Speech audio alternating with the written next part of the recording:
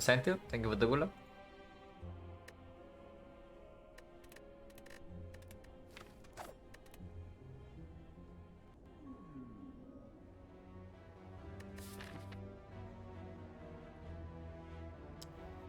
Or floor 6 or 7 elite.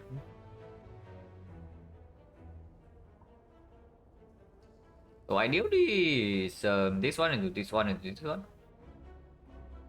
If not, there's still 2 elites into, I guess, 3 upgrades. It's okay. Elites actually not forced. Okay, so if for whatever reason we cannot take this, we can still go here, into this elite, into here. 1 elite, 3 upgrades, it's quite bad, but it's playable. And this is always a red colorless, yeah? Yeah, this is always red colorless.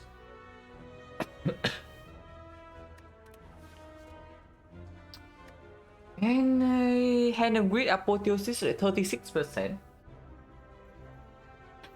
And with apotheosis 36%, and I have not seen them in I think the last 6 times I clicked this bonus.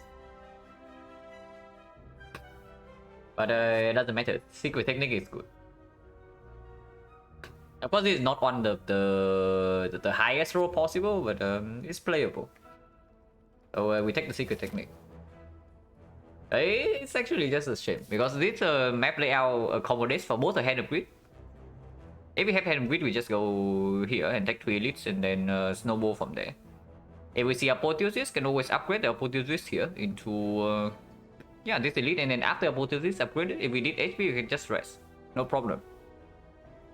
But yeah, of course, no high roll here. Hello Falcon and Duandun. But yeah, the chance for it is actually, is it 36, 37? I don't remember. I can check that right now. Yeah, red colorless, the chance to hit is 37%, like hand with apotheosis. Hello Captain Oblivious. But I'm pretty sure the last 6 times we click red colorless, we have not seen one of the 2 cards. But it's fine because the not bricking in this spot is very important. Like if we get a brick in this spot, is insanely awful because then we cannot even take this. And then yeah, 1 elite, we bring a freaking brick colorless, brick red colorless into the slime boss with 3 upgrades. So no neo bonus into 1 elite only would be quite sad.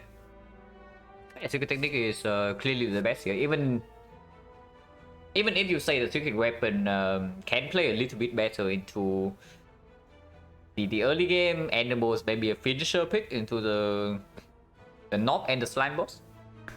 But yeah, technique is still way better, right?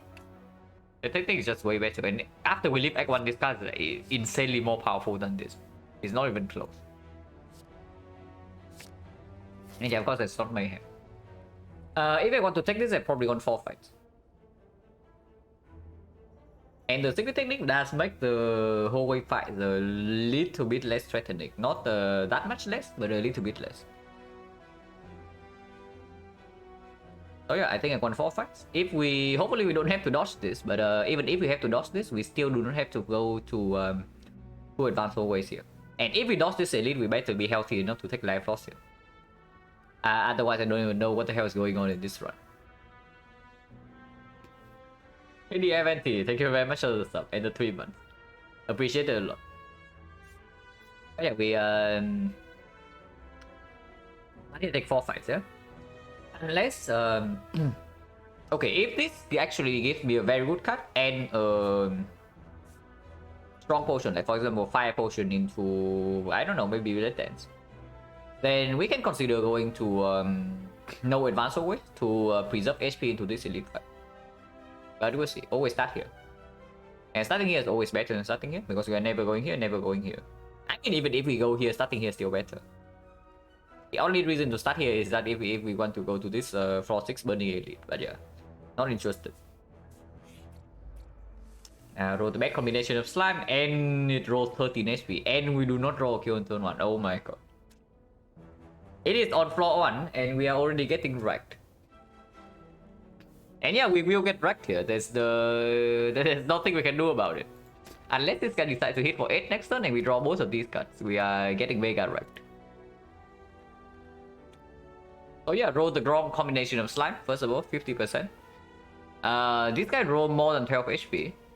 HP range of this guy is from... I'm not sure if the minimum is 10 or 11, but I know the maximum is 15.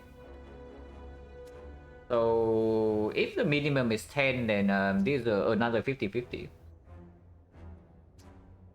At least, I mean, this guy attacking this turn will actually be better, because then I can just triple block. But yeah, here the line is clear, yeah? We can never kill this next turn. This guy attacks every single turn, so we still have to put 12 damage into survival. Because neutralize, I want to put on this guy next turn, and then not this guy. If we have full defense in the deck, then the line can be different, but hello, BD. We did not even draw freaking neutralize, so yeah, okay, cool. At least this guy attacks for 8 only. Well, secret weapon would have been better there. Oh my god, what the hell is this?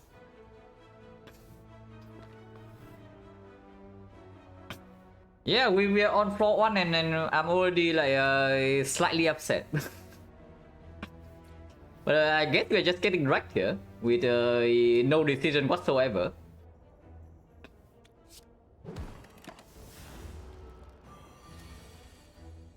At least this guy attack for 8 only. I do want to defend in my deck next turn, otherwise if this guy attack for like 7, we... yeah, otherwise if he attacks for 12, or even 8 again, we are taking damage. Now there's a line where I just take 3 here and get out here in next turn. Like if I double attack, the triple strike is lethal next turn, and then I get out here with -3. Probably take it, because 70% of the time this guy attack again next turn, and whenever he attacks at least we take 3 minimum. Potentially taking 7. So yeah, expected values wise, losing 3 here has to be correct. So we just double strike defense. Double check, -8, go to 18, next turn we're not weakened, and triple strike is your kill. Yeah, the fact that we only lose 6 HP after like this kind of draw is absolutely... I take it. But this guy decided to play nice. And yeah, would have lost 3 here anyway, so exactly the same. I've got no potion. Well, it is slime boss. We do have an upgrade, and we do face 1 advance always, so that immediately speaks for Dagger Spray over the Cloak Dagger. None of these actually work with Secret Training. Like, sure, Leg Sweep, but Leg Sweep is not exactly super good into potential knock and potential slime boss. It's just Dagger Spray. And yeah, no potion drop first fight. And we did pick up a card that is reasonable against advance always. So I think I still want to take 4 fights. Yeah, I still want to take 4 fights.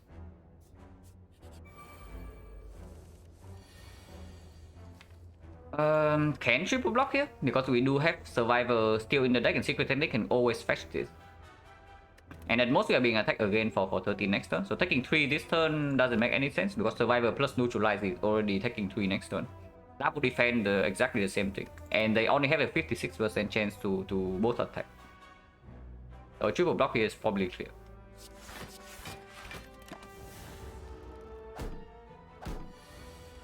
They don't even attack. Now we just do...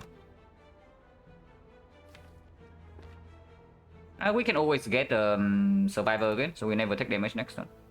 This guy never attack, and this guy attack for 7 only. It's actually only 5.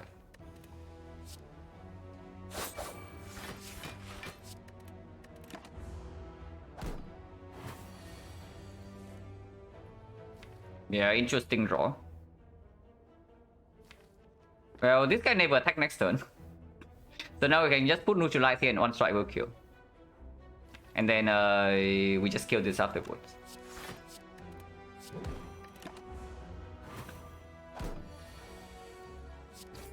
Wait. Oh yeah, he debuffed me the turn before. That doesn't matter. If I draw one block is fine, double block is full block. With this is lethal on both.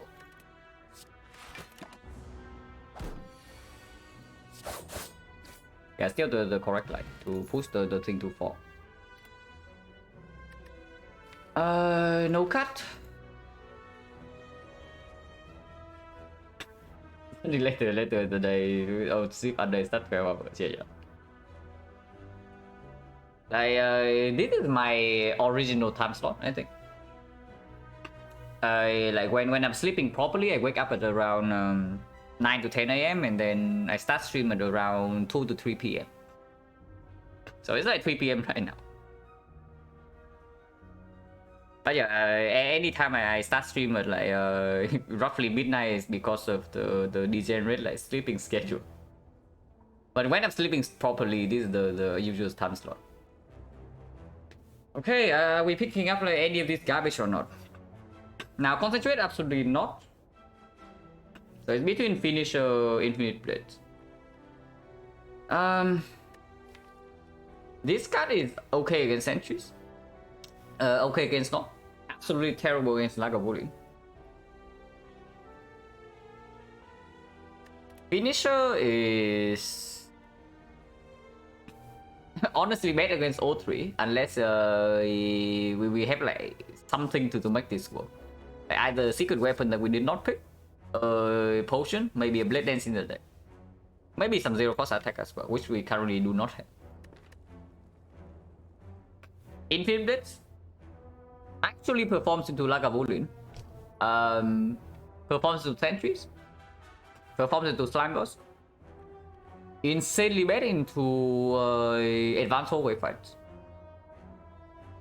But it's not like finisher is super premium either. And the Infinite Blade does not demand an upgrade to perform. The finisher kind of wants an upgrade before it stops being complete trash. Hello, Ethios. Oh yeah, it's unfortunate, but if we pick a card here, it's probably Infinite Blades.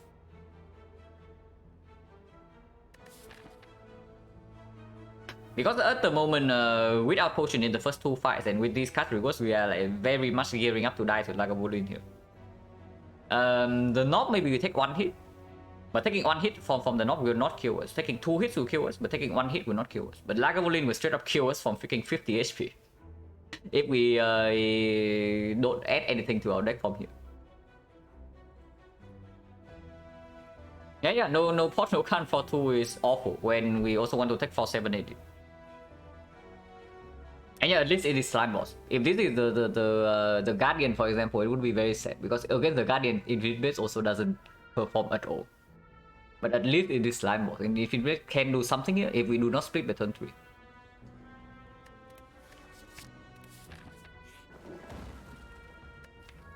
Oh, here's our card. Transforming Defense is the quote-unquote obvious play. But we can also just upgrade Dagger Spray right now.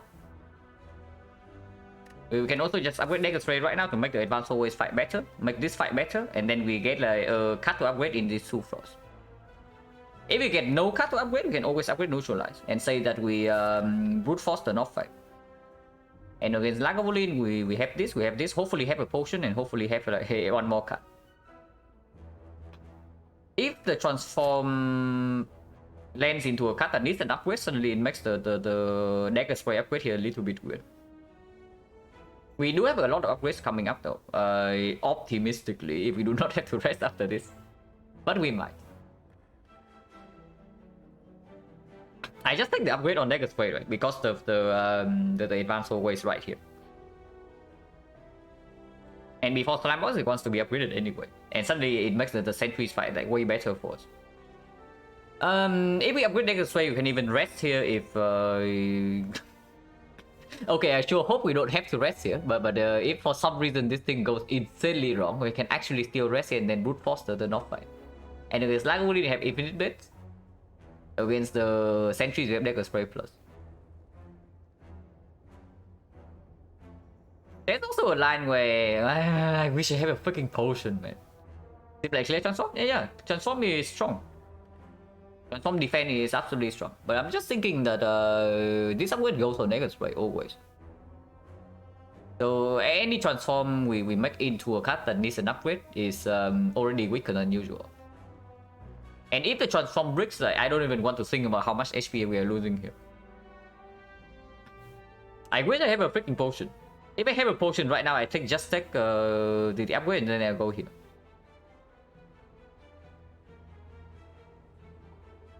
Okay, the problem is that like right now we are currently behind. Yeah?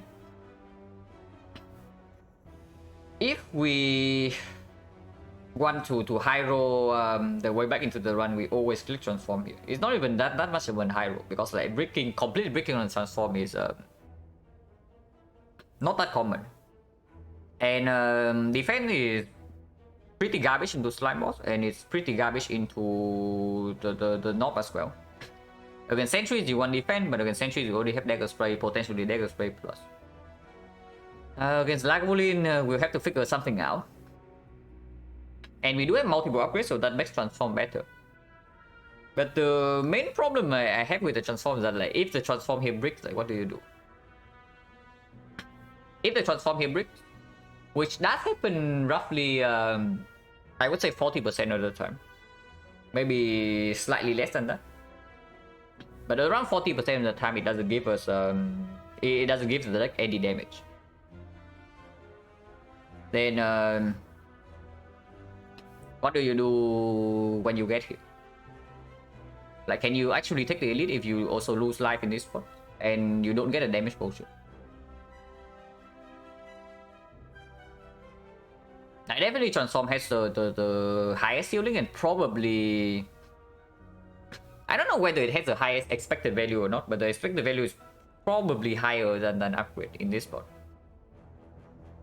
But if you want to prevent the absolute low roll, then upgrade here has to be better than transform.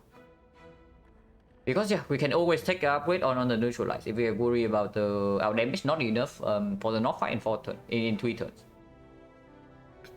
And it's not bad against Lagavulin either. And if we take the upgrade on dagger spray, we are good against sentries.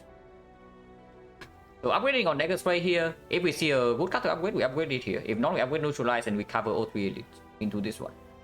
And then we take this, we have life to spare, and then we can take life loss in this node.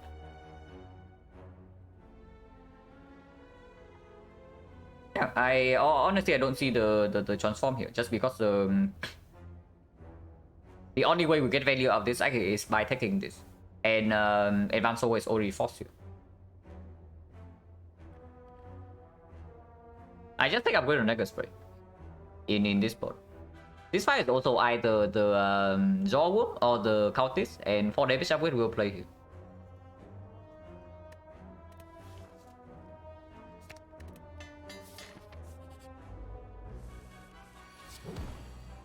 And yeah, because I have dagger spray plus, I can probably double defend in this board.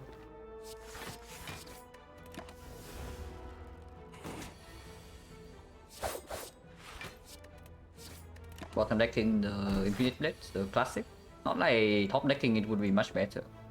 Secret Technique should not be played here. Next turn, this guy had 16, 25, 21. 21 only, which means that dagger spray, strike neutralize will kill. Dagger spray double strike would also kill. But he has not buffed even once yet. So if we don't draw a kill, we most likely also have full block. Like Secret Techniquing and defense here is basically going all in on potential lead for next turn. I don't know whether that's better or not, but it's probably roughly the same.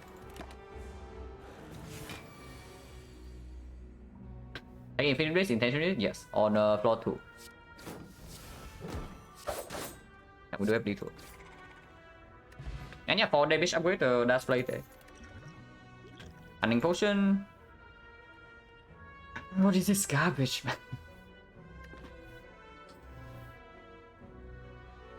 No, seriously. At least we got a good damage potion.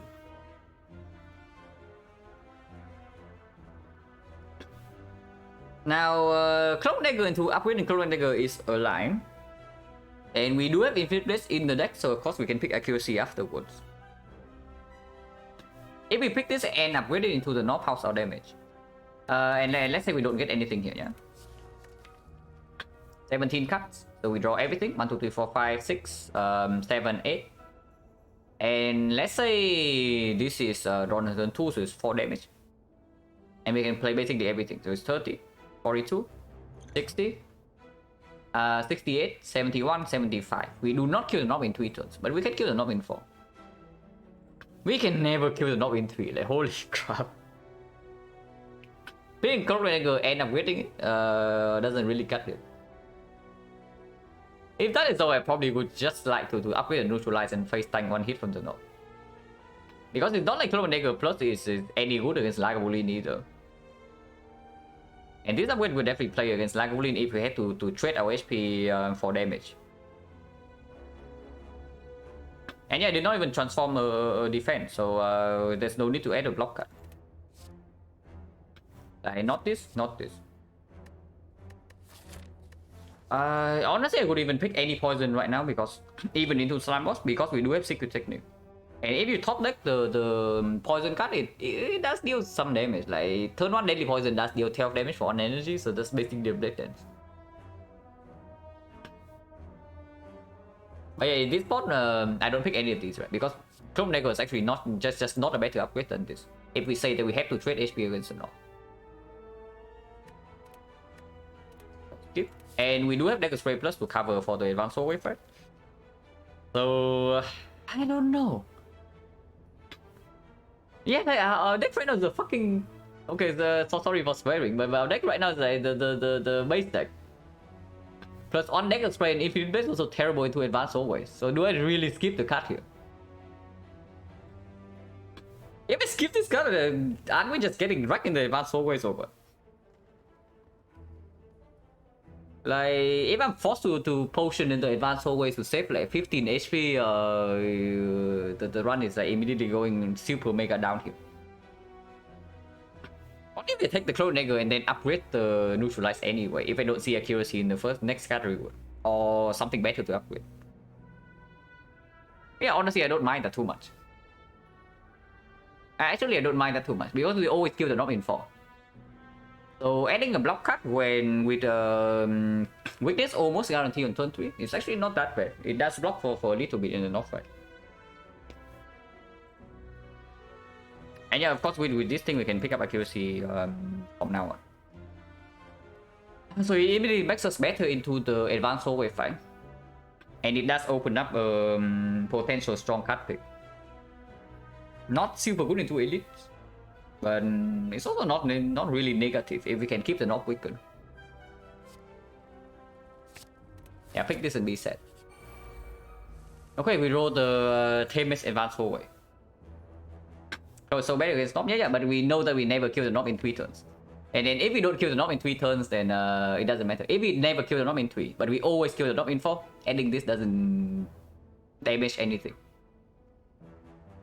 If this blocks the kill on turn 3, then of course I don't pick it. Or if it blocks the kill on turn 4. But right now it doesn't block anything. And it's just good against the advanced software. It's good against the entries. Against Lagavulin is slightly bad, but still way better than defense. And yeah, not playing Dagger Spray Plus here is probably stupid. So I just play Dagger Spray and deck 2.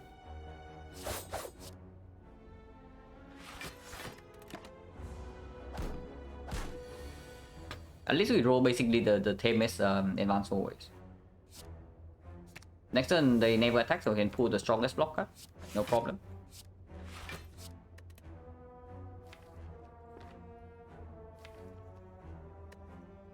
Six here, so 1 strike here will do. Then 4 here.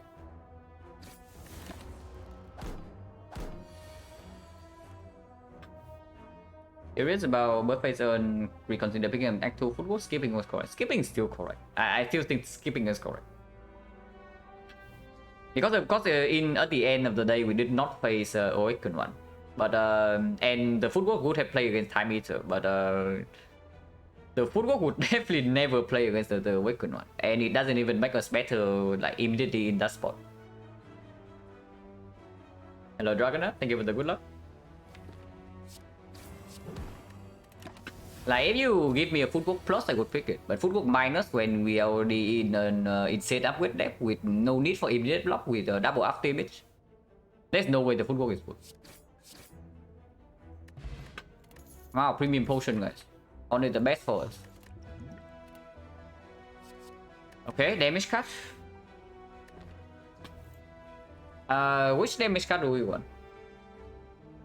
Because they are both not exactly super good into slime boss. Eviscerate with the secret technique is slightly better. Like for example, we pick Eviscerate here, we upgrade it in this spot. We take this fight and potentially get a prepare here or here. We can upgrade the prepare here and then we line up like secret technique, prepare Eviscerate. Yeah, great potion. Okay, that.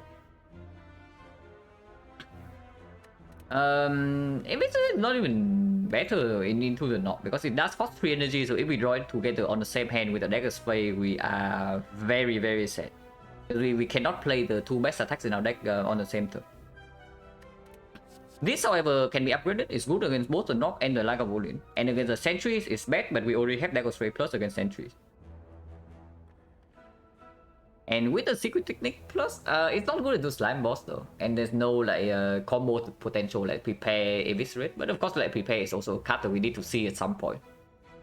And still sing an upgrade into. So that's not even good, right? It's just the start here.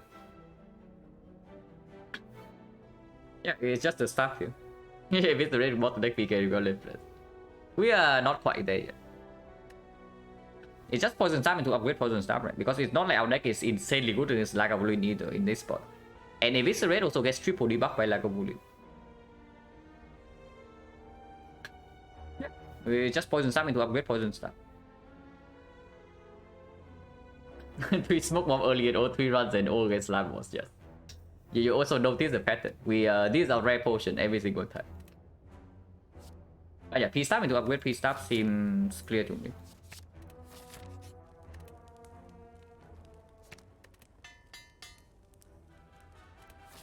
And yeah, with Smoke Bomb, of course, we take this 87 HP now. Secret Technique does help us pull a best skill of the deck, so we can do that. Like pull a defense, because Survivor might be positive block if we line up neutralize. With 3 fires coming up, I don't think we are ever running away here. And yeah, neutralize does line up next turn. So next turn, of course, we play all of this. So it's like 9 damage only. This is 15. Actually, it's more than 15. It's 17. Poison is 9 damage. It's 46. 46. With this is 28. 28 with this is 90. So we never have a kill here no matter what. And Clone Dagger this turn we take 3 more. Next turn at most it block for 3. It's not negative, but okay, we can calculate exactly whether this is positive or not right now. Yeah, so the Smoke Bomb from Gremlin Gang did save the run. But yeah, this right now it goes to 11. So of course it blocks for 3 this turn. If we do not play this right here, next turn we play 2 defense. And this guy goes to plus 6. So it's 22. 22 weakness. Vulnerable goes to 24. So 24 we block this. We take 11. If we play Clone Dagger this turn, he goes to plus 9. So it's 25. 25 is actually 28. And 28 we take 15. So we will take 4 more damage next turn by playing Clone Dagger here. And Clone Dagger only blocks for 3 this turn. So yeah, this is negative. Yeah, this is negative. So then we just play Infinite Strikes then. Because we do not kill over kill next turn. So we kill over 2. And if we kill over 2, Infinite Blaze is way better than Strike. Like 2 damage more and gets out of the deck.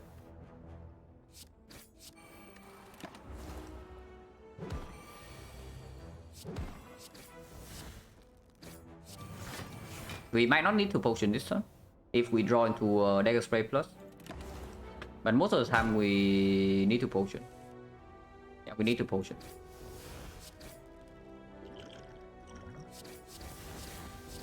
Not too bad. Wow, the fish. So 1, 2, 3, 4, 5, 50%. There's Finisher with the Infinite Blitz and Clone Dagger, or there's just a good card. So do we pick the good card, or do we pick the card that works with the cards already in our deck? Because Blade Dance is also... Blade Dance opens up the accuracy pick even more, yeah? If we pick the Blade Dance here, like accuracy, of course we pick it up. I don't know, with 32 HP and no potion... I don't know whether we can upgrade here or not. Next fight is either Lagavulin or the Sentries. Sentries we probably have no problem against. By no problem against, I mean we don't straight up die to Sentries. Lagavulin with Poison Star Plus should be okay too, yeah? We just fought the knock. Do I upgrade from Dagger soon? I don't know. I have no idea. Because I'm thinking of even freaking resting in the fire, but that probably makes no sense. Yeah, resting it makes no sense. When we still have the smoke bomb, these can be healing events. And if not, we can always smoke bomb away from this if we literally die from like 30, which doesn't happen very often. But yeah, Blade Dance is just the pick. And the upgrade I guess goes on does it go on Clone Dagger or does it go on Blade Dance? It definitely does not go on the neutralize now that we just fought the knock, and next fight is either Sentries or Lagavulin. I upgrading neutralize to hatch against Lagavulin is still okay, but we already added the block card in Clone Dagger. And I still think even with Poison Star Plus we are short on damage against Lagavulin. So maybe I should just freaking upgrade damage. Hello Papa. Secret Technique upgrade only with skill when the draw. Yeah, Secret Technique upgrade is ridiculously strong later on, but not now. Right now it doesn't even do anything. Because the fight does not go into second cycle unless it's Sentries. And against Sentries we have Dagger Spray Plus, so we don't even want to... We don't care too much about skills. We just want to redraw to this thing. If we have like Terror or any Poison right now, then I can see this upgrade being okay.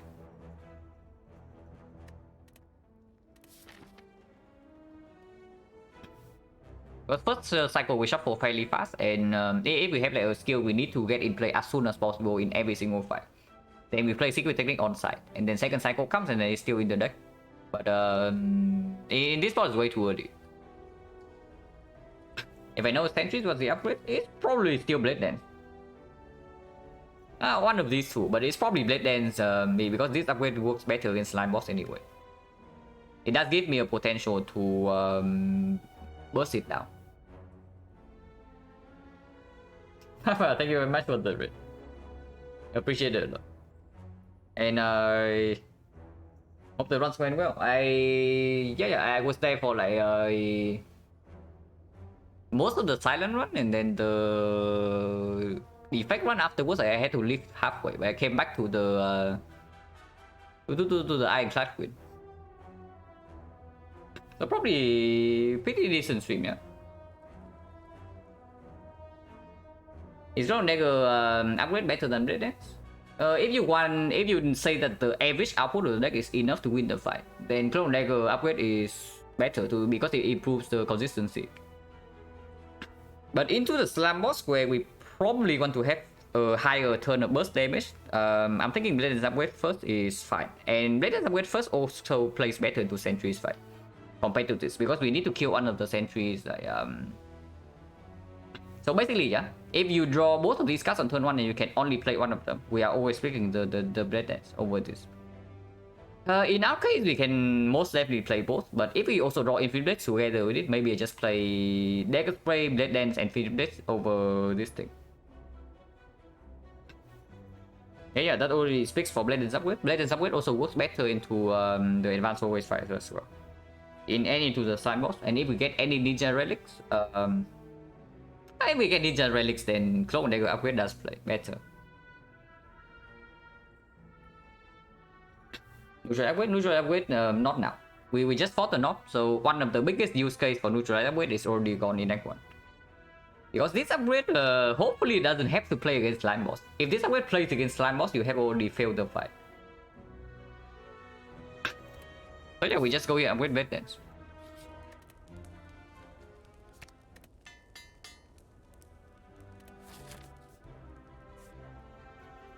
There's a consideration to go here. I mean, this chest is always better than this chest, so we go to this chest. And if it's old coin, if it's actually old coin, I can go here and give up on the elite. Okay, small chest, so it cannot be old coin. I do not keep multi-neck this early into the slime boss. With the multi-neck, we'll see. I probably still do not go here over this fire, but we'll see. And yeah, non-relic. So we have to actually take fight to take the fight to get value of this. So right now we are playing with 0 potion, 0 relics, which is definitely not a good spot to be in. But yeah, go left. If we want to absolutely never die in this act, we go right from here. But this will ruin the act. This basically ruin our progress for act 2. If we go here and just buy some cuts with the molten egg to not die to slime boss and maybe a potion. If we go here, we will never die to slime boss. But then we enter act 2 with effectively nothing. So probably let's not do that. And yeah, we can fish for healing event here. If I see a healing event, maybe I just go take all the fights instead of passing for question mark into the fire. But we'll see.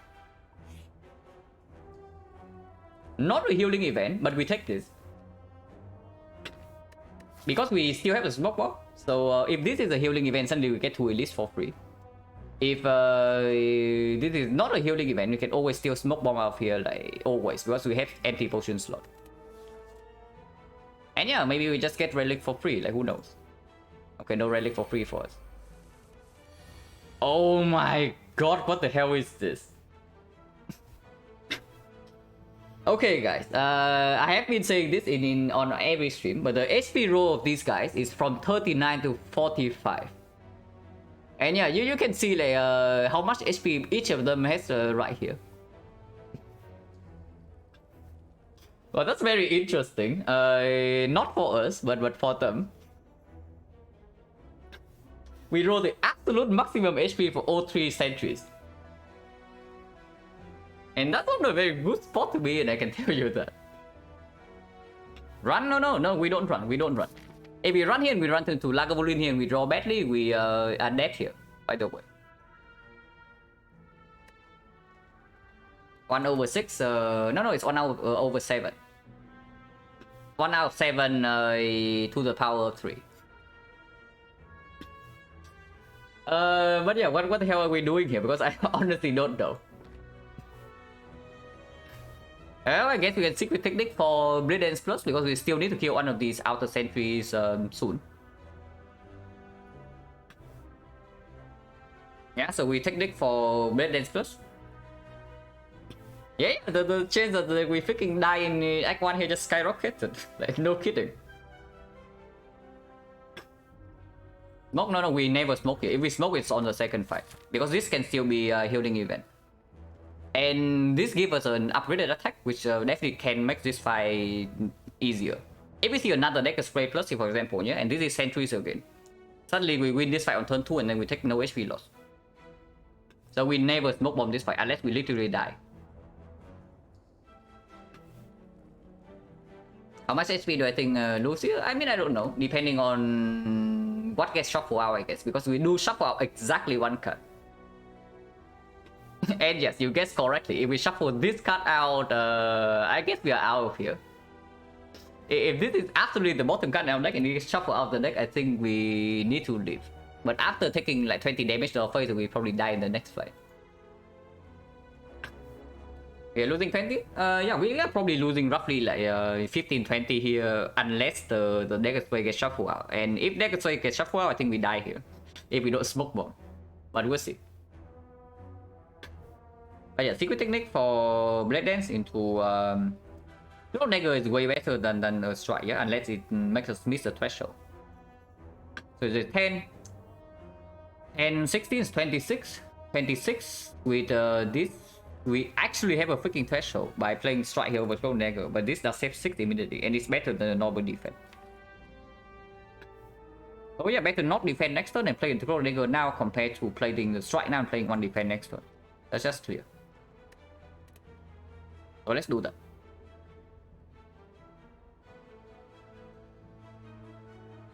It is considered an elite encounter. It is an elite encounter, but it has no effect on this thing. This can still be sentries.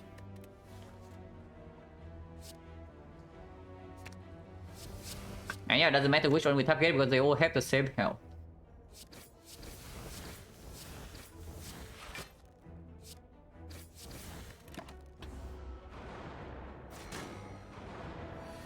Okay, we do not bottleneck this card. And yeah, we can kill this immediately. There is also a line where we actually just play double strike, kill this into neutralize somewhere else, so that we can actually deploy the poison damage. But that effectively treats 5 of our HP for 10 of the HP. It's might not even be 10 because we can kill before the poison ticks down. Not a fair trade, right? Yeah, not really a fair trade. Hello, Farah. What's that? Red Catalyst? Yeah, we took 6 max HP for Red Catalyst, and it was Secret Weapon, Mayhem, Secret Technique. Yeah, it's definitely not a fair trade, yeah. So we just strike neutralize it into defense.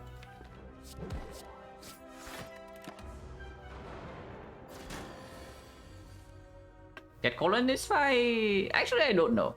I have not swapped nearly enough to know that, because this event is also like super rare. Hello, Grandov, thank you for the good luck. Of course, we pay 2 HP here to get this thing in play, yeah.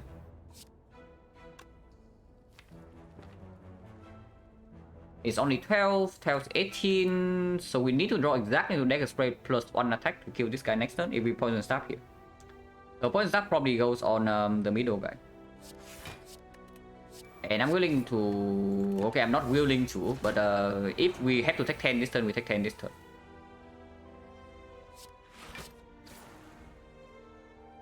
Um, 10 is a 10 HP, so 1 strike here would do. And shift needs to go here anyway, but doesn't matter because we have a shift. But I do not put the shift here because if we redraw to Dagger Spray next turn, then it's wasted damage. But 1 strike needs to go here for insurance.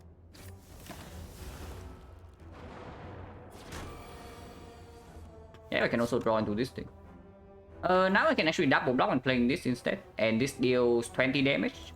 So 25, we only need 1 strike to kill this next turn. And this guy is dying over 3 regardless. Like 1 shift, kill this at any point. And next shuffle never happens, so of course we put all the damage here.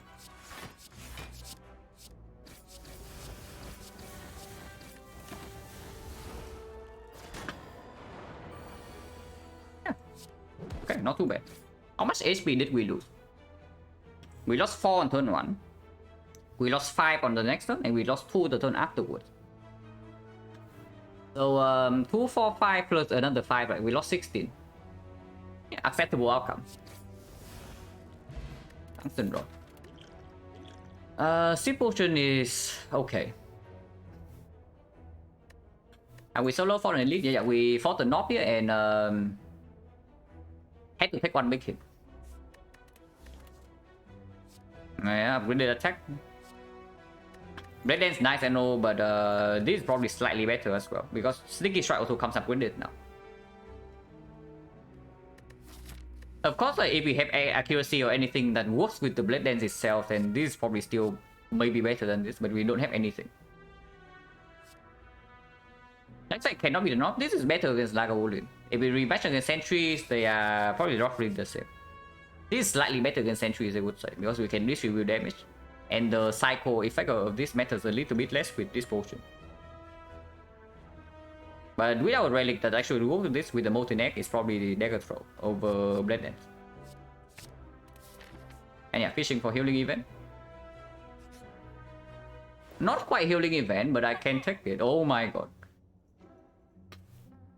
Okay, we actually spend our gold here, yeah? But on what?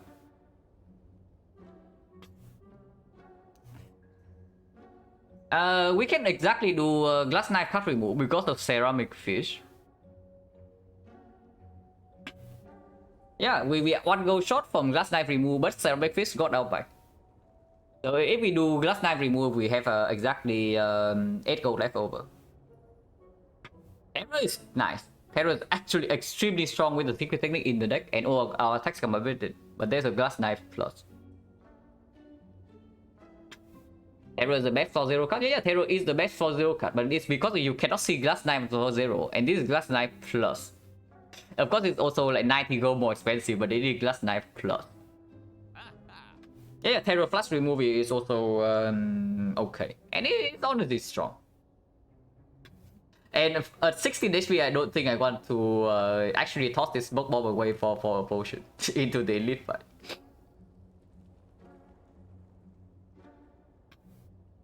And yeah, Terror with technique is probably super clear, right? Because we do have all upgraded attacks and we added only physical damage to our deck.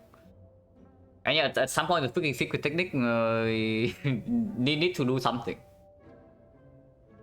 And this guy's already probably roughly equal to this. Like against the... Okay, we do not face the North, yeah? So the value of this already goes up. We are scared Lagavulin and not the sentries, so the value of this goes up again. And into the slime boss. This needs to be drawn on turn 3, otherwise it doesn't even guarantee a good split. But this does not need to be drawn on turn 3. Yeah, it being drawn on turn 1 is as exceptional as this. This drawn on turn 1 is very sad, but this being drawn on turn 1 is actually just super good. Yeah, Terror into 50-50 Laga, absolutely. 2 cards more fish value, okay, that one I'm not sure about. But yeah, we can do Terror. Honestly, with the freaking Molten deck and the fish, I'm also a little bit hesitant to remove a strike. Because the moment we see bites and actually we are instantly clicking it. But removing strike definitely is slightly better than removing defense in this spot. When we added all the attacks and we are going to add more attacks.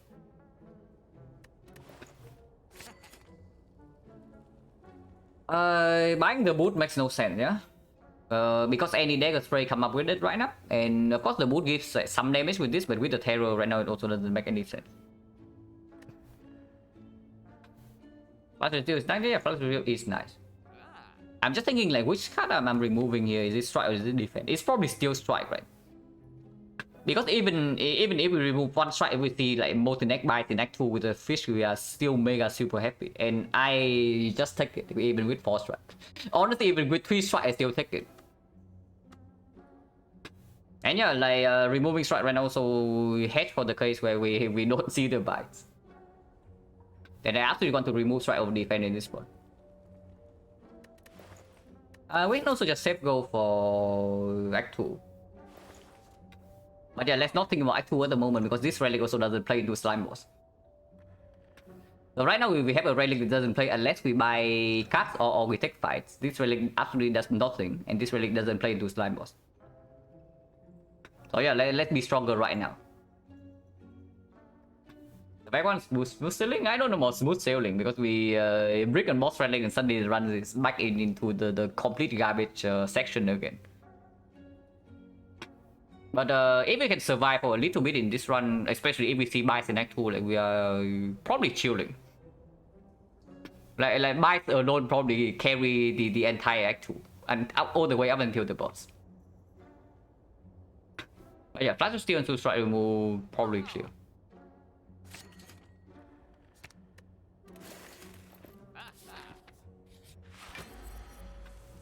Okay, the sentries roll maximum HP, this guy rolled the minimum. We can secret technique for Terror immediately. And I do think I want to do that because there is a 4 out of 14 chance that we bottom deck on the Terror if I don't get to it right now. We can also open immediately because there are a decent amount of block in the deck. That does mean that we lose out on 1 energy. But we get to play the strongest attacks. We do not get to deploy the Infinite Blades. But looking at the things in here, opening right now seems completely fine. Unless we draw exactly to neutralize in the 2 card draw. Like Dagger Throw, Flash of Steel. And yes, we do play Dagger Throw because I still want to reshuffle back into the good attacks.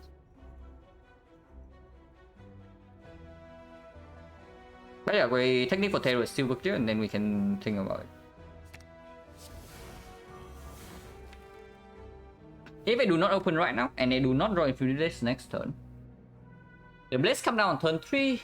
It costs 1 energy, but it deals 6 per turn, so it deals like 6 into another 3. It deals 21 damage for 1 energy, so that is still worth it to play on turn 3. If it's drawn on turn 4, it's complete crap. The open right now would be 9. This is going to take 3 times, so it's like 9 poison. 9 poison plus 12, so it's 21. 21, 30, 30, 48. We do not get a better open than this, because this is only 24. We do not get a better open, but we do get a comparable open. And we do have time to sell Infinite Blades if I do that, but we miss out on Neutralize. On 16 HP, I don't think we can afford to miss out on this much block, right? Yeah, there's no way, because on 16 HP, we break a single turn, we actually are forced to Smoke Bomb. And I actually do not want to Smoke Bomb this fight. So we'll probably open right now. And yes, I do want to still shuffle back into the good attacks, because even if there's a small chance that we miss the Neutralize or some luck, if we don't redraw into the good attacks, we are also not having enough damage in this fight. Can start with Flash Steel first, and then we see. Strike is okay, and yeah, I do Dagger Throw into Poison Stab. Drawing to our best block. It's still not neutralized, but that is a little bit sad. It's okay. And yeah, I do think I defend. Like, if we deal this much damage, I do not know. I no longer need to deploy Infinite Blades.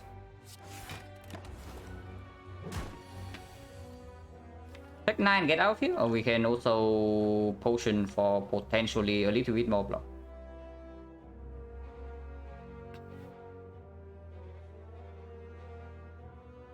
XecnaR go to 4.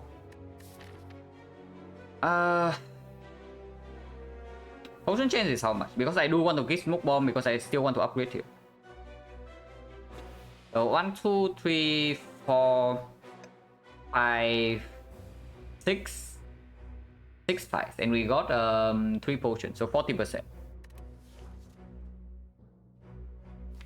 Draw potion can also draw lethal this turn. Like, very unlikely, but it can happen. If we play double defense into draw potion, that is basically the line that saves the most HP this turn, but we never draw lethal. But that's good, yeah. That's really just good. Like, double defense into draw potion. Single defense into draw potion is also a consideration. Maybe that's better, because drawing into these two is exactly just way better than redrawing into defense anyway. And I guess I don't want defense in the redraw either, because I don't want to draw defense next turn. Maybe we just start with draw potion and then see. This only marginally improves the chance of drawing into defense, but it does break the draw next turn if we fail to draw into defense. And it also stops these draws immediately. Yeah, we just draw potion right now. Take 1 instant. So draw potion save 8 if we kill over 2, which we should, because we only have damage in our deck. Dreamcatcher. Maybe we rest now then with the freaking Molten Egg. Trash. Yeah, definitely trash, right? Skill plus, not interested. Bane plus is okay, but also not too interested.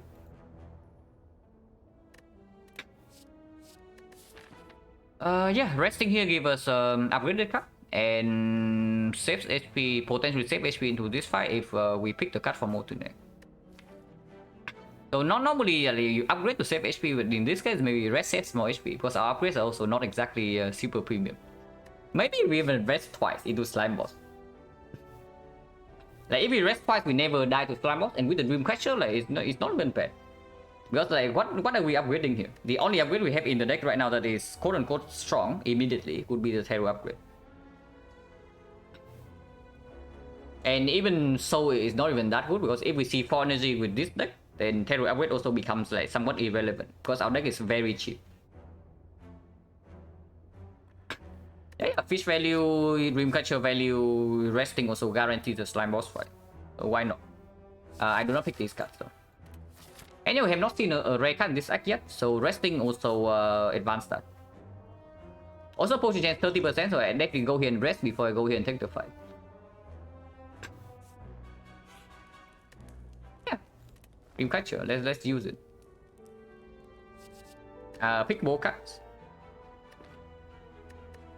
These are very pickable, but I wonder which one. Now, if we say that upgrade still goes on the terror and we don't have Sticky Strike Eviscerate, then picking Prepare doesn't really cut it. It's okay. But it's not that good because we, first of all, we don't have positive cut draw, actual positive cut draw. So this is just minus hand space at the moment, and we have no Discuss Synergy yet. And it also eats up an upgrade. Like, if we pick one of these cards, we can just rest again here and get another Dreamcatcher value with the Molten Deck. Agony is fine? Yeah, Agony is fine. And we probably don't need the recurring power of the slice, right? Because with a deck full of upgraded attacks and the terror, most of the fights in Act 2 would end in one deck cycle. And against the slime boss, we also have a better attacks to redraw to compare to the slice. And yeah, they are not expensive either, so having 0 cost attack in second cycle doesn't even matter that much. Yeah, we just pick Agony. Okay, Blue Saber is a tame fight.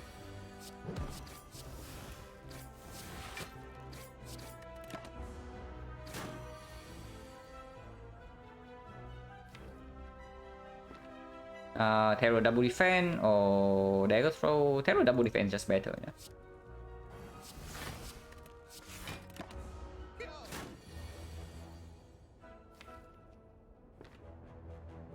This is 16 one off. If it's one off, then I just get Secret Technique, the defense, and full block this turn.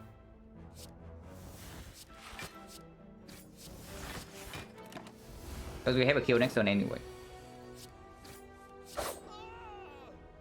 No potion. Oh, attack plus. Good against slime boss. But that's it.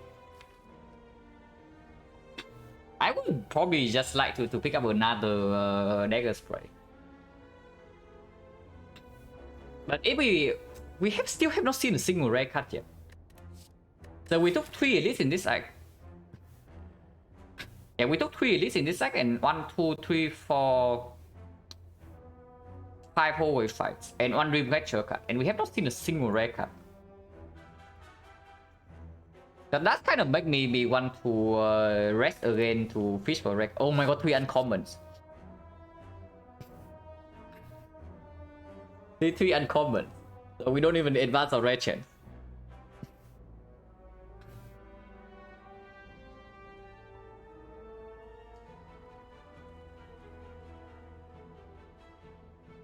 Top reset rare chance or separate is separate, it's fair. So I think the shop has a 9% rare card chance, and it doesn't it's not involved with the normal card reward screen. Oh, I think it's okay. I do kind of want to upgrade Terror at some point, but if the rare chance is very high at the moment with the Molten Egg, then I just rest again. Because 30 HP? 30 HP we do slime boss without any problem. I don't think we have any problem with slime boss with a deck like this on 30 HP. But resting does improve, that does increase our HP a little bit into the next act. And of course rare chance is very high at the moment. I guess attack plus is okay. It's not my first choice when I need an AoE card, but it's okay. It is upgraded.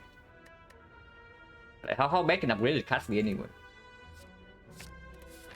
And yeah, we can rest here again for Dreamcatcher and to fish for a rare card. Otherwise, the upgrade goes on Terror, which is not bad. But okay, if we see Force Energy that we can pick up, this if we see Force Energy we can pick up, this suddenly becomes quite a weak upgrade overall. Wow, here's a rare card, guys. Really now, we took we saw 7 card rewards.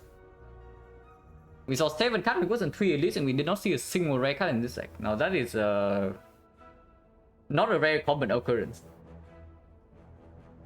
Well, of course we don't pick up flashes. Our deck only has attacks, and this card is like absolutely terrible into slime boss anyway. Armnover not needed. We have no card draw at the moment, and we also have no energy problem even if we're stuck on 3. And yeah, Deadpool is not interested.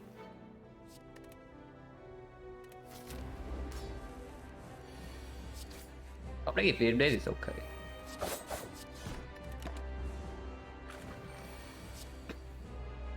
Almost bottom deck terror, but secret technique got our back. Leaving Agonis in the deck is a consideration because our speed is not going to be very good. Maybe we block next turn, we neutralize into some defense, but we'll see. If we do this as 24, it goes down to 94, 94, 88. 88 minus 9, 79. 79 is exactly ugly because it means that we cannot neutralize into block.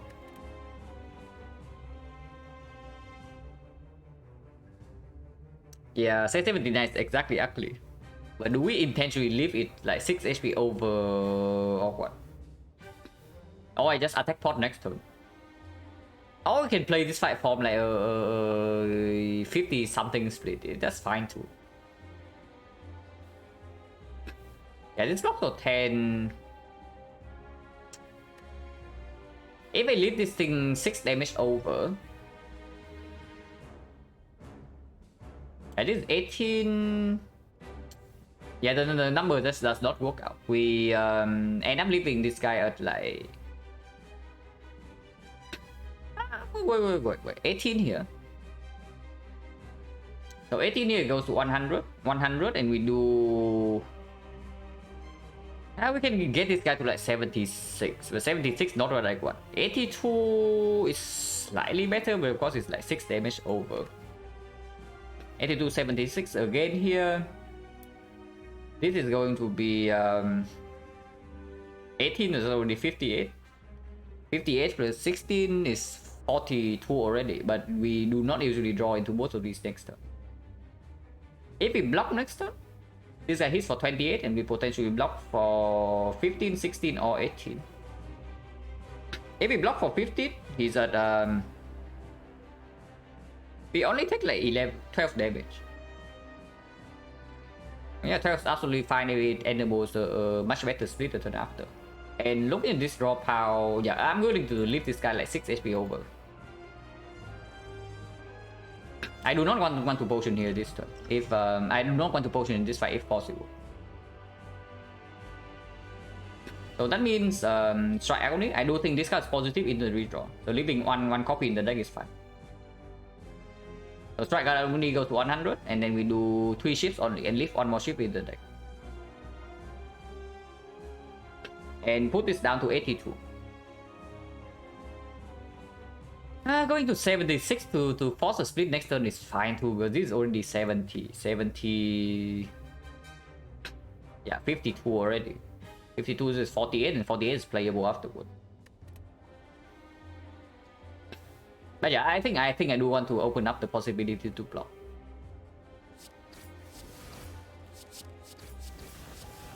Leads guy at 82.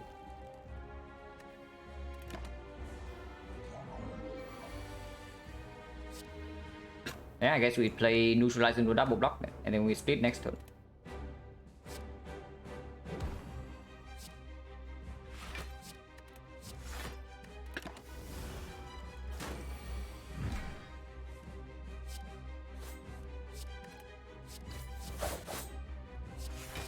Yeah, so this speed, if we play and our attack plus still in the deck and very good attacks, we should be completely fine from here. Even if they decide to be aggressive, we should still be completely fine.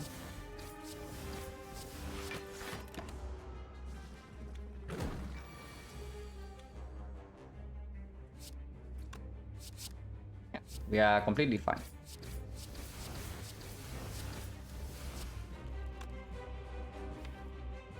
6 kills, 14 kills all of them, so this damage can go here.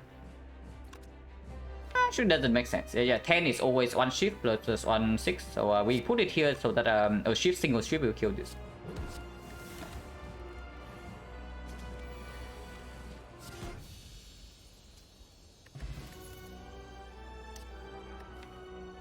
T or nothing. T is a little bit weird with the both the dagger spray plus annual attack plus already, and if we see any other dagger spray is also upgraded. It is okay though. It is some artifact ship. It's not good into slavers fight. It's also not good into the leader. It's good into collector, but that's about it. And not even automaton. It is another card that only deals damage when we added like all the freaking attacks to our deck already. Yeah, I don't like it, but it is a skill that works with secret technique. Like for example, we bottom deck all the AoE cards, but we have secret technique in hand. We can always get Corpse Explosion and then murder the slavers. Opening up like Catalyst Fever, not exactly a real reason in this one, because we have like all upgraded attacks and the terror in the deck already. But yeah, secret technique does speak for the CE a little bit, not that much, but a little bit. And I guess he is still better than Skip, like very slightly. Because yeah, it does prevent the case where we bottom deck AoE cards against the slavers, first of all. It gives us 9 gold. And a deck like this, that only has front load damage but has no scaling at the moment, doesn't exactly do super well against the Act Boss. And the CE does offer us potentially a plan against the Act Boss, the Collector, sometimes the Champ. And if we draw it on turn 2 against Automaton, which we actually do more often than usual with the secret technique, and against Automaton at least it's strip 2 artifacts to deploy terror afterwards. It's okay. And yes, of course it gives us 9 gold. Also potentially an upgrade tag, which right now we only have terror. We only have this to upgrade, maybe this at some point, but then we run out for early act 2 upgrades. If we are stuck on 3 energy, it is not as good, but if we are on 4 energy, it's definitely appreciated. It's okay. Not too bad.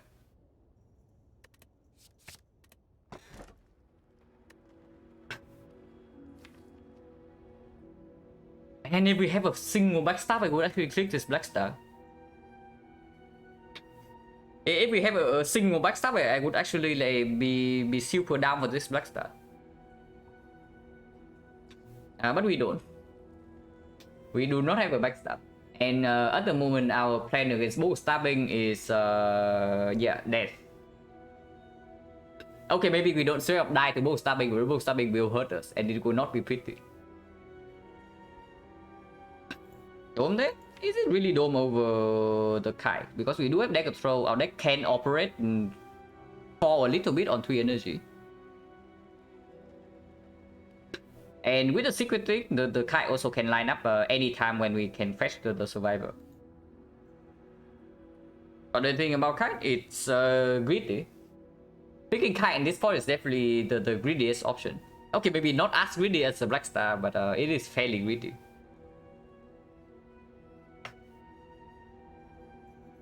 And yeah, we once again brick on the boss relic, so I couldn't say this is a total brick, but it's definitely not what I want to see.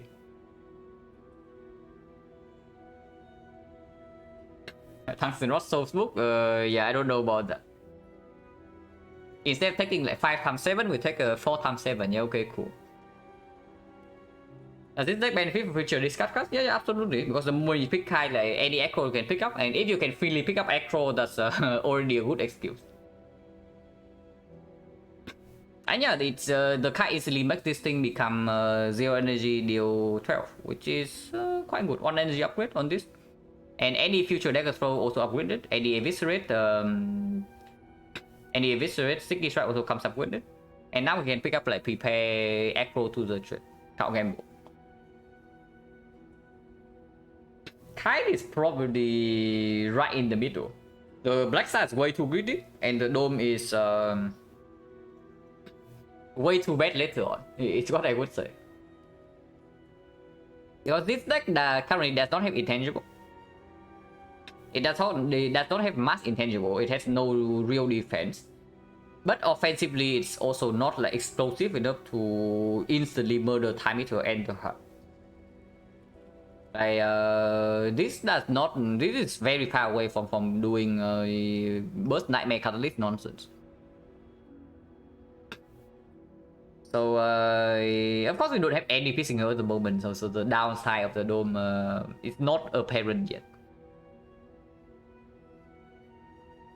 I will probably find echoes at 2x, yeah.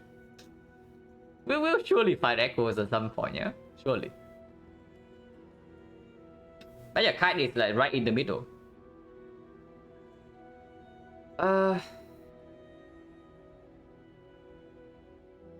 Can we get away with Black Star? Because if we can get away with Black Star, we should absolutely pick it over the Kite.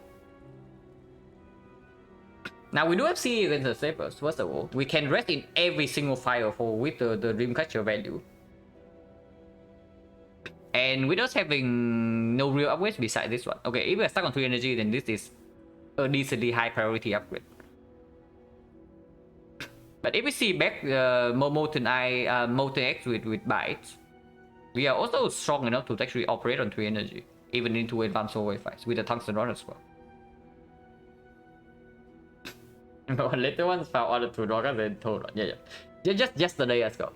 In most runs yesterday, we actually did not see a cut draw up until like the very end, and it was like a single backflip. And yeah, the second run yesterday, I picked like the first single backflip, which is the entire cut draw we see the entire run, and that was still over leg sweep. And I ended up the run with 0 weak chin, so I almost died in the Moscow deck because I had no weakness. That's pretty ridiculous. So yeah, like counting on seeing a common card is not exactly a real strategy. And yeah, honestly, like, do we really not get away with Black Star? Because all the attacks in our deck are upgraded, yeah? Besides the base cards. So the energy efficiency of these things are basically like 1.5 energy normally. So if we play any of these 3 cards, like we play 3 of these cards, it's basically spending like 4.5 energy for a normal deck. So like how bad is our output really that low? Of course, book is stabbing make us cry. But Slavers, we have double AoE cards with Corpse Explosion. Even against the book, we do have Terror, so if we can draw Terror fairly early on, which we can with the Secret Technique, and potentially some Potion support, we are not even that bad in that fight. We are trading HP, we can rest in every single fire, so like how bad is it? Because blind picking a Kite here is just I mean, I don't see it. We do have enough gold to go to early act 2 shop as well. Not that much gold, but we can still go to the shop and then buy any potion, any common relic, any shop relic. So Sling of Courage available. Yeah, Orrery available with the Molten Egg. And then of course, like Preserve Insects, not really a shop relic, but it can also be there. Yeah, cards also come at a discount in the shop, like, so how bad is a Baxter? Because the way I see it, the Kite also doesn't really play in hallway fights, you know, so effectively you pick the Kite, you are also picking up the freaking Black Star. You are on 3 energy either way, you are not getting stronger for the hallway fights. And then if you are terrible against hallway fights regardless, then why not click the Black Star?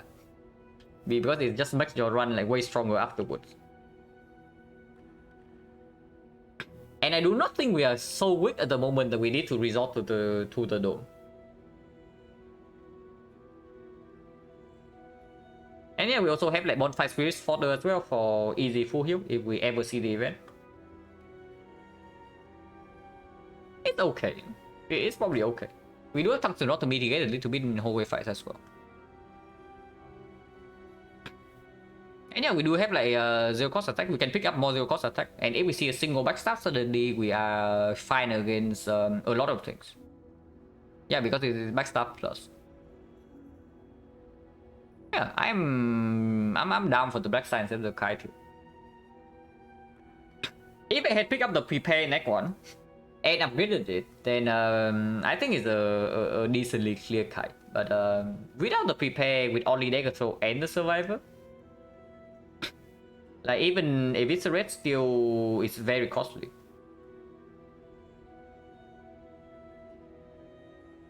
So yeah, like we picked the kite here. Basically, we are praying to see Acro, and I don't know whether I want to trust in praying to see Acro or not. Because yeah, for Battle Woods, we do have a freaking smoke bomb, so we will never take a heavy hit in the easy hallway fight. Okay, I should not say never, because the first fight, let's say we do the first fight smoothly, and it drops the potion, we're just tossing this away, and then the second fight wrecks us, and then we cry. But yeah, that's not very likely. This definitely gets us our one fight like scot-free. And yeah, we can rest in every single fire, so like how bad is it?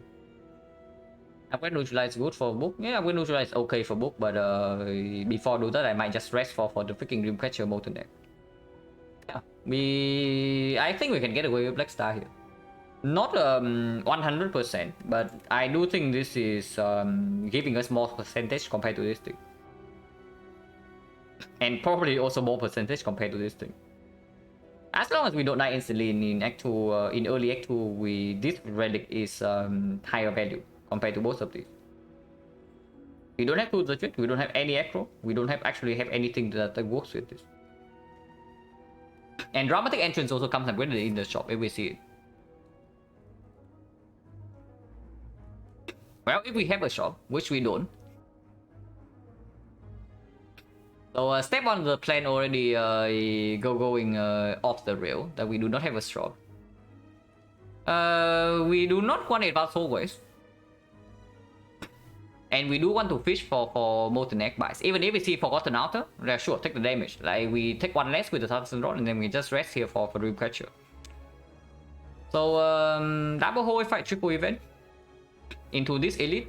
After this elite, we can re-evaluate. Like, if we can take the Burning Elite into this elite, is phenomenal. If not, we can always go to this elite, or we go to a shop, depending on what's going on by that. But yeah, something right side seems to be very clear to me. We can of course dodge the first elite as well, but let's not do that. Yeah, let's start here. Avocado. My hand is not the smoke bomb button. Of course we are not using it, because if we see bites, then losing some HP right now is not even that bad.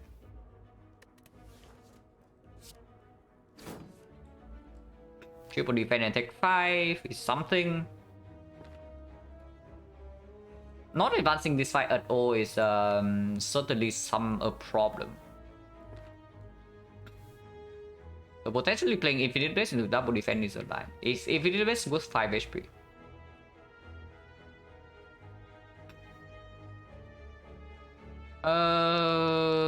No. Yeah, it probably isn't. So triple defense. This is also not worth 5 HP, because it doesn't even reduce any plated charge.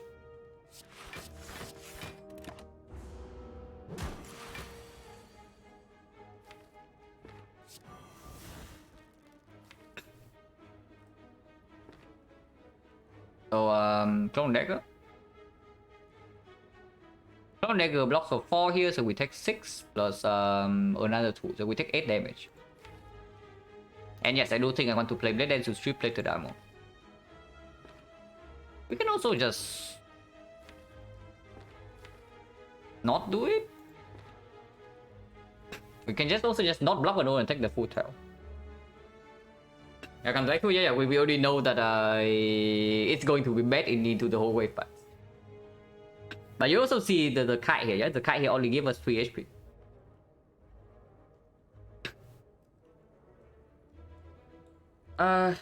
And yeah, honestly, I'm thinking I just do Dagger Throw into Blade Dance, like strip the most slated, deal the most damage, and we need to actually finish this fight before this guy decides to 21 or 7. And blocking for 3 here, not exactly super worth it. I do not want to draw CE, so I can technique for the CE right now.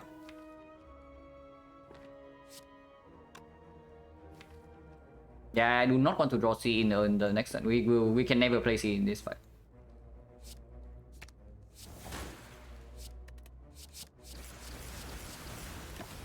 Tungsten Rod working overtime.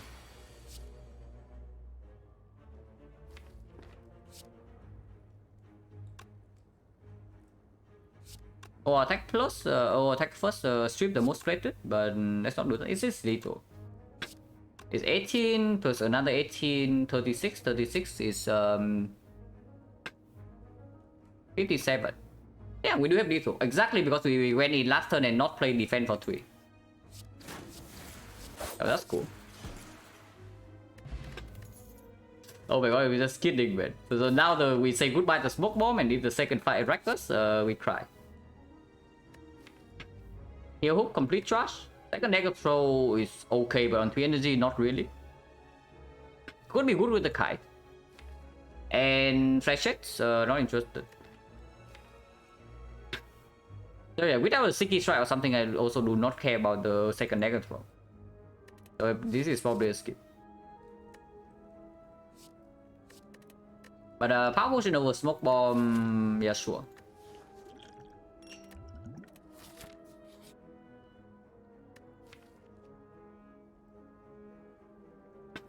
Okay, how long do we want to hang on to the buy stream?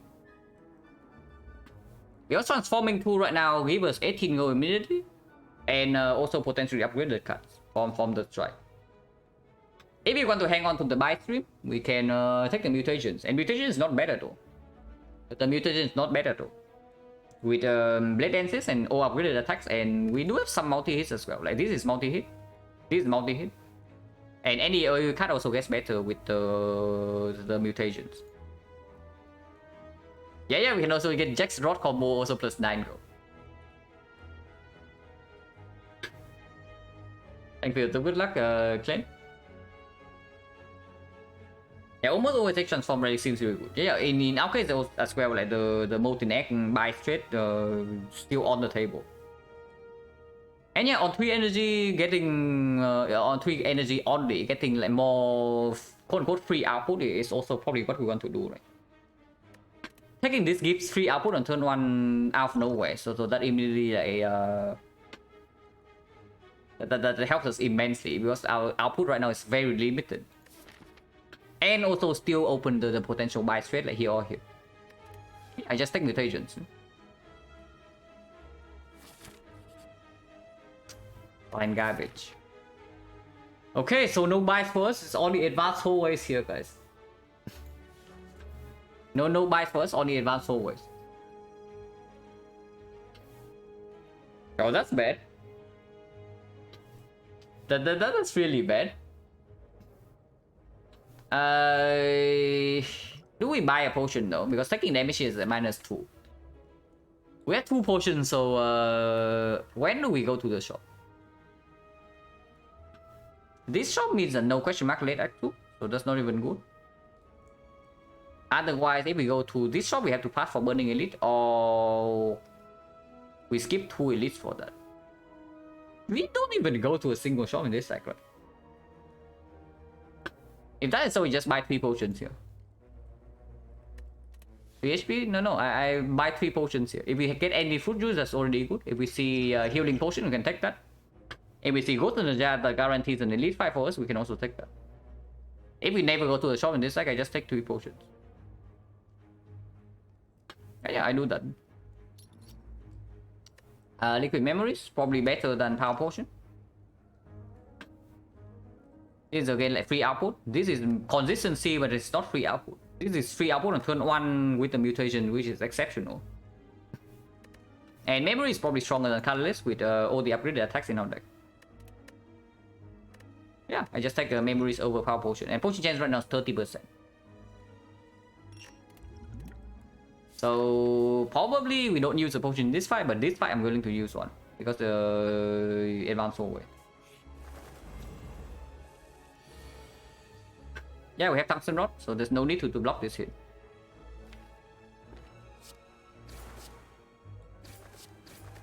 Terror here maybe. Yeah, I probably should have done the math.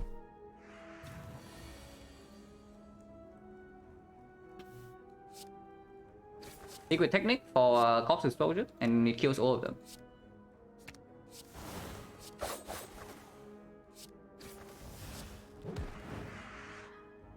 No potion, 40%. Blur plus kind of sucks, but we do not have any block card at the moment.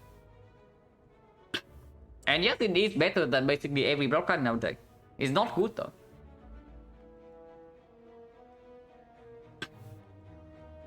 Reason pick backstand super greedy option against book managed with Terror and Fox. Yeah, Terror and Fox, and then the kite also. Picking the kite is basically saying that we need to see echo, otherwise we get no value out of it. So if we are terrible against hallway fights regardless, then might as well take the thing that makes us stronger later. As long as we don't die instantly, that is. But that is looking a little bit fishy right now, for sure. Because we also brick on the bias event. So yeah, do we pick defense plus or what? I mean, defense plus is not that bad. It's not that bad. It could be worse.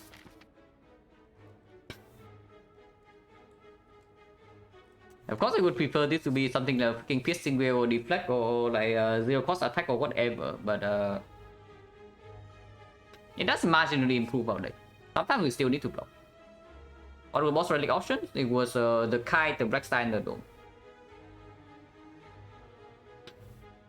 And yeah, like zero cost attack would also pick as well, but these are all freaking one cost, it doesn't even improve the deck.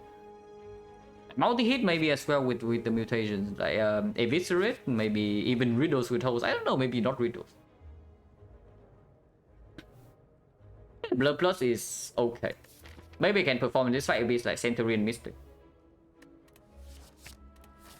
And then we still pass for the edit. Because like advanced always here also equally difficult, and it doesn't give 2 relics. This is not Centurion Mystic, but we do draw C and Mutations attack on turn 1.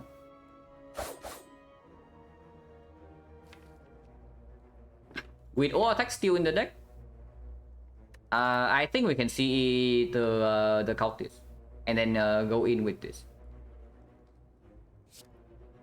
And yeah, Mutation's already performing for sure. It gave us 12 damage this turn.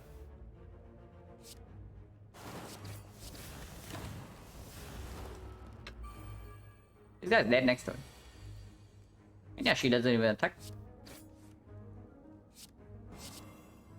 We only need 3 damage on this, so neutralize will do.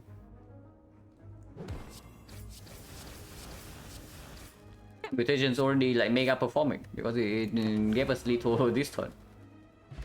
No potion, 50%. Trash. Well, backflip is not trash, but on 3 energy is definitely super weird when we have mutations into the list that we want to freaking burst down with the attack potion and liquid memories. Not yet, right? And yeah, into collector, the backflip also performs a lot less compared to both the champ and the automaton.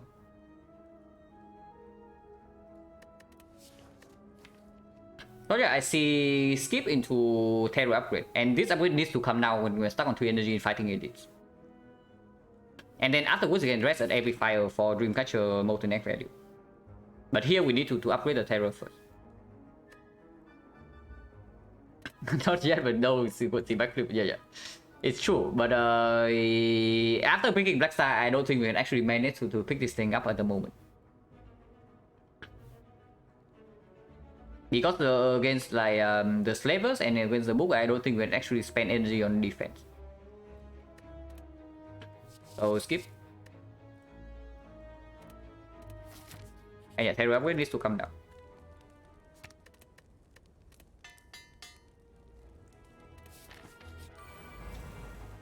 Leader first.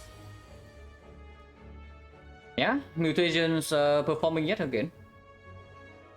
And potion gen is 50%, so I'm willing to attack potion immediately this turn. Because attack potion this turn gives the most value with mutation.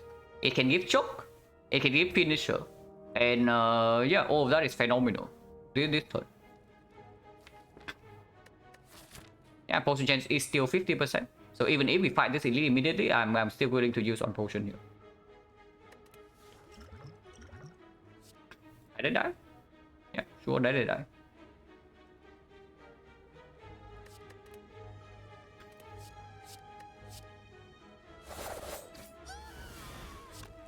Should deck a throw first in case I draw exactly into terror. So that's already a mistake. Hopefully no punish. Okay, instant punish, guys. Yeah, instant punish. But that's why it's still a good roll.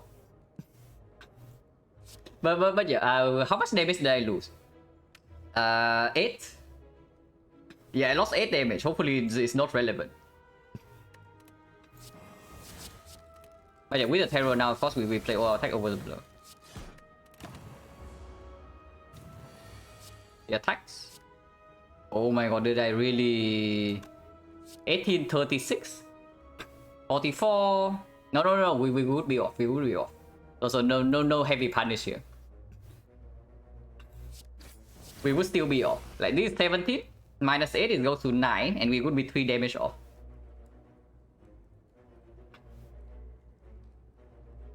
So yeah, no punish.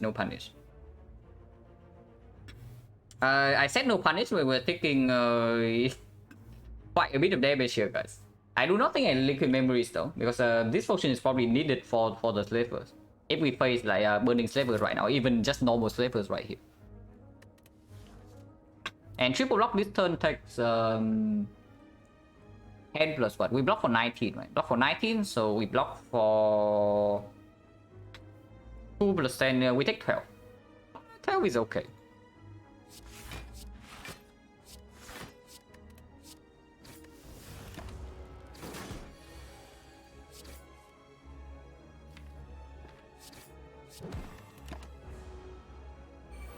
Good to rest? Yeah, we are resting. We are definitely resting with the Dreamcatcher. Unless this thing tells us something else. Lantern's good. Yeah, here's the Necro.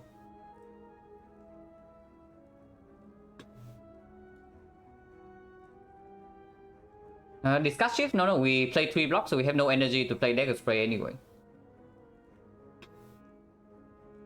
And then second Endless only is very good at the moment. The moment we leave this deck, we are going to be very sad that we pick up Agony over this. But if we want to take Burning Elite right now, then this is absolutely stronger, because we also don't get a potion from this fight. Burning Moon Stabbing is definitely a little bit weird, I have to say. This part gives us a shock, but no question mark, and triple advanced always also sounds like a terrible idea.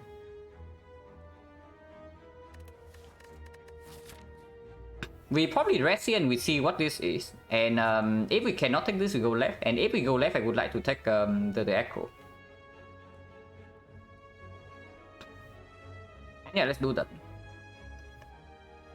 Because Burning Bull Stabbing, like Strength Bull Stabbing probably just murders outright. Strength Slavers maybe can deal with sometimes. But Max HP Slavers can also be a huge problem. We have Blackstar with a chest contain Lantern. If you roll common relic here, then sure.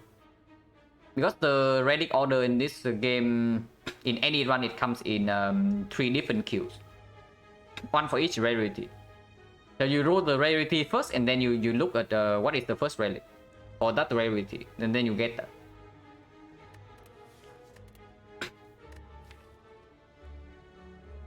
But yeah, Acro is okay. Echo is okay. We already have this, and we do have Secret Technique, so Tactician is pickable, even with only on Echo and on Echo. We go in rest.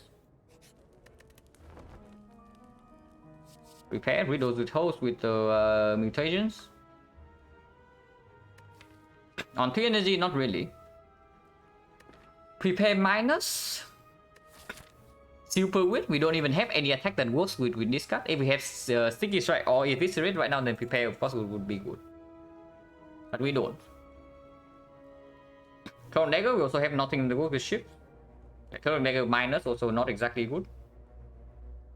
With Letter Opener, yeah, with Letter Opener on 3 energy, it's pickable, but if we never upgrade this, then it's not even that strong.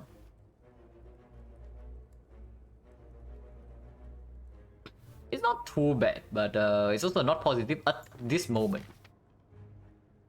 Because sometimes usually on 3 energy, yeah? So minus 1 card in your hand does not matter here because you cannot spend your energy anyway. But in our case, we do have some 0 cost. So that already might be wrong.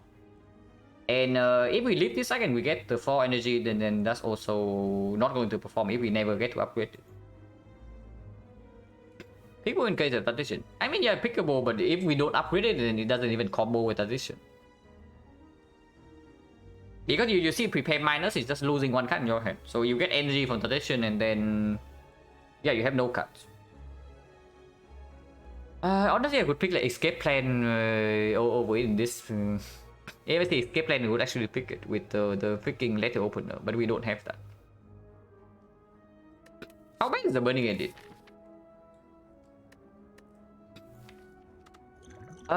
We do have liquid memories for whatever the hell we have on turn 1 with the mutation, so that is some fairly heavy front load damage.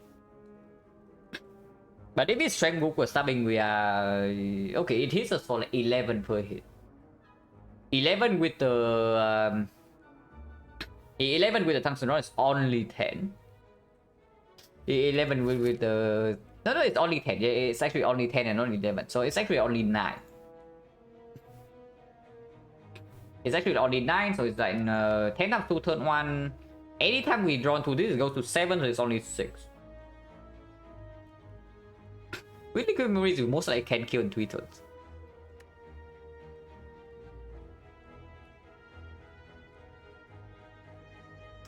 I guess we can re-evaluate after after this screen. I'm just thinking that if we also slightly better against levels, then maybe prepare is good to sometimes proc letter opener for free. But it's not even true. Secret Technique alone is already proccing letter opener, right? Because it's technique into terror or technique into Corpse Explosion into another skill, like one of these two. And that's already letter opener for free.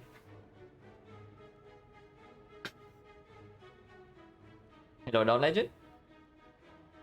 You arrive at the Black Star run. Which is going fine for now, but we might be running into our doom in 2 floors. Because the Burning Elite is right here, they want to take it.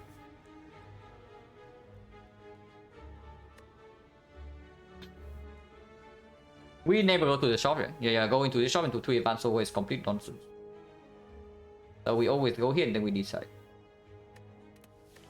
But yeah, we have CE, we have Terror, we have Secret Technique for the Slaver, so I don't think picking this up just for letter opener for the Slaver is a good idea. Because I do not think this guy's positive into bone stabbing.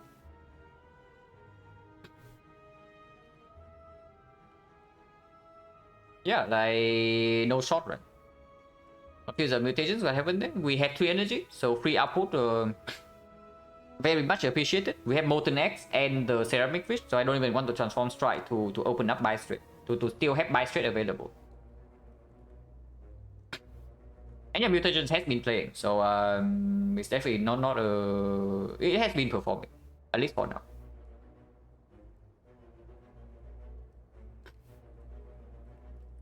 Going for buys, yeah, I'm definitely going for buys, but unfortunately the buys elude me. And if I take the Burning Elite here, we also can never take the buys because we are probably also going here. I don't know. Maybe we have to dodge it and go here instead and go to the shop. But we'll see. But yeah, I don't think any of these is positive for them. So we skip. So yeah, go here and reevaluate. Move stabbing just got a little bit easier, I have to say. Just a little bit. If it's strength move stabbing, it hits us for 2 times first turn, 3 times second turn, and turn 3 it needs to die or we die. In total, it hits us for 50 damage and we only need to block for 7. But it's actually only 45. Only 45, so... yeah, 1 defense would do. One defense would do, well, defense block for 4. So 1 defense and then we kill the book and turn 3, this bronze scales 15 damage when mutations turn 1 with liquid memories. And sometimes lose lines line up. Turn 7, turn 1, then we blame ING. Because then we would lose both the Burning Elite roll and the 15% attack pattern. I mean, of course we don't keep this. If it's not strength book, it's like max HP book, are we fine or not? If we bottom deck hero, we are probably not fine. But we always have liquid memories to even... Like, these liquid memories for the neutralize also block for... like 10, maybe 15 sometimes. And slavers, unless we draw very badly, I don't think we have a huge problem against slavers. From 43 HP with tungsten rod and a potion at least. There's only the book, and metallicized book doesn't matter. Regen book does not matter, so it's only max HP and strength. It's worth, right? It's just worth taking this fight. Yeah, it's just worth taking this fight. Like, because it's not like advanced always any easier, and we have to face 2 of them. And after we face 2 advanced always, if we lose too much HP from here, we cannot even take the elite, and then the black star is like going down the drain. But taking this fight, there's the chance that we are strong enough to even take this fight afterwards. If not, we can go to the short to spend our gold. It's just good. Yeah, we take the burning elite. We take the burning elite. Max HP book. And we top deck terror. Yeah, not the strength book. So it's one of the bad rolls, by the way. It's one of the bad rolls, but it's not super devastating. And top decking terror is extremely good. So we can try to trade HP in this fight.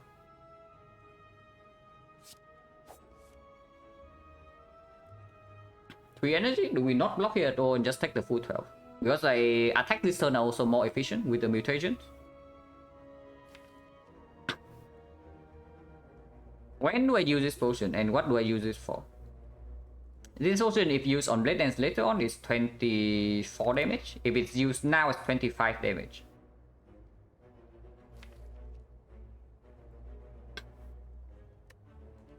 Potentially more though, because 24 here can also proc to open one time, and that would be another +5. So it's 29 later on.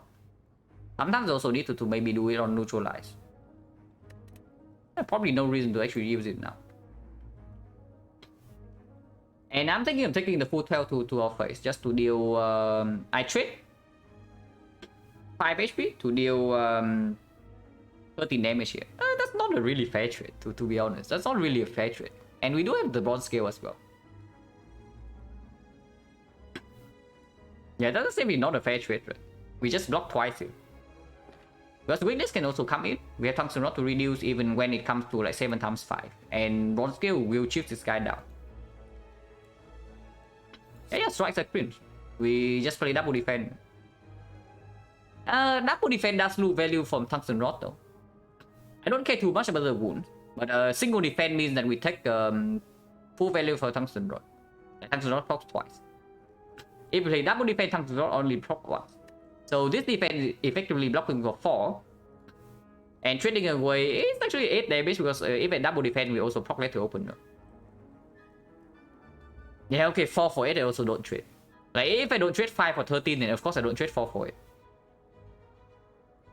Yeah, 2 defense is 5 damage. Yeah, exactly. 2 defense is 5 damage. So we just double defend. I think we dealt like 80 damage turn 1. How bad is that?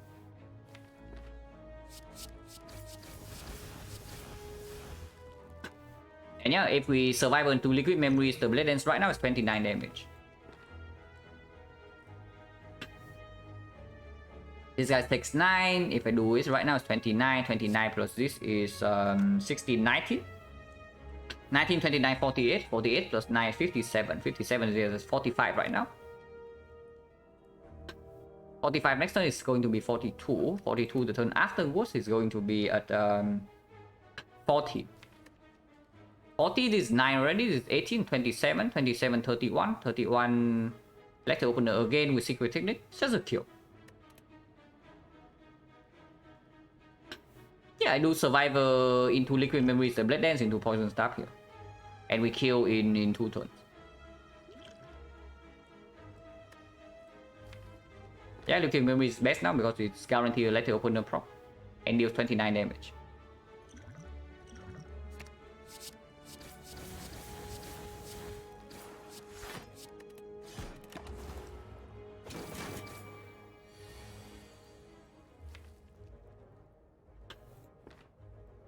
Technique for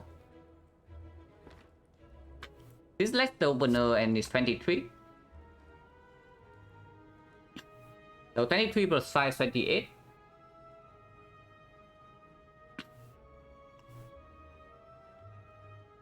Yeah, 23 plus 5 is 28. 28 plus wait, 3 damage from taunts, 5 damage from poison plus 8. 8 from 3 is 13. 13 is 31, so this guy is a 17. 17. Next turn we can brick, but let the bronze scale will always kill. The safest line this turn is actually technicking the clone dagger instead of the blur, but that does cost us 2 HP immediately. Yeah, blur is most block, absolutely. Technicking the clone dagger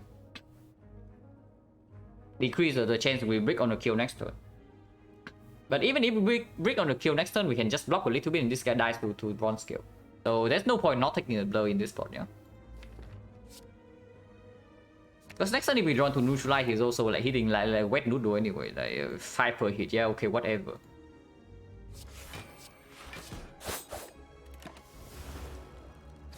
And that's 10. Yeah, he's dead. Potion. Garbage.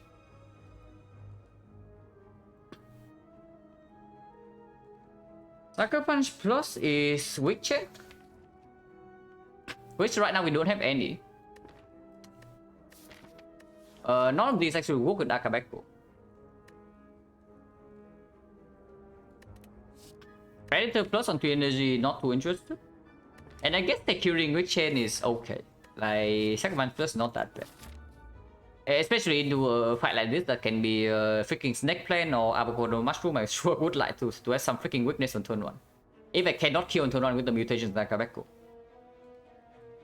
And yeah, the only fights where we cannot actually kill on turn 1 or get close to that would be the Snake Plant and the Avocado Mushroom. Yeah, I should have taken that riddles with Akabeko now. And yeah, weakness chain is just good.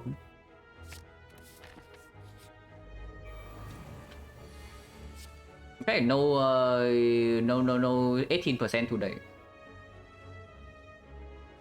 The line seems to be fairly clear. Just dagger throw, poison stab, CE and attack.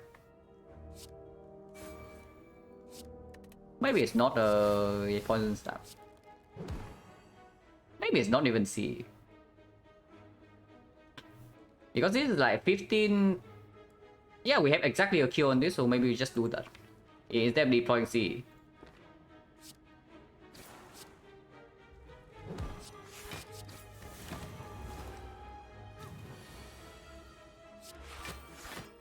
He never attacks next turn, so we can play Infinite Blaze over this.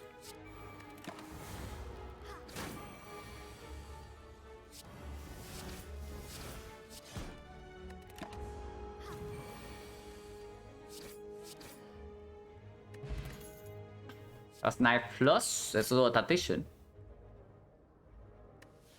No potion, no. Next side is either leader or the slavers.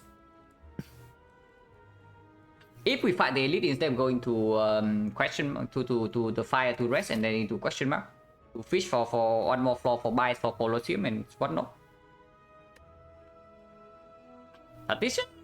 Tactician is pickable, but if we run into elite, I will never pick Tactician over Glass Knife Plus. And I don't know if Glass Knife stronger than Dagger Spray. Yeah, another Dagger Spray with Akabeko mutation, and we know this is not a book. Hello, my dude. And 19 HP is not exactly 19, it's slightly more than that, because we do have Tungsten Rod and a potion as well. And the Shaman always get powerful.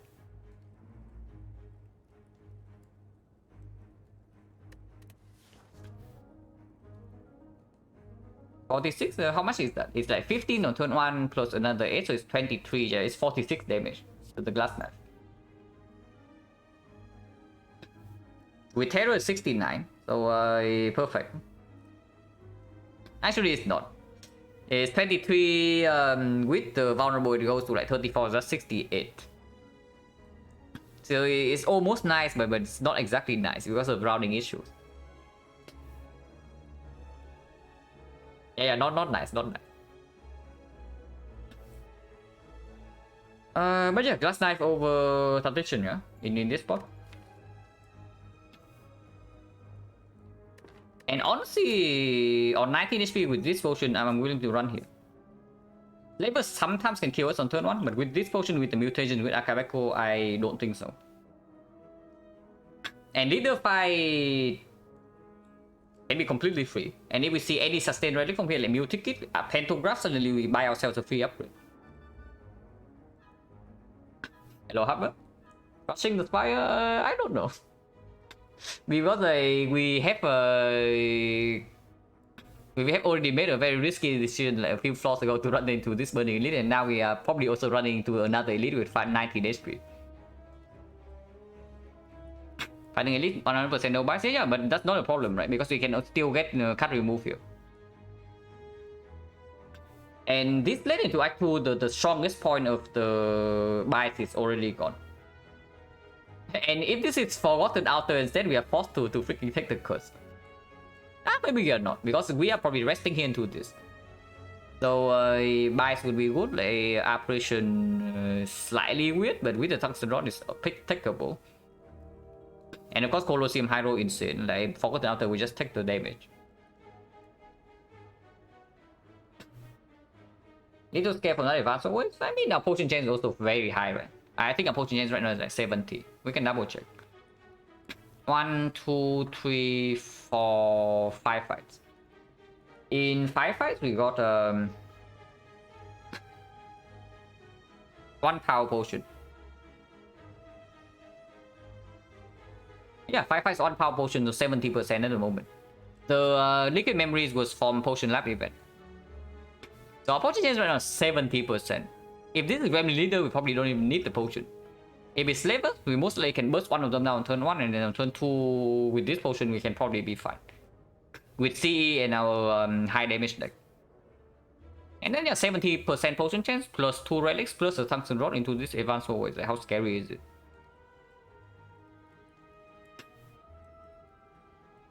We're better or dead than Slavers turn 1? Turn 1, I don't think so. Maybe you can say turn 2.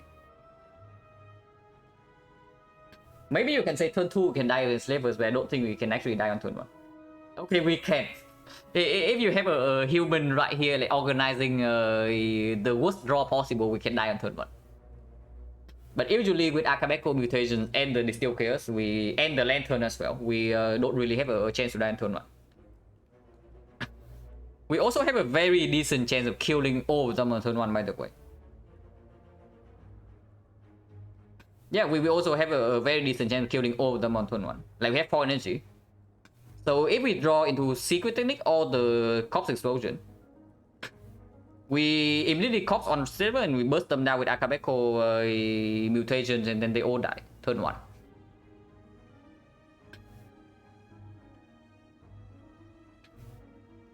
Yeah, we just take the elite, right? We just take the elite on freaking with freaking Black Tie and a potion.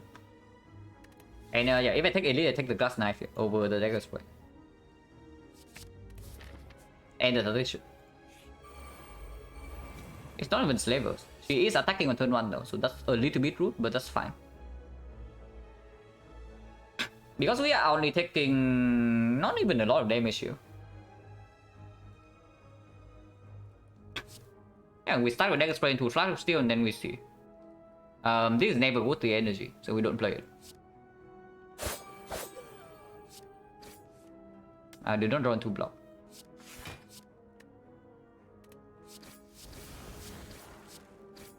And yeah, I do not potion here for how much? For 8, right? Yeah, I do not potion here for 8 because this potion can also save us against turn 1 in whatever crap this is.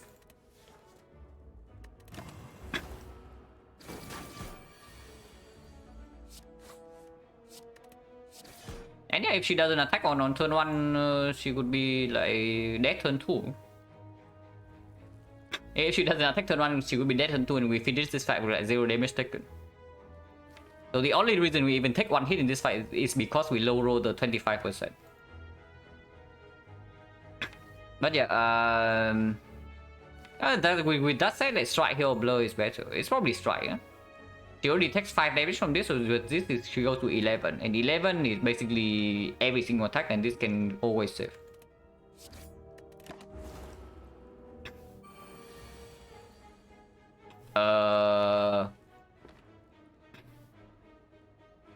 That is slightly problematic, I will have to say. We are taking 1 damage here. I do not. I would never potion for 1. Yeah, I would never potion here for 1. And we never fail to draw a kill next turn, even when weakened. Yeah, I do not potion for 1.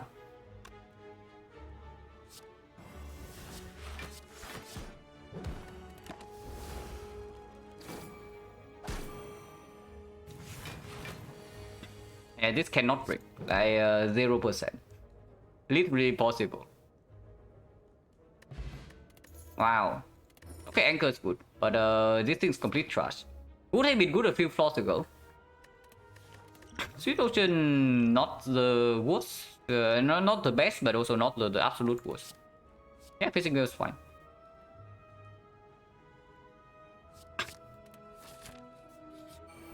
Next plan, but we do have anchor, Fishing Wheel. Yeah, just in time for the second plan, guys, the freaking anchor. Now on turn 2, this can be a slight problem on turn 2.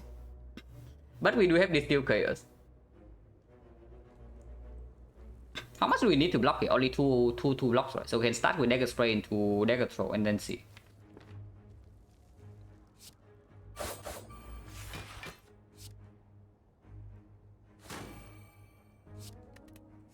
Yeah, I don't have these for this turn.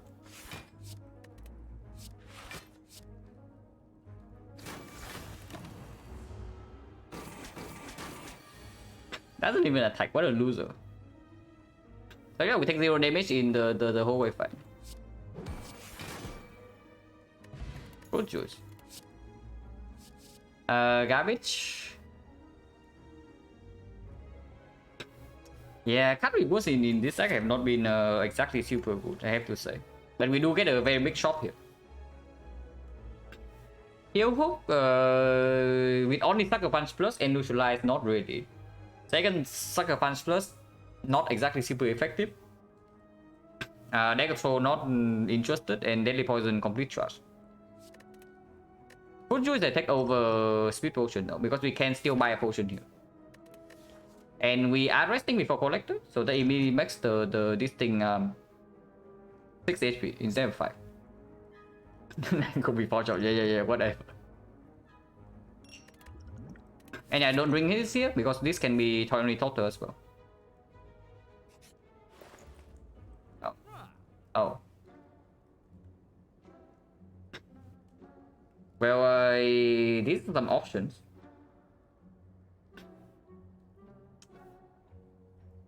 Okay, do we grid or not? Because the absolute greediest line here is buying freaking Meat on the Bone. The absolute greediest line is buying Meat on the Bone and then leave the shop.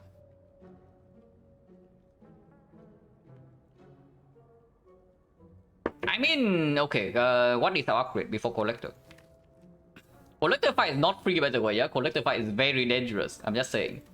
But this can be okay if we buy accuracy into a winning before collector. That does help us quite a bit with the infinite blade dance plus and the crown dagger.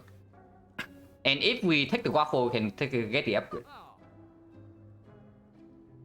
Also, no, right now we don't have enough damage against collector. Crazy, I know, because we have just been killing all the actual elites, but we do not have enough damage against collector. None of the you see, yeah, none of the relics actually give us long-term damage against collector. So after turn 1, we are out output.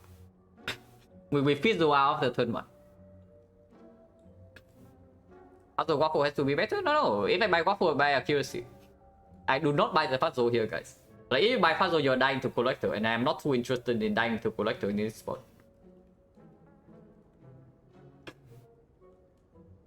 And puzzle waffle and accuracy, no. This is 220 already, so this is like 400 plus. Go about Anova with no card draw in the deck, not interested. Yeah, puzzle isn't even that good on 3 energy. Absolutely true. So yeah, waffle accuracy, and then afterwards, if we want to play ultra mega safe, we can buy cunning potion instead of card remove. We can take card remove, by the way. We can remove on the strike because of the ceramic fish once again.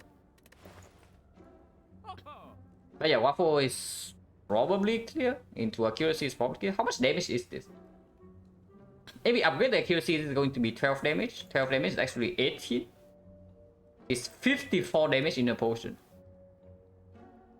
But it does cost us 1 card remove.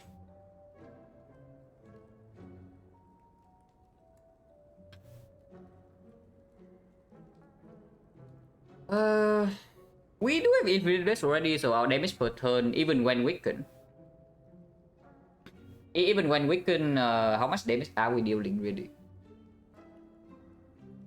Is base 10, yeah, so it's 11 per turn with infinite blades on the collector herself. And we do have AoE damage in both dagger spray or attack and okay, 003 is CE, dagger spray, and then war attack.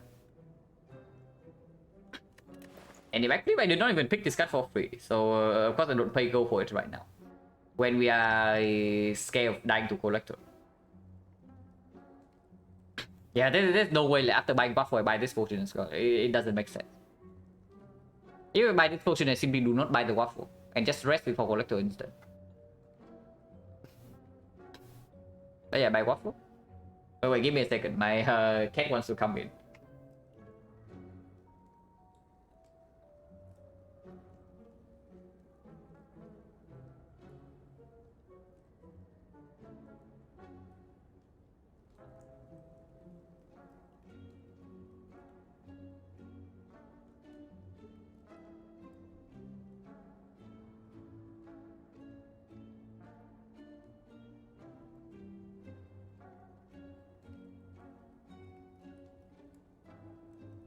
Yeah, waffle into potion makes no sense.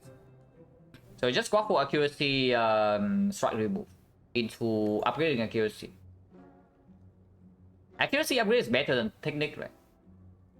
Maybe it's not. Maybe secretly it's actually just better. Potion waffle also. Yeah, I think potion. We only need one or the other. And if that is so, I think I want to take the waffle because it is quote unquote safer and it's not even that much more costly. Potion is cheaper, yeah, but the potion doesn't always solve.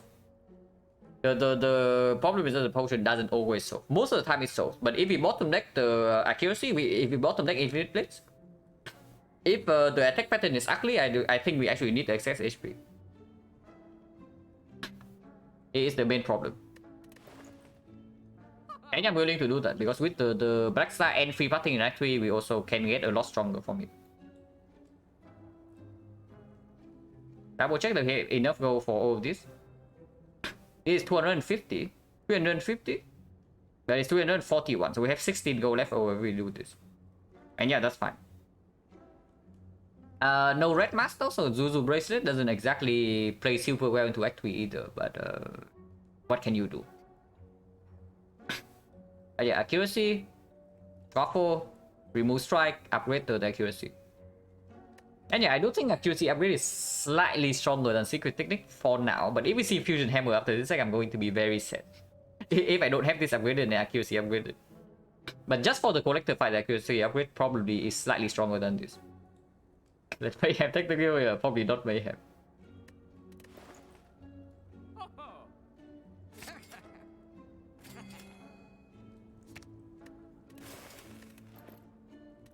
And yeah, there's no need to drink fruit juice then, because I don't know, maybe we are forced into a bug after this side. And upgrade goes on accuracy.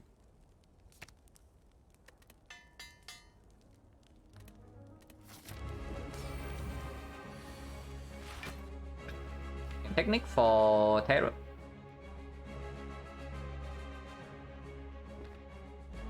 Yeah, techniquing for terror seems fine. We are floating energy though. So technically for acro is also not too bad. But technically for acro just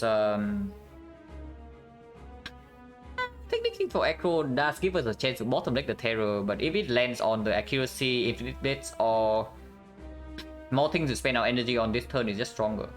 Because right now we are also wasting our Quebeco value. Yeah, secret technique upgrade already showing its power, because this guy is going to be very strong in the second cycle as well. Yeah, I don't mind techniquing for Echo in this spot, just because otherwise we are floating 2 energy.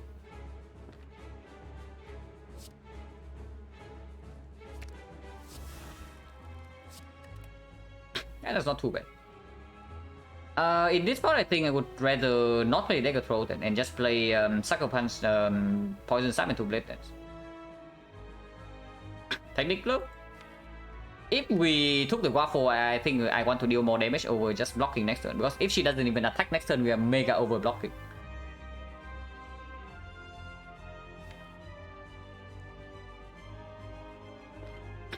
And yeah, Sucker Punch already covers the chance that she attacks next turn.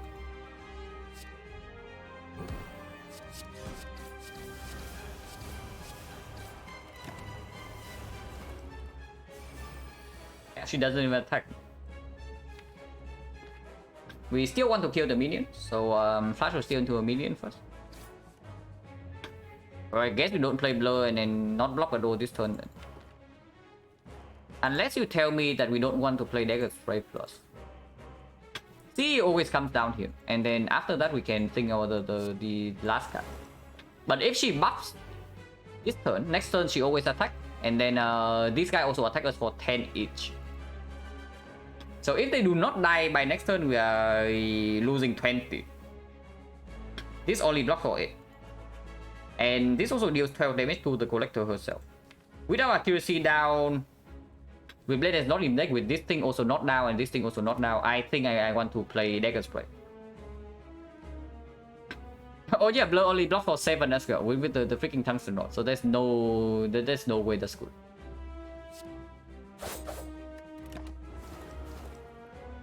I mean, we bought Waffle for this, guys.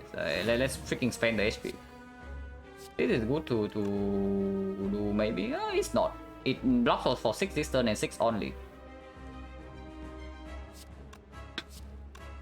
So defending with this strike Agony here into second Agony in the deck. I don't think it's that good after accuracy is down.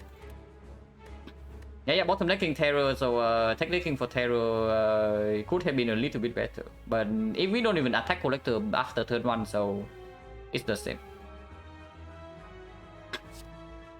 But yeah, I want this guy to die to poison and not the... We can also just Piercing Veil right now. That's fine too.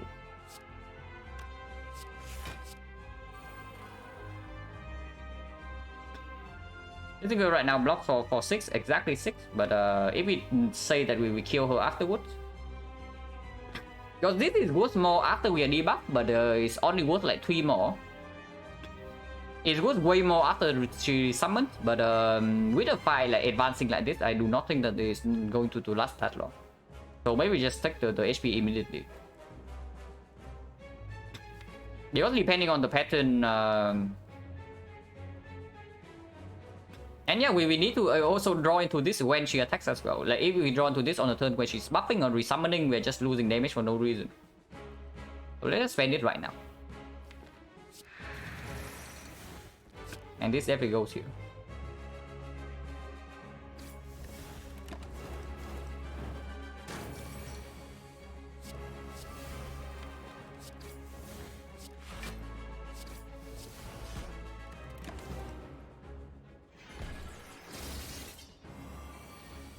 $39, we have the HP, so let's spend it.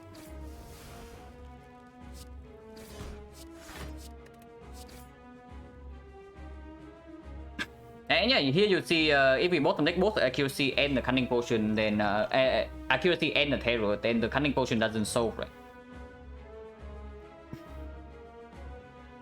Like without the waffle, we also have to freaking distill chaos this turn, and that's quite bad. We might still need to freaking potion this turn. I sure hope not, but we might have to.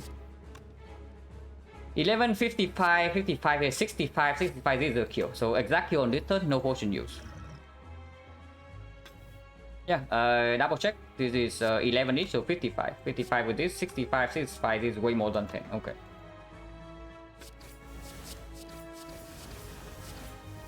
And yet, the still kills, not even a guarantee, so.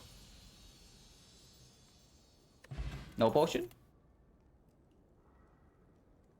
Second C, complete nonsense.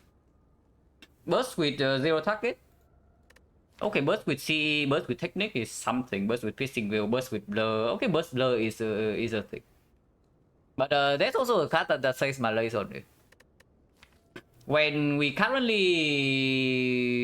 have a little bit weak chain, but have no real time eater's solution. Like no guarantee strength reset with the Violet Pants piercing whip. And the same goes for the second one. We want to also play one or at least one power, maybe potentially two. Oh yeah, it does say malaise on it, so we probably click the card. There's no reason to actually not click this right here. If we have some dexterity, I can see sometimes we can click the burst. But we don't. We have no dexterity. We are not even over blocking. We don't even know whether we can block at all or not in this run.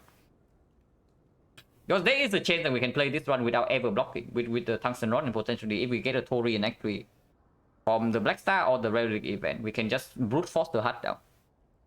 And if that's the case, I guess if that's the case, the malaise also is completely useless. But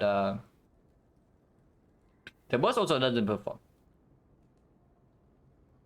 Malaise good with 3 energy. I mean, you can upgrade it. If you are stuck on 3 energy, this can be upgraded, and we have no upgrade target at the moment. Okay, we do have secret technique, but afterwards it's just the malaise. And we can, with the secret technique, we can always pick up like armor maneuver or tactician if we're stuck on 3 energy to combo with this thing.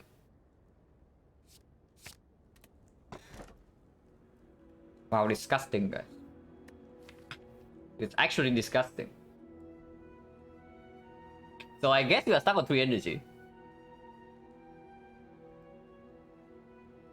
Yeah, don't even try to start with the choker.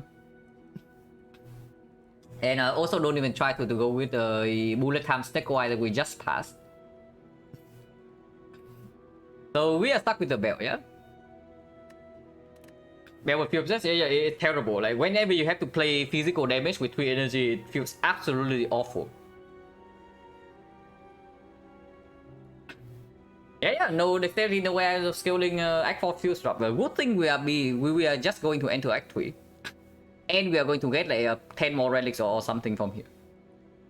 So at least we have that going for it. But 3 energy is going to be rough. Choke is fine, yeah, choke is fine if you want to ignore all our damage. Then choke is fine. If you want this deck to go from like decent physical damage to no physical damage at all, then we can pick choker.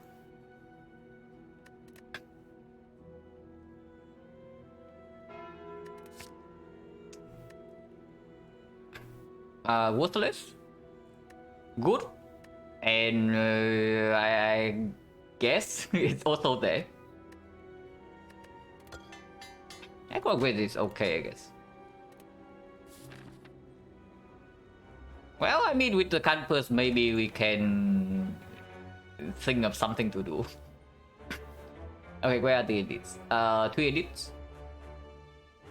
We do not want to go to early shop. But there is a late shop here that we can enter, so that's good. Double question mark first to see the event quality, and then we can decide on these two question mark afterwards. We do get one upgrade on the Malays, and then we go here. Oh yeah, 6 more relics. Plus a shop.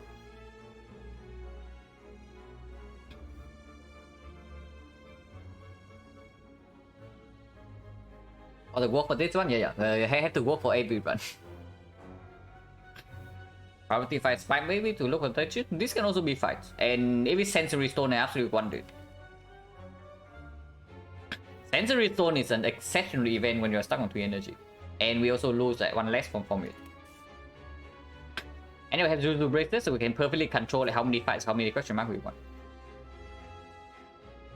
This was supposed to be easy, yeah. I don't know.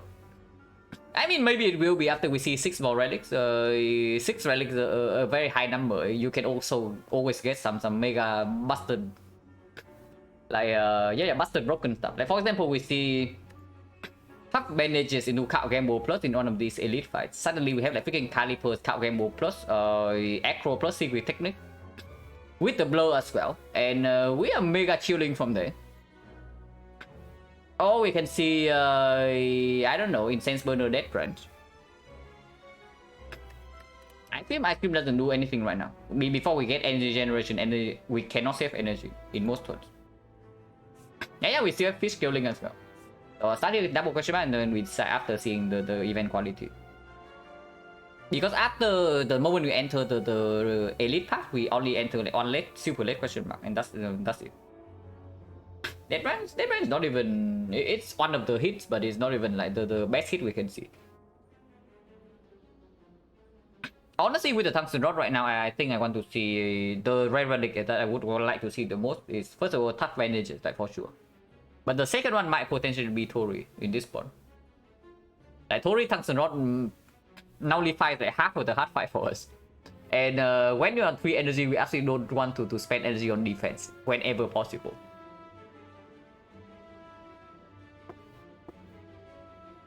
But yeah, early shot is complete nonsense, yeah. So, we do have a solution.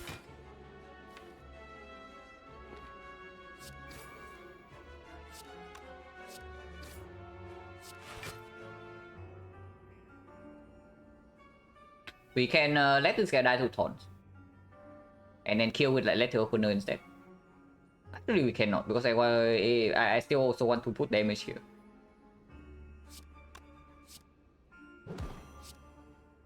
I guess we just kill this guy then. Our Calipers almost retain 1 block for us, but not quite. Anyway, we can dagger spray here. Always a good feeling to be able to dagger spray the freaking spiker. Could have saved the block as well for this turn, but we take 0 anyway.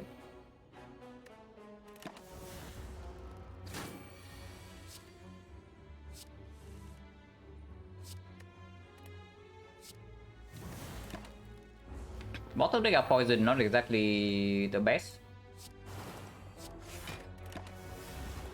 Secret Technique for 5 damage, but I want to rejoin to Technique if possible. Yeah, we can kill this turn.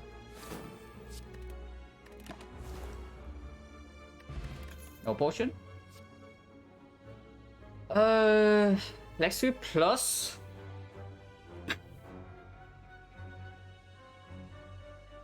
Let's do plus with a weak chain already gets slightly weaker, but with the Calipers it gets a little bit stronger. And our artifact shield is also not exactly the best at the moment. If it's backflip plus with the let's do plus, I probably pick backflip. But this one's upgraded, this one's not. Yeah, 3 energy. I know 3 energy, but it's still a very good block cut, right? It's definitely better than skip, and if it's better than skip and it's better than every other option, then you click the cut. And yeah, it does play with Caliper complete sometimes. If we turn down like every card because we have 3 energy, then we actually cannot pick anything, and then that just ends up in death. So let's not do that. Because if we see, even if we see Tori, we still need to block the big hit, the very first big hit somehow. And this is one of the best cards to do that with, because it's one card. It blocks a lot for one card, so it gets less damage from Beam of Death. And also basically means that we can commit all the turn on blocking when we want to do so. Like we see Tori, for example, big hit the second hit. Big hit on turn 2. And we have like leg sweep or horn trip to lock that, and multi-hit we take 0 damage, and after that we can win the hard fight. Like, not too bad. And if we face Awaken one, this card is also absolutely positive in that fight, like for sure. Even Time Eater is probably still mega positive, because Malay only covers one cycle, and afterwards, like, we currently, without the Malay, we only have Neutralize minus and Sucker Punch plus. I do not want to pick up a second Sucker Punch plus. So if we want to extend a weak chain, like, what cards are we looking for? Only a second Malays, right? Because Screaming Clown 3 energy also extremely good. Like, if we don't pick this up, that is. But if we pick this up, just basically a weak chain, like, completely sold. yeah, okay, another Nigo. Honestly, Nigo might come in play though, because we do have a force shot on this side. But yeah, double question mark first to fish for the events, and then we decide like at this point. Complete trash, first event, but that's fine. Yeah, trash, right? With a force shop here, there's no way I trade this for 132 gold. Yeah, not trash. Do we want 1018 gold? 1017 gold. The shop is very far away. Yeah, probably not, right? And then we do say that there are like, a lot of rare kits. Like Death Rancher hit, Tough Bandage is a hit, Tori is a hit, and Rested Relic, maybe even Shovel, Giria, Peace 5 can be hit. Upgrade all cards in this spot is probably suicide, so let's not do that.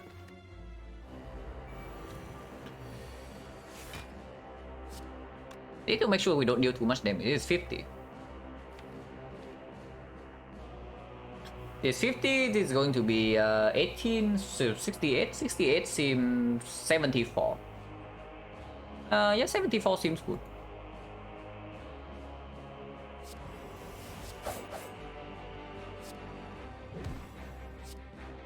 76, I mean, no, not 74. Yeah, 76 seems good. We are forced to open next turn. We have a lot of damage in the deck still.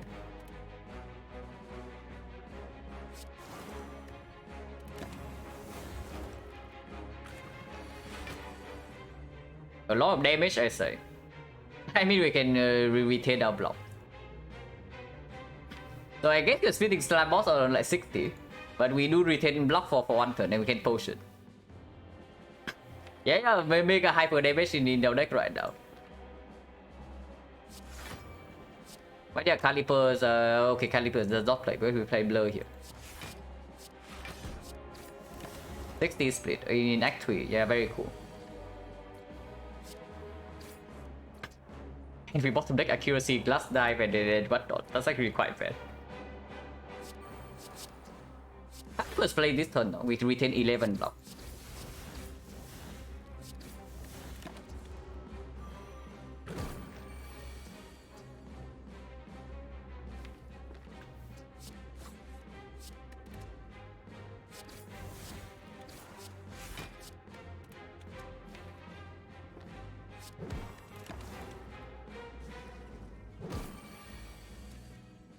We're actually taking damage in this fight. That's pretty sad. I guess we are. Maybe we are not. Yeah, we are actually not taking damage.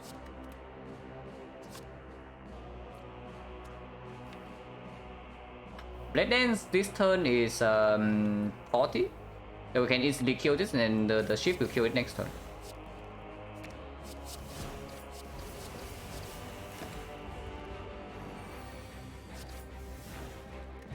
Pocket Watch. It's okay. It's not a run saving, but it's okay. It's a second Acro plus and a now maneuver plus.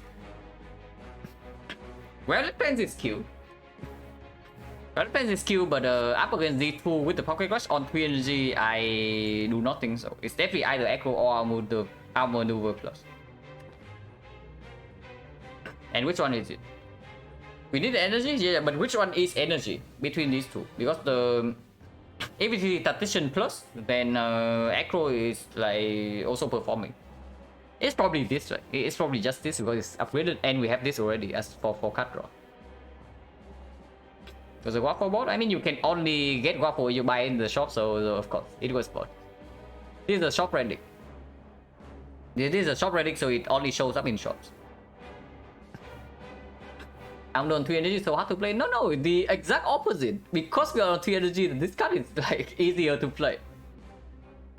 If you're on 4 energy, then this card can get your energy into nowhere. But when we are on 3 energy and we can always use Pocket Watch the turn we play this, the turn afterwards we have like 8 cards and 6 energy. Yeah, we just picked this. I mean, turning down Acro Plus is quite sad, but we do have this to mitigate lack of card draw. One good event, one bad event, so do you keep going events or what? Because double workers can be slightly tricky and we do have question guard value. But Sensor Stone is still good. Holding can be annoying. I guess we can give any attack, but there are some attacks I'm not very happy to do. And this is still easy hallway fight, yeah? The first advanced hallway fight we fight would be here if we take this fight first. And yeah, sure, we can take this fight first and then go for one question mark. I don't think I want 3 question marks, but I'm willing to take 2 more. If going events, fights are quite scary. I mean, if you think fights are scary, then what are you doing into elites and bosses? Because we have to fight every single elite in this deck, otherwise we lose this run. Yeah, we are still looking for cards, like, absolutely. So we can, one good event, one bad event, we can absolutely take the fight first. And after this, we re-evaluate.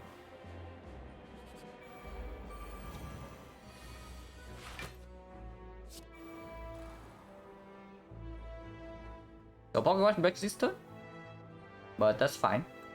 Wish for terror. No terror. There's a malaise.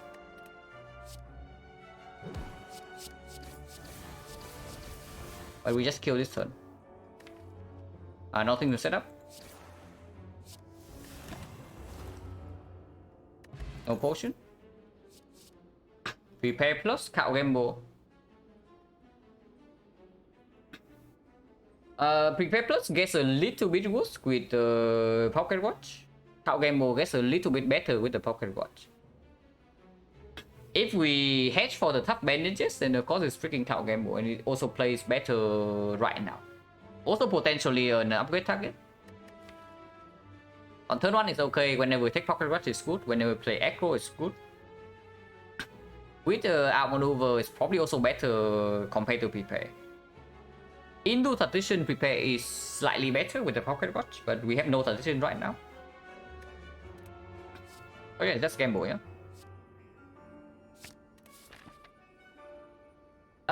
Potion chance at the moment, I do not want to have to throw away potion. So potion chance right now, we see 1 potion, yeah, after 1, 2, 3 fights. So 50%. Taking more fight to fight energy is fine, but of course like Sensory Stone and whatnot. I do not want to go to 3 events. But 2 is fine, 2 is okay, because there's only 1 bad event left. And even then it is not even that bad, the madness event that is. No, taking madness is also a little bit weird, but maybe it's good. And yeah, of course, like going here, potential high roll red relic. We are still fishing for. And yeah, we got like 1 more red relic here. So how many red relics do we have? 1. I guess only 3. So it's not that many. Yeah, so fishing for 1 exact red relic is not exactly that good. But if we draw a 5, then oh yeah. Sensory Stone also gets way better with the question card. And we saw the absolute worst event here already, the red mask. And with the Zuzu bracelet, either we see a shrine or we see an actual event. Or it can be a shop. Shock will be quite sad. Shock is 9%. This can be a shock as well. 3%. But yeah, even honestly, even bad is not that bad, right? So like, what bad event is there? There's only falling if it asks for something like completely garbage. But we still have a lot of base cards, and we can give out a lot of these random attacks as well. Yeah, with question card and sensory stone also gets a insanely better. We just take the event here because of 2 potions. If we still have an empty potion slot here, I think I take the fight. But with 2 potions, we can definitely take the event. Yeah, madness. Like, how bad is this?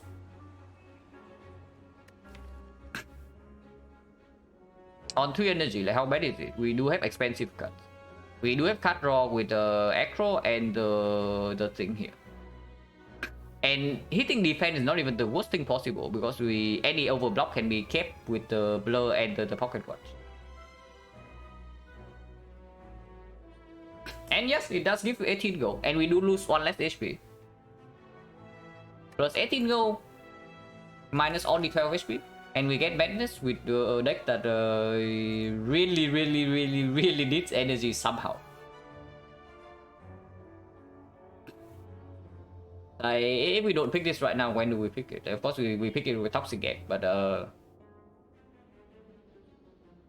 it's not too bad, right? It's not too bad.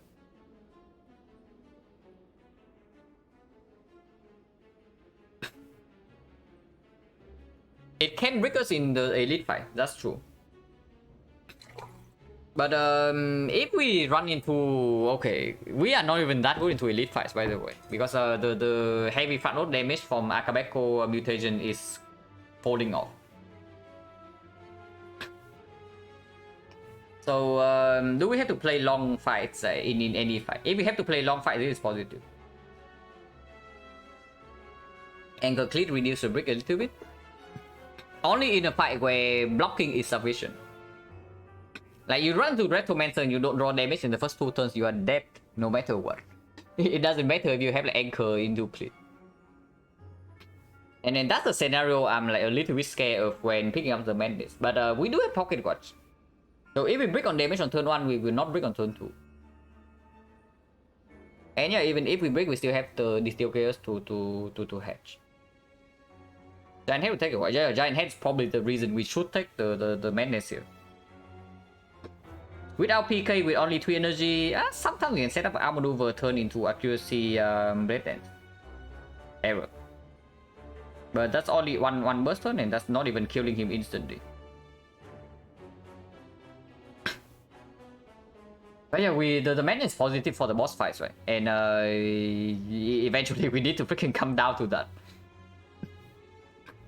Yeah, the deck output is also not really enough at the moment.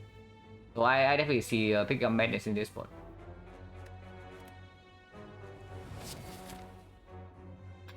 Do I upgrade my dice first? Do I rest first? What do I do? My dice upgrade just got a little bit less effective because we do have like Outmaneuver sometimes now with this combo.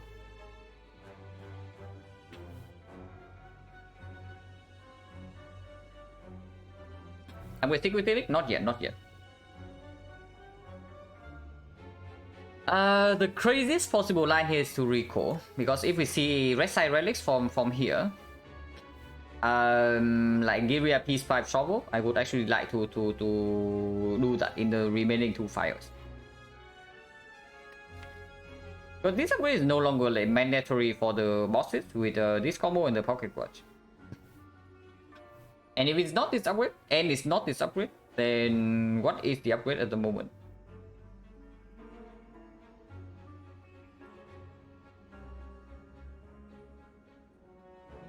Just open up Prism, yeah. My Madness Prism leads to a lot of infinite. Even without the Prism, it also can lead to a lot of infinite.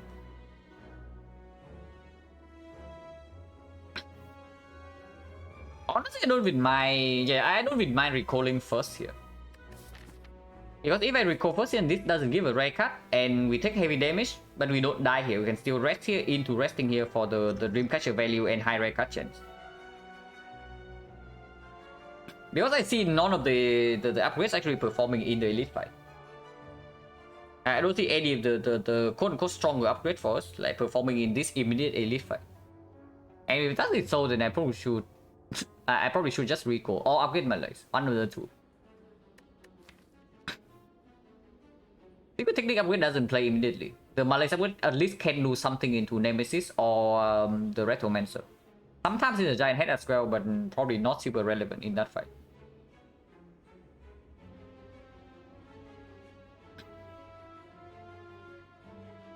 That's crazy talk, but maybe it's just correct. Yeah, that is crazy talk on me. That is just correct. Like recalling immediately. Because if there's 2 relics, the chance that we actually get like maybe Regal Pillow or like Regal Pillow or an actual Red Side relic will also increase with the Black Star as well.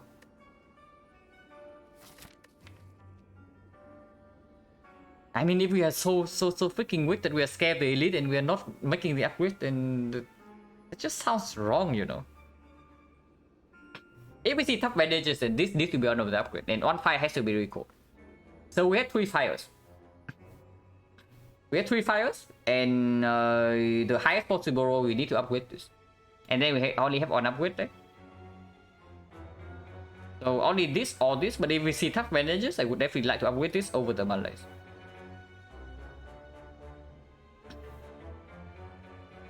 If that is so, I should just recall here. Unless you tell me that right now we die in this fight from 48 HP and 2 potions. Which is possible, by the way. Which is actually possible. Which is the sad part. Is it possible to get all relics in one run, not including speedrun trust? You do not see enough shops for that. See, because the shop relic, like even with the courier, the shop relic will not... it will not show up after you buy the first shop relic. So you need to go to like 17 shops to see all the shop relics, and you still need to make enough gold, which is possible. You can do Nightmare into Wish to get infinite gold into the membership card courier or just the courier alone. And then you buy all the relics in the shop. But you need to go to like 17 shops to buy out all the shop relics. Which is not exactly possible in a normal run without like double noting. Yeah, we just recall here, right? That's crazy talk and it's probably stupid. But if we wanted to hedge for the cases that actually end up in a win in this run, we recall here.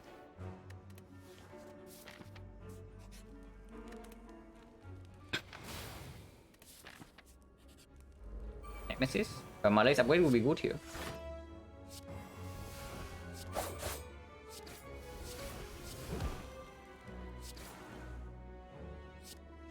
And I do take later opener. With this strong of turn 1, I don't think this fight is going to last in the second cycle. So I just take the 5 damage here. Potion chance is 50%. Poison potion...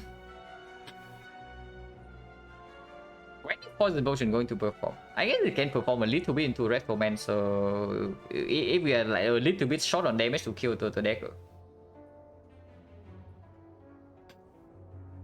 Is it poison pot just for reach? I'm thinking whether we actually need to do that or not, because this can also reach for the next fight.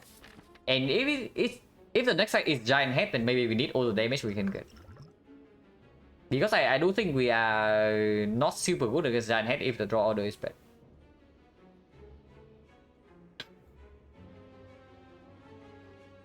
And yeah, we dealt a 100 damage turn 1, and this potion also gets less like half effectiveness. Because next turn he doesn't even take damage from this. So this potion right now is only for 12 damage. Not really, right?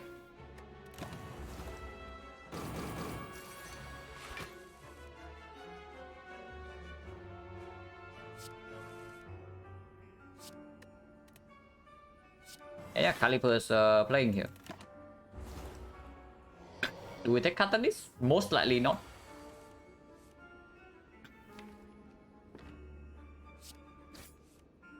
Okay, he's dead.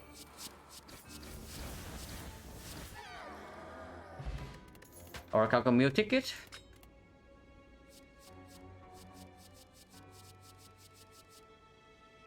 We do have Madness in the deck. But yeah, if we want to hedge for the quote unquote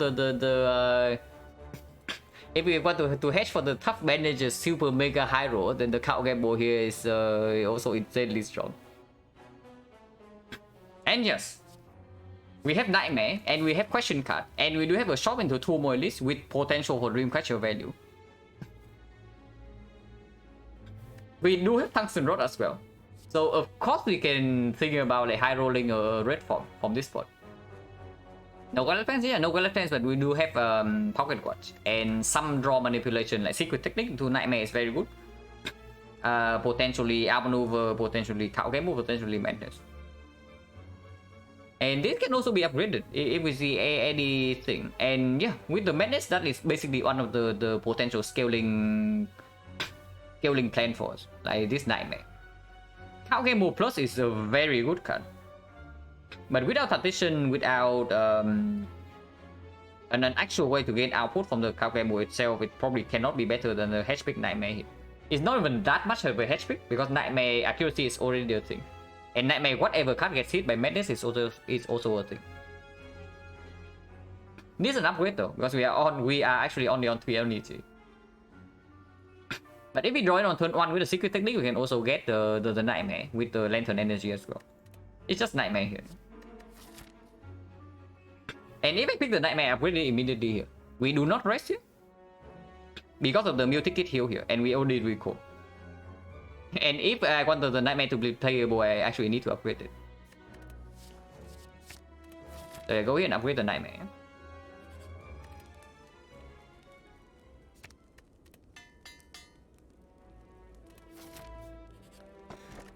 Okay, that would have been nice.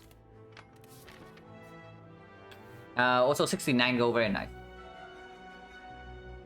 But yeah, of course we take the edit with the Black Star. Atomancer. Top deck accuracy. But yeah, this is where you see we might need the Poison Potion to open the hedge. I do not actually think we attack this turn though. I think the line this turn is accuracy, piercing wheel, defense. Or we can even leave piercing wheel in the deck. And save Akabeko for next turn. Next turn, Retromancer always attacks, but we do have the Haunt Fleet, and Akabeko still intact, and we can still use the potions. Like drawing 8 allow us to draw into one of the AoE cards, or draw into CE and a kill on one of the daggers, which kill all of them. And with the Mew Ticket and potential rest here, I'm willing to... I'm okay with taking a little bit of damage. But yeah, accuracy, defense, and pass. Like doing this doesn't even preserve Caliper's block, so the only reason we use this right now is that we say we do not want this card in the reshuffle. But I think this guy is okay in the reshuffle. So yeah, we just enter. And in this fight, I'm slightly worried, so I want to Poison Potion the Retromancer herself. Unless you tell me that we actually need to save the Poison Potion for next turn to kill the daggers, which I can see, because Poison Potion this turn is not even... Like at most we gain like 4 damage on the Retromancer right now if we use it this turn compared to next turn. So yeah, we end turn here, yeah?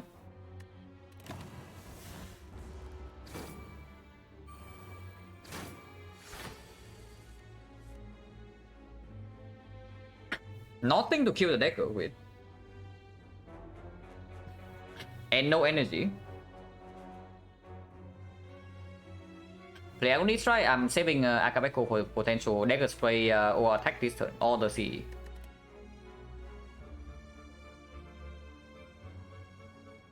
We do not have lethal on the Retromancer herself this turn. Chaos? Yeah, I'm thinking of Chaos, but before I Chaos, I probably want to... If Chaos hits the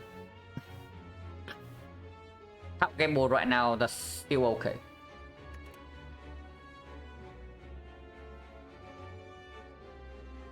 Any AoE card can solve.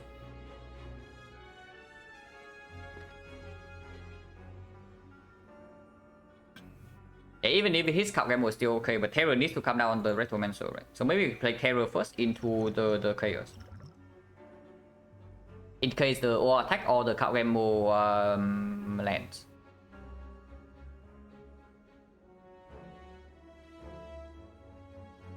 Nah, Chaos first, right? Because if we don't kill the daggers this turn and we also don't play these good cards, then we actually are just dead this turn. So let's not do that. Like Chaos first and then observe. Then play accordingly. If we see Acro, then we need to make space though. Okay, so maybe Terror first. The Terror is the most important card and it always goes on Retromancer. So we can do this first, into the Chaos. Nightmare Blade is 180 damage. And yeah, that's completely fine. We have 180 damage on the Blade Dance Nightmare next turn, and we can just leg sweep the Retromancer and then all attack and kill all of them.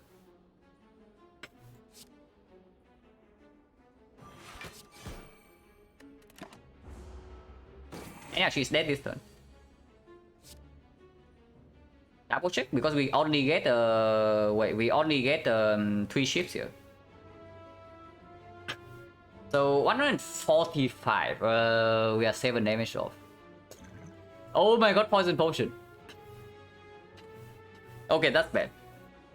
But perfect fight? No, not perfect fight because I did not poison potion last turn. Let's open okay, let's open the end poison potion was safe. Let's open the end poison potion was safe. Yeah, let's open the end poison potion was safe.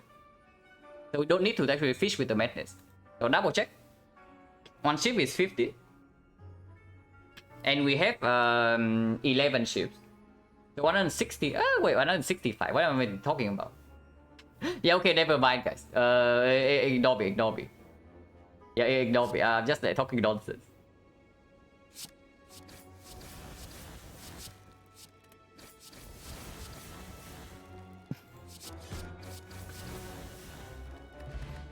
Mega Prep, Nunchaku. Nunchaku is very good. Mega Prep is still good, but it's not as good as usual.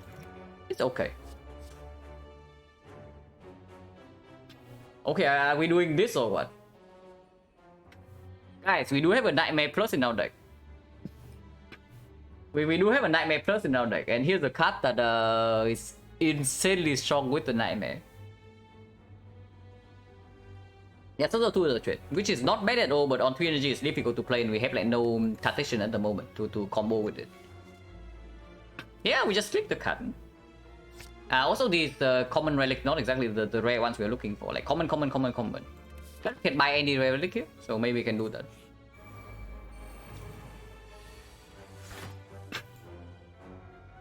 Ancient is slightly dangerous, I have to say.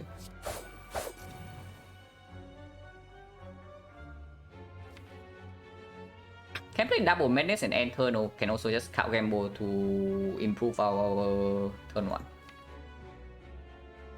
Maybe count gamble is okay because this turn Nightmare is free to be played. Yeah, exactly. Nightmare is free to be played this turn. Do we break or wait? That's fine.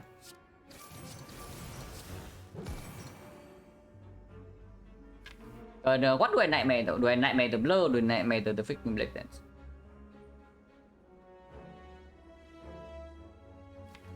Or do I play Acro?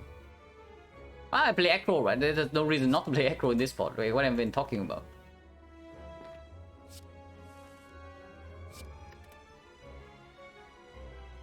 Maybe I can also Nightmare nothing.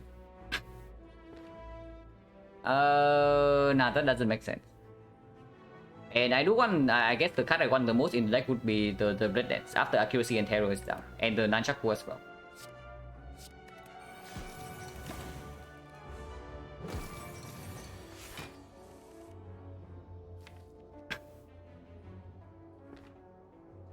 We break Nunchaku this turn though, so better be a little bit careful. Break Pocket Watch I mean.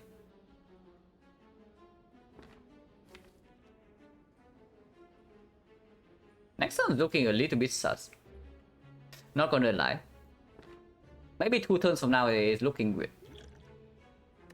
But Poison Potion, if it comes down next turn, and then not this turn.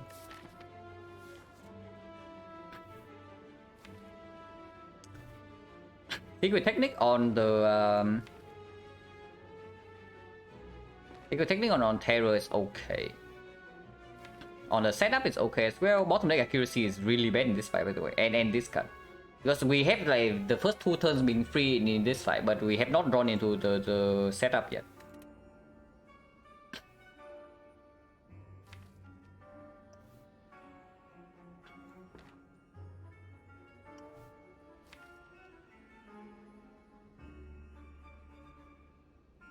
Technicking for setup and setup on the another Blade Dance in case we draw into accuracy next turn is also fair. If not, it's guarantee 16 damage at the very least. That's okay too. I think it's better than actually getting the terror down. Because even if we get terror down, there's no actual damage in the deck anymore.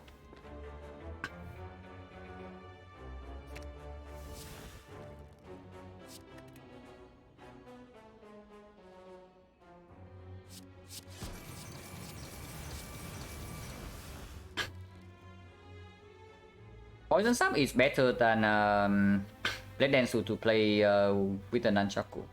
And then we can continue with the MLAs for 2.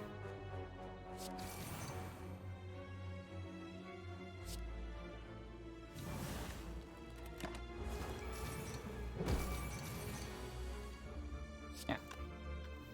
Arrow accuracy, Blade Dance, and then next turn we get Racked or what? Oh my god, next turn is so bad, guys.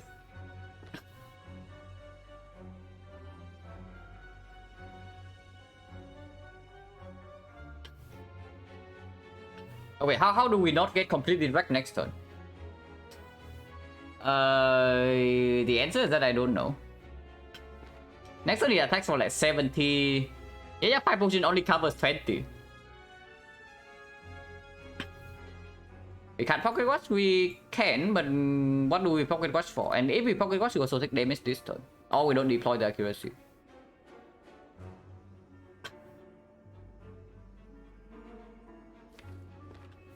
Yeah, Terror Dagger Throw is probably clear. And then we see.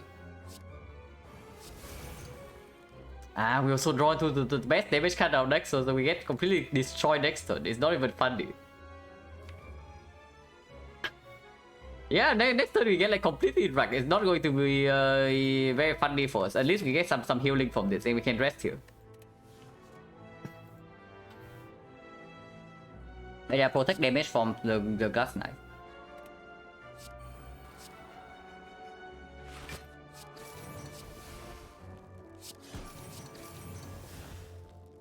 This turn we way overkill, but the next turn we get destroyed. This guy's annoying. 5 potion, yeah, 5 potion only covers 20. Next turn he hits for 70, guys. Do you realize that how big it is to cover 70 damage with this trash? Yeah, exactly, we cannot. Shield in leg is not positive though. Next turn we take Pocket Watch and we take 1 turn with the heavy damage, and then I want to draw into the Blade Dance Plus. Not this crap.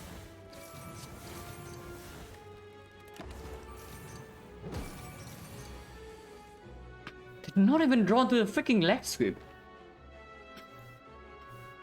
I did not even draw into the freaking leg sweep. Okay, we double potion here, and I guess the line is double strike infinite over arm maneuver, because this thing covers 15 damage for next turn and the turn after.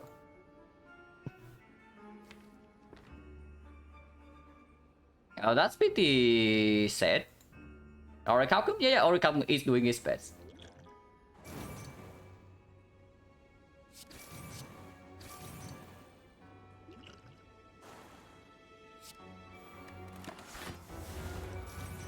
Well, it's only minus 15 only. Could be worse. Next turn we're not safe, by the way. Because we break Pocket Watch this turn and we draw into like 2 Blade Dances already.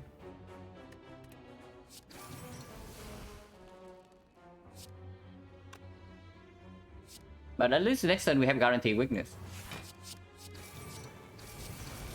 And yeah, I advance Nunchaku. I all retain 2 block. If I get enough attacks to proc Nunchaku next turn, actually I only need 2 attacks. Yeah, then it's just good to play this over retaining 4 block with this. Poison Slam? No. Like, Poison Slam is only 4 damage as well, so it's exactly the same as this. I mean, it's exactly the same advanced Nunchuk by 1. But I do want Nunchaku to go to 7. Because next turn with Infinite Bliss, I guarantee to have it on 8. So then if I play 2 attacks, I do get 1 more energy to do something else. So just play with it.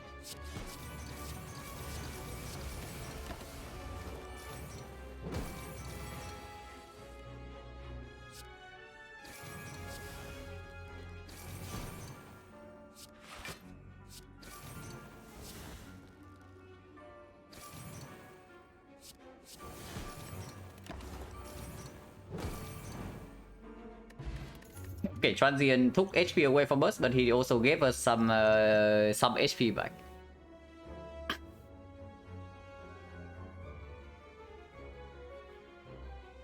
There's a Magnet Sticky Strike Infinite combo. Magnet Sticky Strike with a Nightmare Cup Gamble as well. Not exactly right. And if not Sticky Strike, then there's nothing. Like, we cannot actually force the Madness target at the moment. So, Sticky Strike is not really it. If we have a bullet time or something, then it's a different story. Yeah, we also don't have like overwhelming cut draw to make use of this at the moment. So skip. And go to shop, meal ticket with 270 gold. Attention minus. Yeah, potion bell is really funny, but of course it's not strong.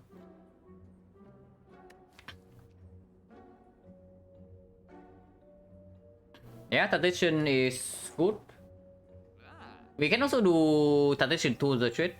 I know we just turned down the to the trade for the freaking setup plus, but if we have tradition in our deck, then it's a different story. Then we can also upgrade. Elix, you really want to play like 333 gold for this crap? Yeah, not really, right?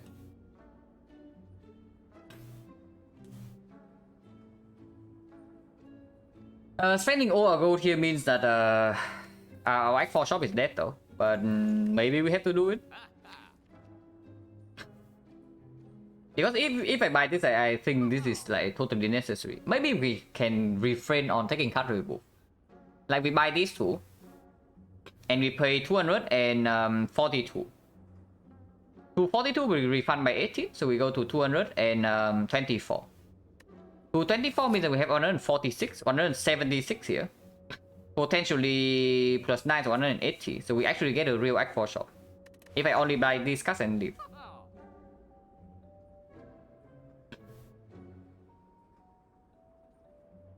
Yeah, there's a 100% win rate card in this shop. I also see it. Too late for Bell? Yeah, absolutely too late for Bell. We are in no shape to actually retain potions.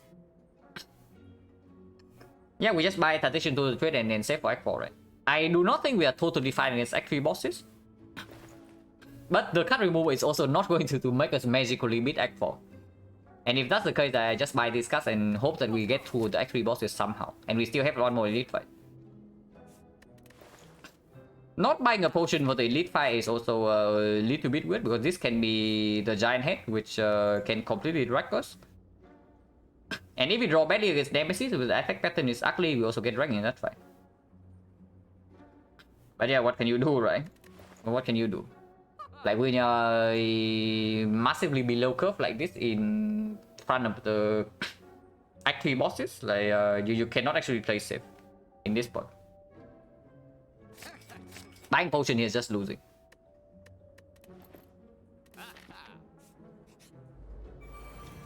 Nemesis again. We get to technique the terror and deal a lot of damage this turn.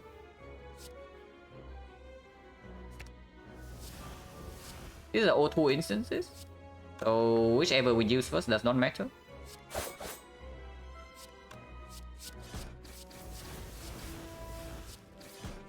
we can even set up a defense plus.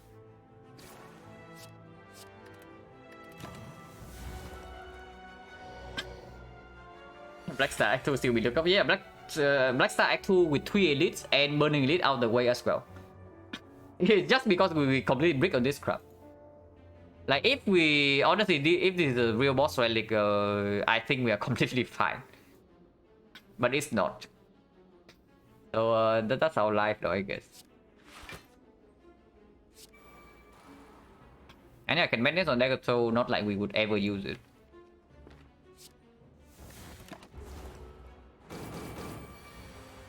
Oh, it's Bell up against Joker and Joker and what? Yeah, Joker and what? I actually forgot. Probably something like complete garbage, but I don't even consider. Yeah, Snake Eye, Snake Eye.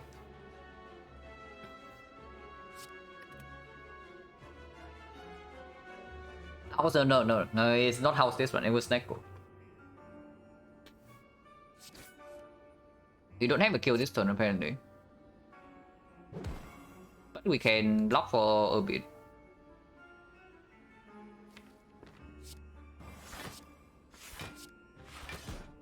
Take 8. And I guess the arm maneuver is good in case we have like aggro instead of this.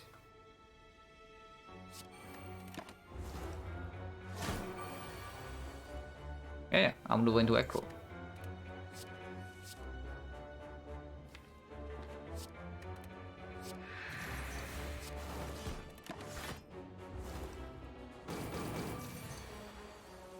Should have played some attacks for the Nunchaku as well. Oh, that was bad.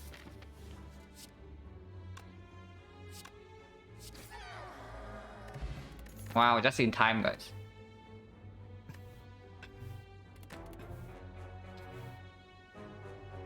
Another echo with attention that we are upgrading.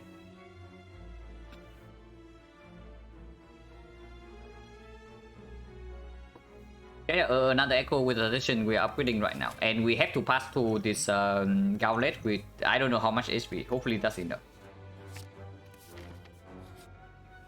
Falling. 3-inch. Well, I guess we lose Dagger Spray plus. But I guess the value of this thing also goes down right now. We don't even care about it in the Donadeka fight. Like, not the Time Eater fight. We care about it in the Awaken 1 fight. And potentially Spear and Shield. But Spear and Shield we also have Preserve Insect now. We remove I don't know how free it is because this is still a lot of damage. But we lose Dagger Spray. And yeah, upgrade has to go on tradition. Like, we do not rest here. We don't make this upgrade, we get nowhere in this run. And then Act 4 we upgrade Secret Technique or the card game 1 or 2.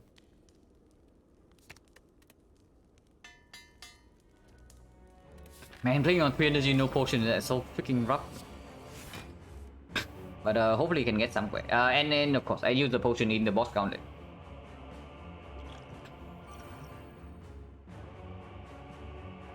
I do think that we want Pocket Watch this turn. And also want to strip artifact. So the line is leg strip, blur, neutralize here, yeah? Or poison stab. Yeah, poison stab's better.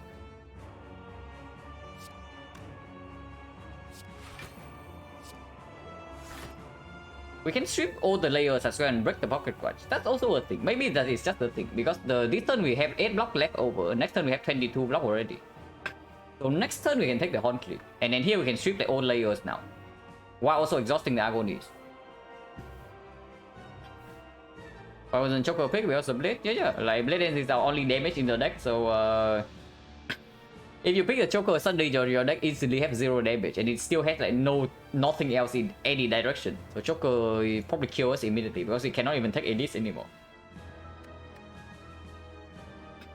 Yeah, like so many relics and none of them actually scale, right? That's also like pretty sad.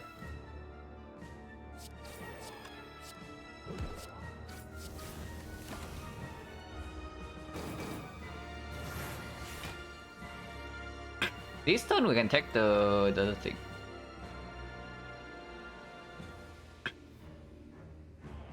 Echo throw into set up Nightmare. If we draw into a good Nightmare target, we can Nightmare immediately. If not, we can set up the Nightmare itself. And next time we get Pocket Watch into 0 cost Nightmare. It doesn't need to be played. So yeah, I set up the Nightmare. We can play immediately. And I think I do that. Yeah, set up a Nightmare into CE here. Nightmare CE? No, Nightmare CE is a terrible idea. Like, why do you want 3 cards in your deck that you cannot even play into energy? But I'm thinking whether I would like to see this one or this one. Without well-led plans, without dexterity scaling, I probably want to finish this fight as soon as possible. So CE goes here.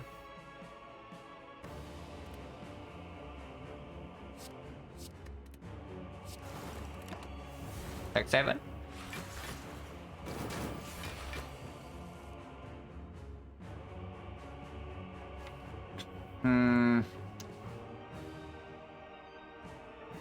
Oh, this will hurt.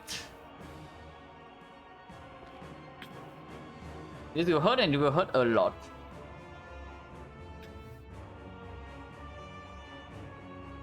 You know, deck also has no block at all, man. Like, no 0 cost block. We are stuck on 3 energy and we have no 0 cost block, no way to create energy, no scaling offense, no scaling defense, and okay, good fun load. but that's about it. What are we even doing in this run?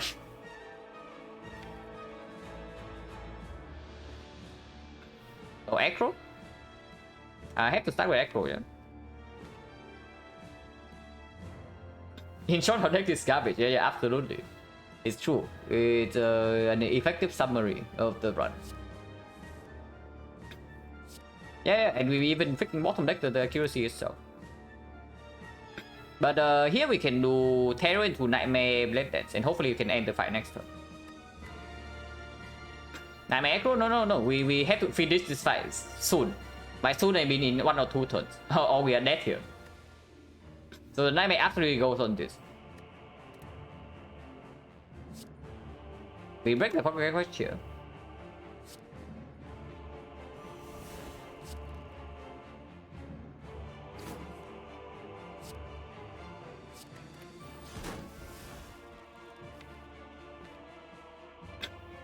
Without accuracy down, 2 or 3 needs to be played. So 1 card left. We can do Blade Dance into another attack. We can do Blade Dance into Arm Maneuver. And I think Blade Dance into Arm Maneuver is the strongest play. With both Secret Technique and Acro in the deck. And we need to reach this next turn. And we end the fight next turn.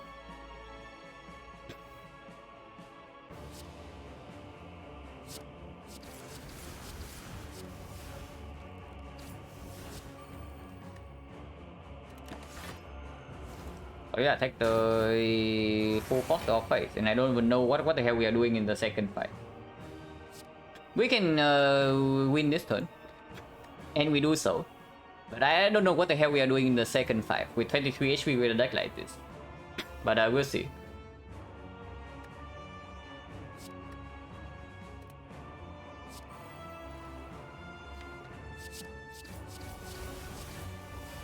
If I can kill with poison damage, that would be great.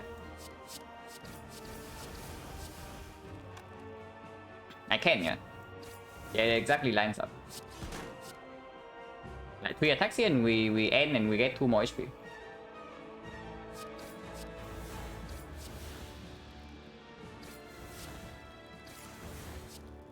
Need to make sure this does not die to Letter of Wonder though, but we can get 1 more attack in for the Nunchaku next fight.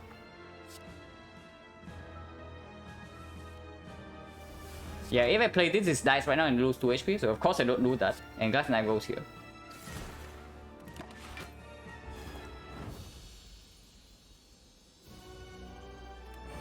Okay, Awaken 1. This fight is winnable. This fight is very winnable because we can potentially Nightmare Malaise in this fight. Into Arm Maneuver. Time Eater fight, I don't know what the hell we are doing in Time Eater if we see the Time Eater. But this fight is playable. The line is the same, yeah? We set up Nightmare, play 2 the trade, and then play 1 defense and get Pocket Watch.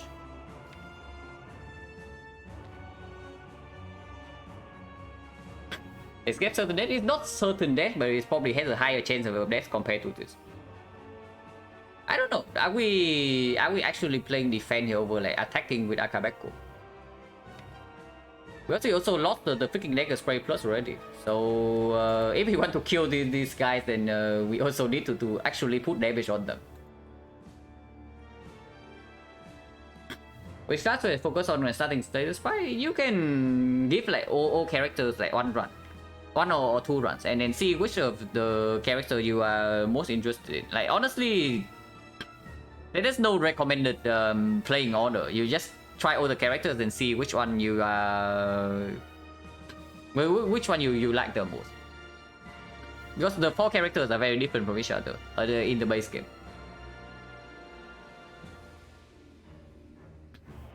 But personally, I play in the order I play up to A20 was like Iron Clad, and then Silent, and then Watcher, and then Defect. In that order. But of course, you don't need to follow that order or anything. It's just my personal preference. Nightmare accuracy? No, we nightmare either Malaise or potentially a Madness card. One of the 2. Ideally Malaise.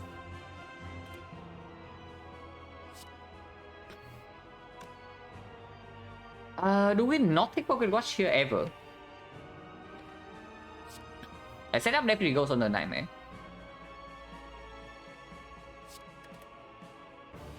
And 2 trade definitely needs to be played. But if then I want to take Pocket Watch and I still want to use Akabeko damage, then I need to play Glass Knife, and then I take 13 to my face, go to 12. This needs to be played. Not playing this is completely suicidal, so we play this. So the only question is whether I want Madness next turn. And the only question is whether I want Pocket Watch next turn. And yeah, I definitely do, right? With the Nightmare right here, if I do not get Nightmare down on the free turn where I have the freaking conflict, this fight is completely over. So we do that. And the next question is whether I need to deal this 46 damage or none of these 2, or I need to defend here. Because 2 energy needs to come down to kill them. If I do not play the 46 here, and then I still need to put like 40 plus damage on them by turn 3. Because turn 2 can still block with the Haunting, potentially the Piercing Wheel. But turn 3, if this has multi-attack and these guys are not dead yet, we are... yeah, we are dead. And that probably means that I should Glass Knife here and just take the full 13 to my face, go to 12. And yeah, let's do that. Yeah, there's no way we play 1 energy for defense 6 over like dealing 46 damage, because we need to kill them in 2 turns. Yeah, take Pocket Watch.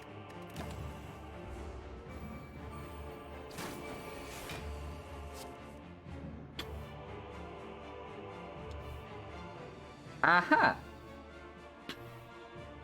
So I do see a very interesting thing in my hand, is that I can Secret Technique to outmaneuver. I can Nightmare the Malaise, and I can still play the CE into the Endless Agony and kill most of the cultists. And if that's the case, I take another 9 damage this turn. But yeah, 9 is fine. We actually never played this. Like getting Nunchaku energy this turn doesn't really matter. If we can get it next turn for free, it would be great. But that's impossible. Okay, it's actually just impossible. So we don't do that. Next turn, this guy attack for like 10 times 4. And if we go down to 9 HP, but we have 6 energy, we Malay for 6. He goes down to 4 times 4, weakens to 3 times 4. So we take 8 damage to our face and we go to 1. Oh, that sounds good. That sounds perfect actually. Yeah, Yeah, that sounds perfect. Actually, we don't. We block with freaking Orichalcum next turn, so we don't even take the 8 damage. Yeah, 9 is fine. 9 is fine. Secret Technique for Arm Remover. And we can even draw into Tactician next turn and gets even more energy. Arm Remover plus. Nightmare to Malaise. CE here. And we don't even need to attack this guy. We can even put damage here. Yeah, the damage does matter as well. And Pocket Watch is already broken, so of course there's no way we don't play this card. And this is going better later on, so we keep that. By the way, if the turn 2 was a multi-hit, we are dead. So we have to thank the bird that he doesn't roll the 25%. Art energy, not necessary. I do not want to redraw the thing. Redrawing to Agony is way worse than not Malaying this guy for one more. And we Malay for the full 8. And we keep the 3 Malays for the next cycle, so Terror can come down this cycle as well. Wow, loser. Yeah, Terror comes down this cycle and we save 3 Malays for the next cycle. Can we still die from here in the first cycle? The base for this guy is like 20. So it goes to 16. 16 actually weakens to 12. So we do need block every single turn from here. Or for the big hit. So we are not out of the woods yet, by the way. Maybe we have to spend 2 Malays this cycle then. And we need to be very careful when we proc this guy. Because the turn where we proc this guy is the most dangerous. We need to block for 40. And weakness does not come in play, we have no Malays. And afterwards we need to get to Malays quickly. So first cycle we might be okay, but we need to be very careful from here. And yeah, this turn I want to take other war energy. This turn I actually want to take other war energy.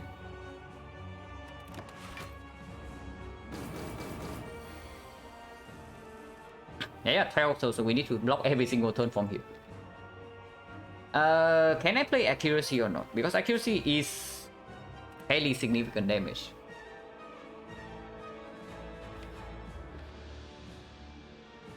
Survivor on the Accuracy and play Madness on to potentially hit the blow. Or play Madness first. Maybe Madness first is fine. Next turn draw to Madness again, but then we shuffle out the cards if we break the if we don't break Pocket Watch.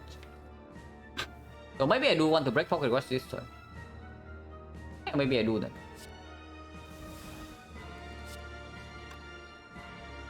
If I want to break Pocket Watch and we do not need to strength reset ever, and we don't need to this to block multi-hit, then we can just exhaust the will right now.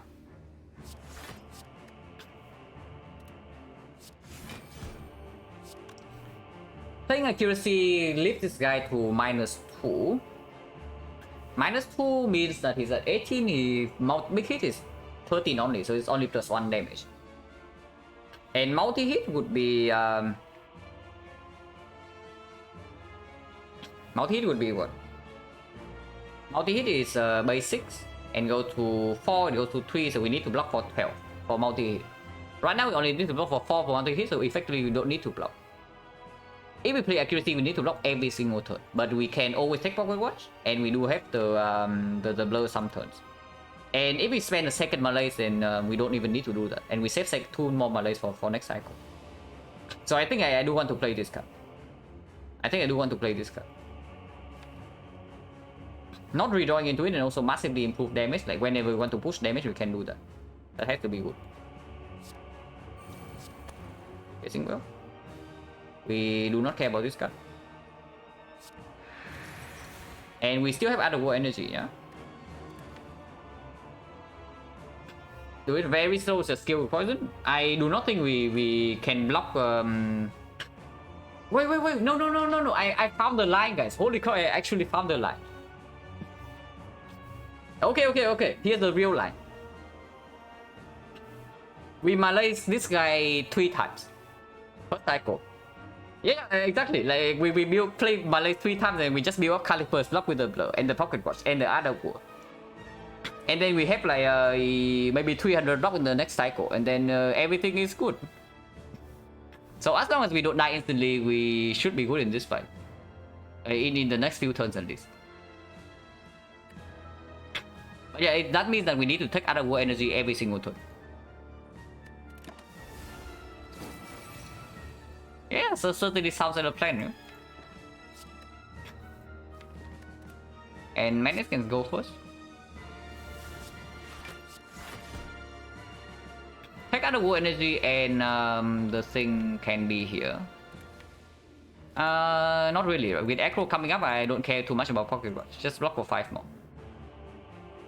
Oh, the relics, yeah, it's just this plus other war, nothing else. Only 97 vulnerable, yeah. I care more about weakness than the vulnerable. Yeah, we can manage this guy one more time for 4 energy. And... so we'll go to -6, it means multi-hit deals 0. 5 is enough, and then we get Outmaneuver to be able to block next turn. With Pocket Watch as well. That's probably just better. Outmaneuver into Malaise for 3. If we see another Malaise, we can do it again next turn.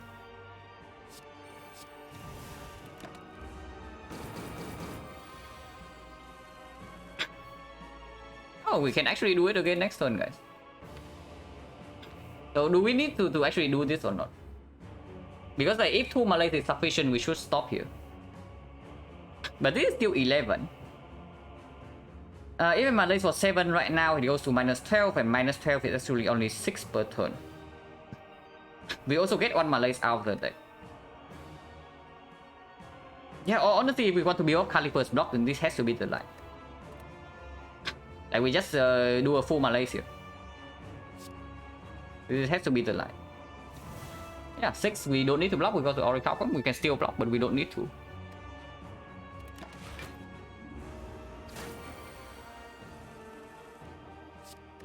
And now this one can go in. This one can absolutely go in. Okay, going in is not exactly that much, but we can go in a little bit. That with this, maybe we don't want to set up. Not want to set up, but can take out of war again.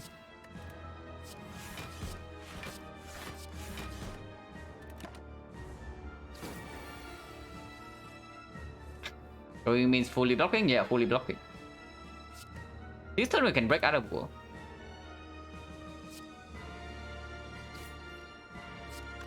Block density is a little bit low for this to fully work though, so maybe we need to Malaise another time.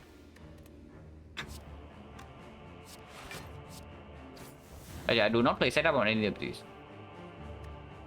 Because I want to draw block next turn.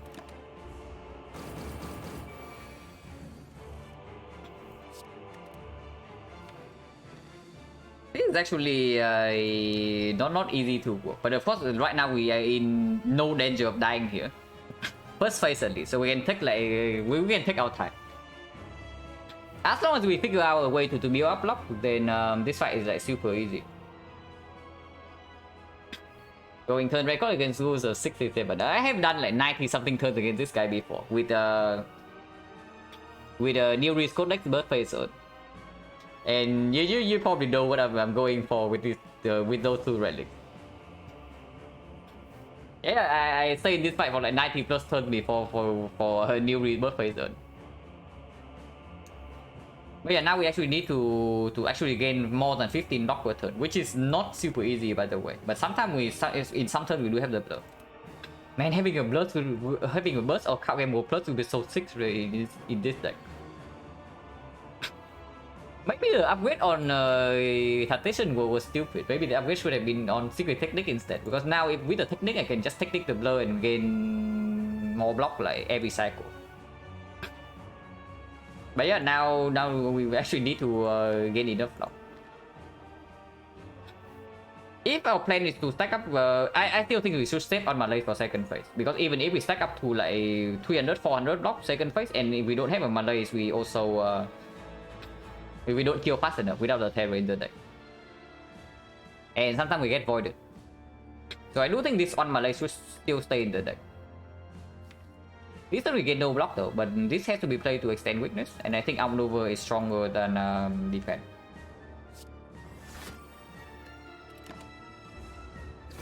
And yeah, we never take damage even in this phase as long as he doesn't gain, as long as the weakness is still here.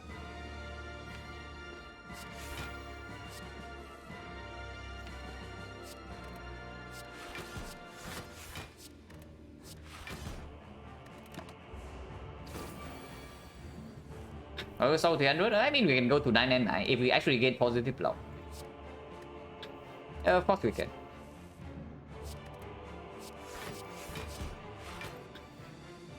Breaking out of war, not exactly too good. Honestly, I just exhaust cow combo, right? Leaving this in the deck also doesn't need anyway. Because we are never playing this when we are building up block.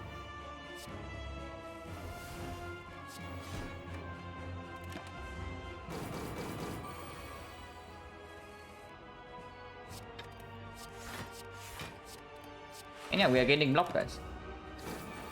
Not that slowly, but only because we shuffle in the we got to do the double blur early on in this cycle.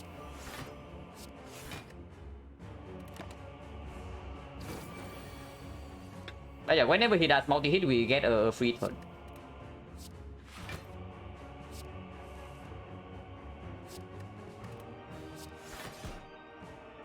With outmaneuver, we can actually break out of war this turn. We'll see one more card. And extend weakness a little bit. Okay, maybe we shouldn't have done this. But I want to attack anyway.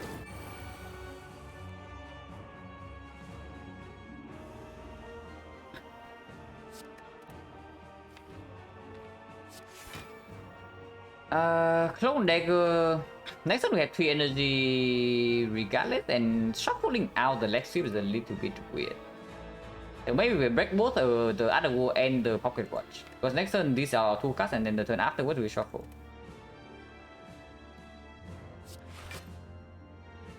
Good cry when we up then done, yeah. But we will stay in this fight for a while, because otherwise there's no way for us to actually win the fight from here.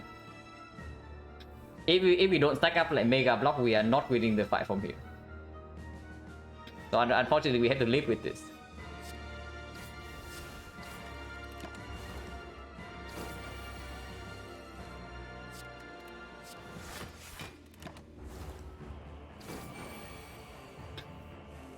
And yeah, we are gaining block. Not very quickly, but we are. With outmaneuver again, we can break pocket watch. So break the other board, so then we can attack with this.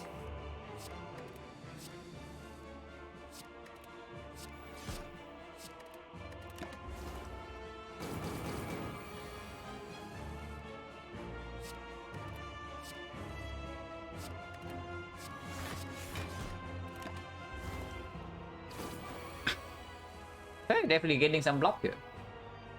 Getting block is good. I like getting block.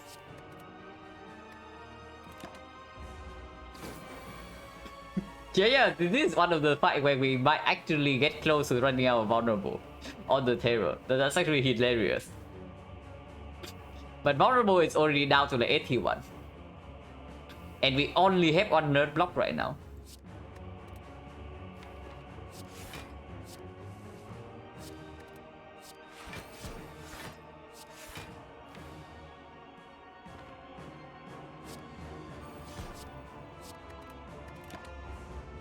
And yeah, we can manipulate the shuffle as well to draw into blur more often. And whenever we draw into blur, there's 23 block in 1 card.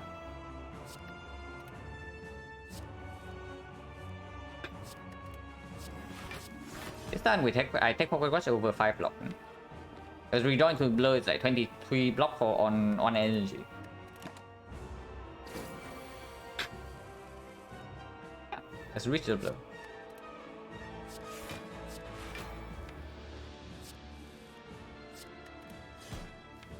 And the same line goes here. We force shuffle next turn, we rejoin to blur faster. Yeah, just take pocket watch this turn. One skill so sad, yeah. Yeah, drawing into blur immediately. So now we can just blur up. And take pocket watch again to rejoin to blur. This turn we can definitely set up on the Acro Plus and with the outmaneuver next turn.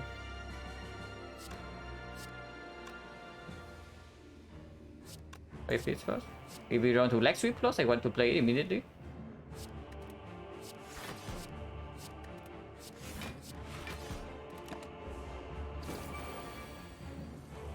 Yeah, I don't mean shuffle out the Leg Sweep.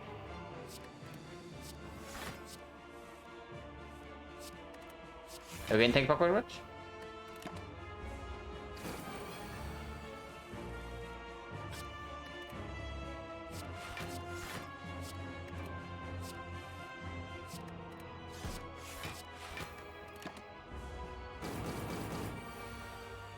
But so fun, yeah, it's interesting, right? Like what we are doing here is actually just very interesting because we take advantage of the fact that this guy doesn't scale. While still perfectly using our HP in the very first few turns.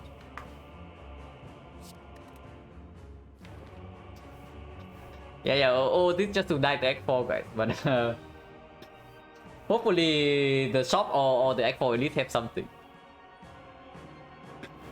But yeah, right now it's like, oh, this is just to die to X4.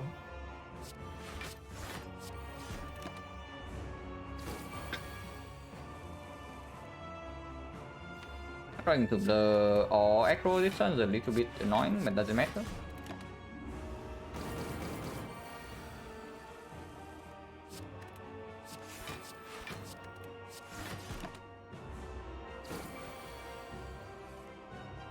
Oh yeah, if we did not pick Blur Plus right in the middle of Act 2, then I don't even know if we can actually build up block in this fight or not without this card. So if we can even win this fight, it's probably also already because of this pick in the middle of Act 2.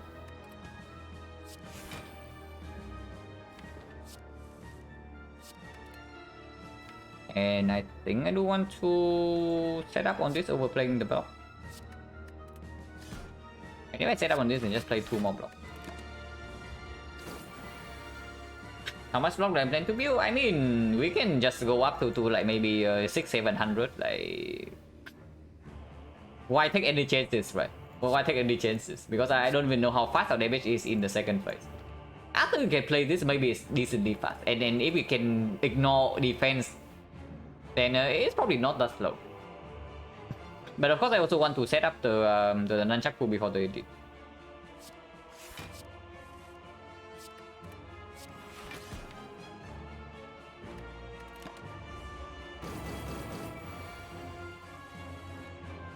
Yeah, shuffle our cut is great.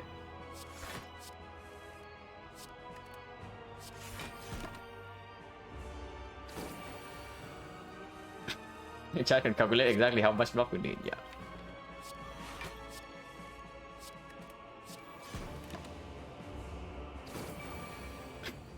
Probably can stop at like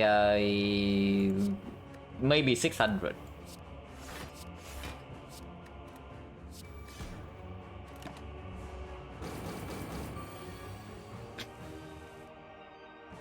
$600 is probably too much. Like, how much are we Malaysian second cycle anyway? So immediately on turn 1, yeah, we are losing 40. So we lose 15 per turn and we lose 40 immediately in the opening turn. Afterwards, we can set up our maneuver Malays at some point for a Malays of maybe 6 energy. And with 6 energy Malays, the big hit is 18, it goes to 12, it goes to 12, it goes to 9. Multi is 10 times 3, so it goes to 4 times 3 is 9 again. So we need to block for 9 every single turn. Which I guess we can always do. So as long as we have enough block to set up a 6 energy Malays in the second cycle, we are set. That's some basic silent tips or something like that. Somewhere not players in struggle with silent now. My biggest tip on silent is that do not think of the late game when you're in the early game. You survive Act 1 first, and then you survive Act 2, and then you can think about like a late Act 3.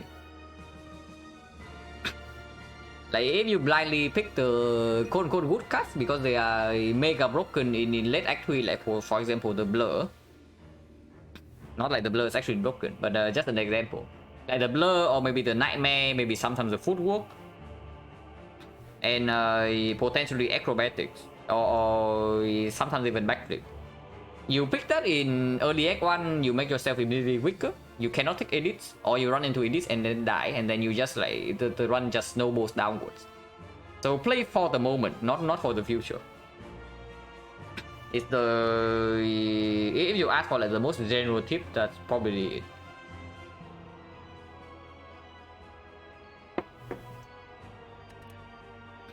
I guess we don't need to actually go to like 600. Like maybe 5 or 400, 4 or 500 is enough.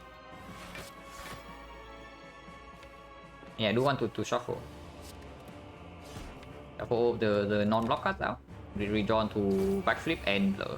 The leg sweep and the blur. Now no block distance, we just lose 15.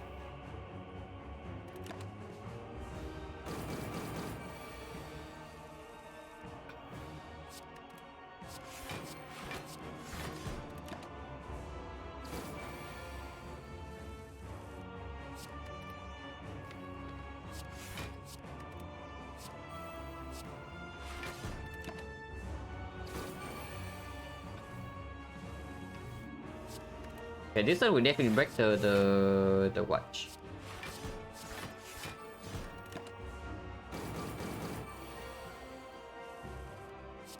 Maybe should not have broken the watch then.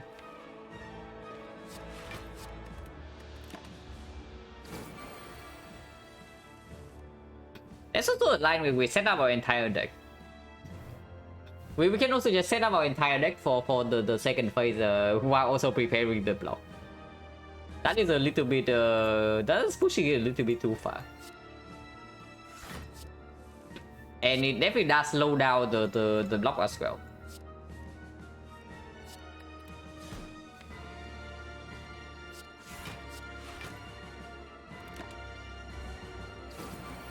However, it's a 58 now and we only have 100 block.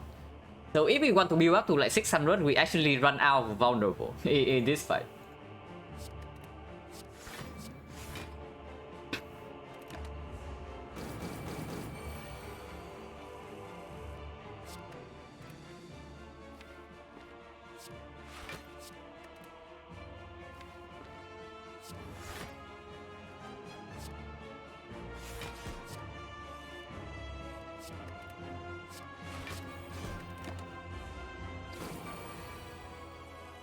But yeah, we probably don't need to do that.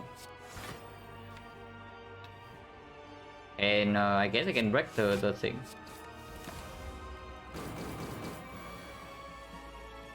Also push Nunchaku to like 9. We don't actually need other war energy every single turn.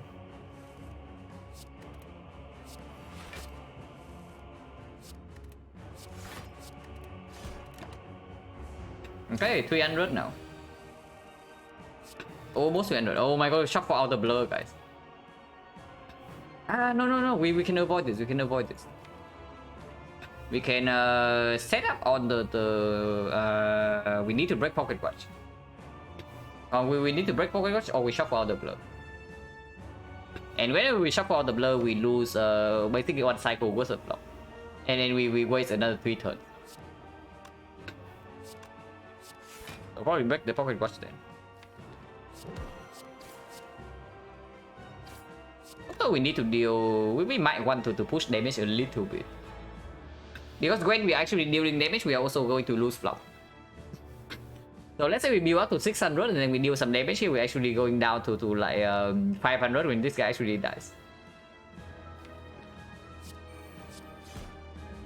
Maybe we should have set up the infinite blades because I do want to play it ASAP in the second cycle. So I'll do that the next time I see it. Set up on infinite blades at least.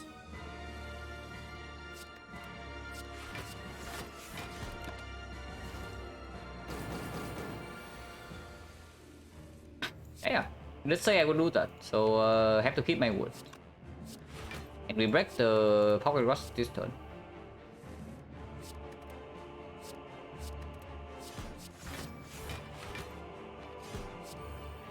And yeah, I guess we can attack for free.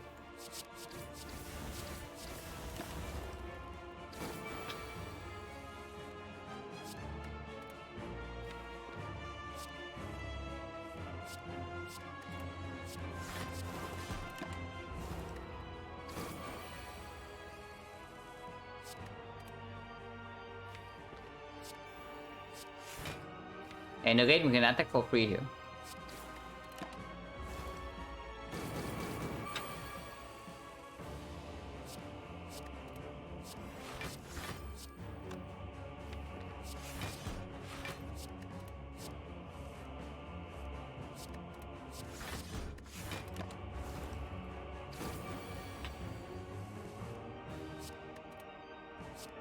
Well, we can also start setting up our deck, I guess.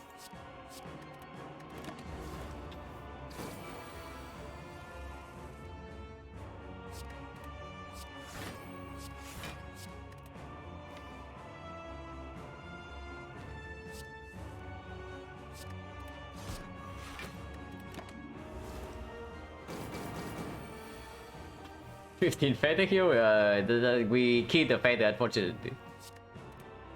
Our blue kid, this one is actually Eternal Feather.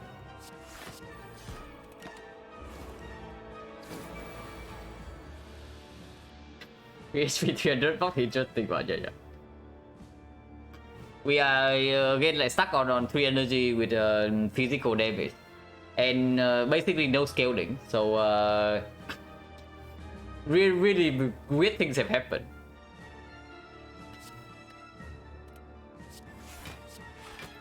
Yeah, I guess we can also do setup and Blade Dance.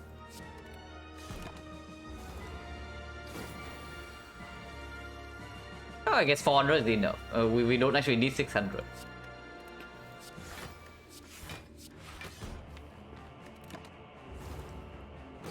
Shuffle out the cast though. Oh, we're playing 5 block.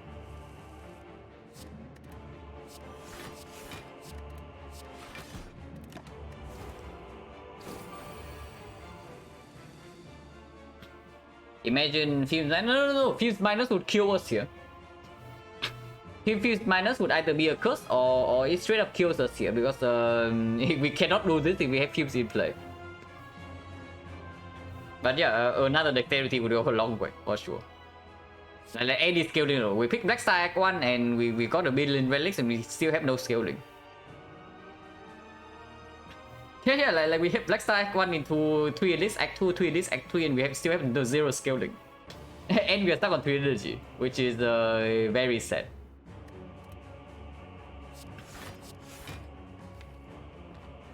This one will be played in the second half.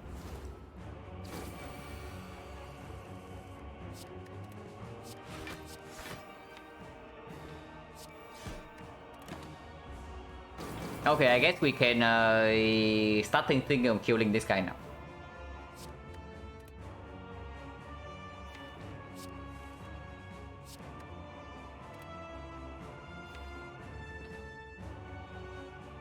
Yeah. But wait. Whatever, I guess we just play Blade Dances and leave these two.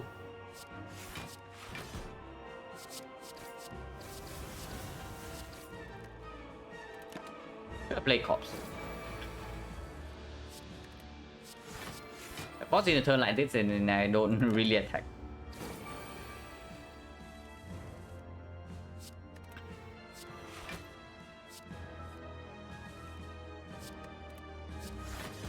This turn we can attack.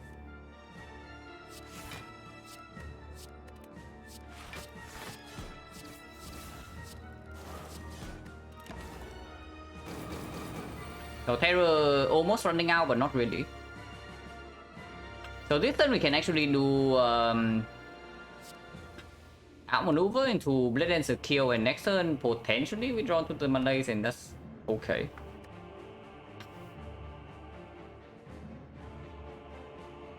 Don't do anything. Caliber's 15 block gets removed. No, 15 block. The 15 block gets retained. So the blur when you overblock with Calipers effectively block for 23 for 1 energy. And that's very good. Yeah, okay, I guess we can leave some soup in the deck and have like 300 plus blocks.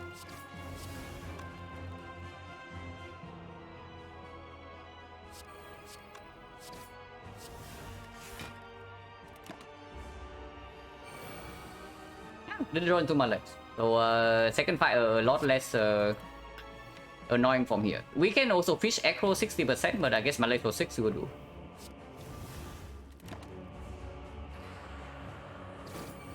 Okay, so now we kill before our block freaking runs out, which probably not even a problem because we can full block this guy second phase from here. Yeah, now we start going in with our cards. Finally, we can play cards, guys. Wait, give me a second.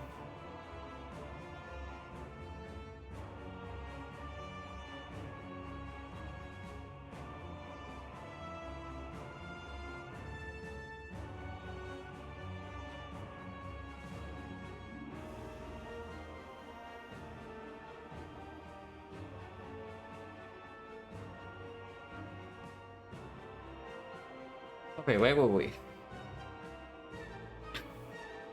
Yeah. Block over attacking.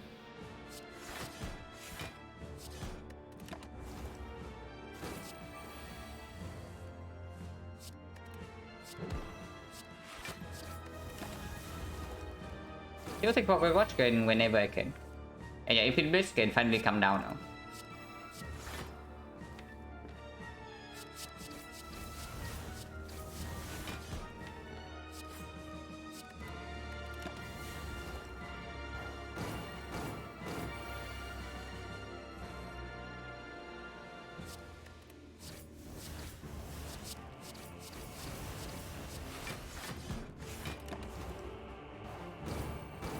But yeah, of course, if we land Malay for 6 immediately, then we don't need like 300 plus block. The 300 block is just insurance in case we need to wait like maybe 2 deck cycles before Malays can land.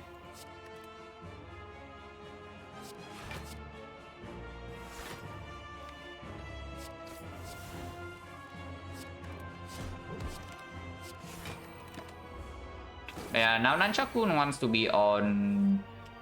Even with the lantern, I probably still want it on 9, yeah? With the mega prep turn 1.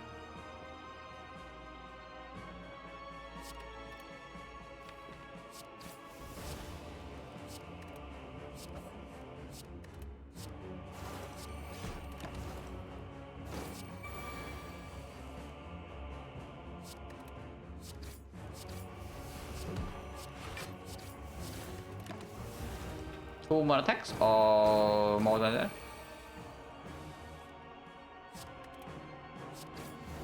Probably more than that.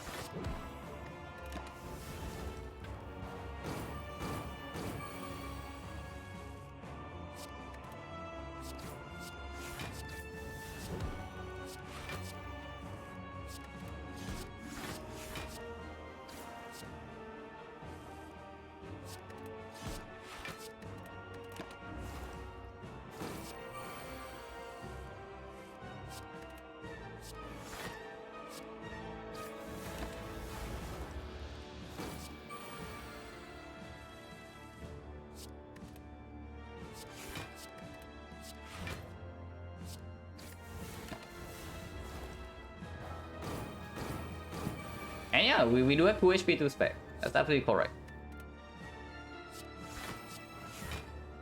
Let this guy chill a little bit. Like heal for 1 turn and then we go in with like 4 attacks at some point. Like maybe right now.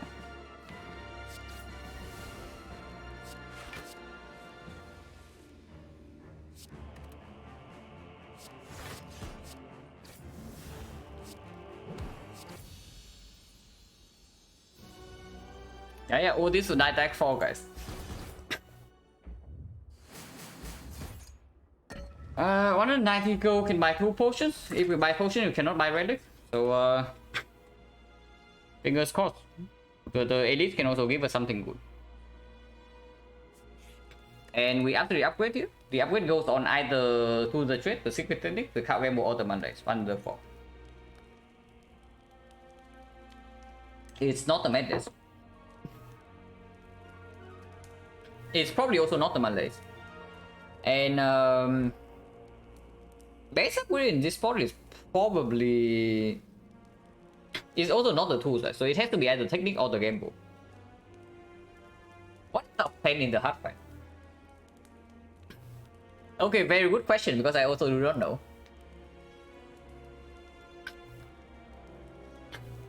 Yeah, very good question. I also do not know. Maybe our plan in the hard fight is that we hope that the freaking elite fights drop either red form or the tough bandages. And if that's the case, then it has to be a game mode upgrade, yeah. But this could be relevant to energy only if we win the hard fight normally. Right now, I think we stand no chance in the hard fight unless the elites or the shop gives something super good. Like one melee and one piercing wave is not enough to win against the hard when we cannot even deal damage. And we're resting him for cut skin with 0% chance for rare cut. I don't think so. Yeah, with 0% chance for rare cut, I do not think we ever rest him.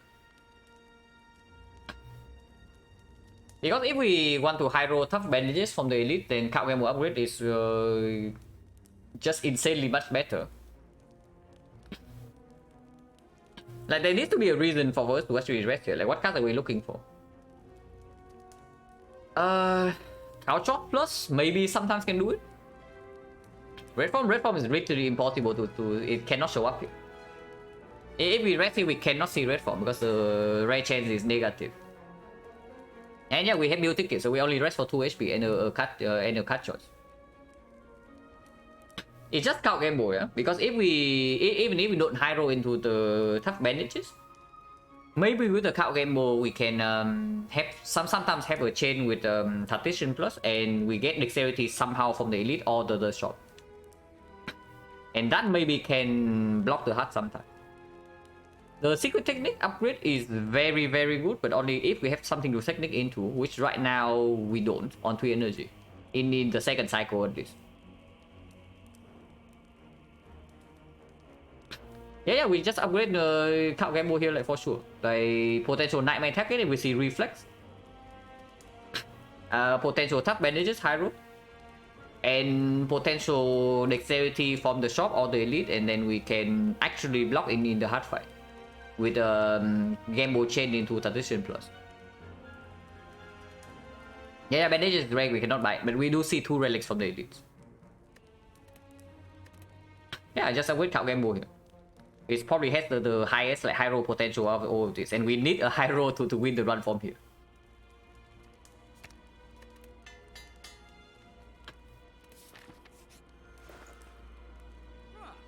Well, 1 dexterity is not exactly high roll, and 5 dexterity unfortunately we cannot afford. Man, we are like 20 gold off for buying this crap.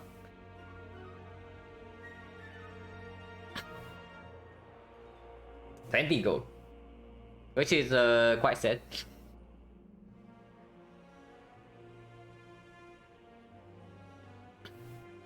Yeah, honestly, with 5 dexterity, we can actually maybe do it sometimes. Blame ceramic fish. Yeah, ceramic fish. If we had picked like 3 more cards, we would have done it. If we did not buy waffle in Act 2, we would have done it. But not buying waffle in Act 2. Actually, no, that's wrong, because we have 3 HP left. We will have 3 HP left over in the final boss gauntlet. In the actual boss gauntlet. If we did not have the max HP on waffle, we would have died. So yeah, not buying waffle would also get us killed.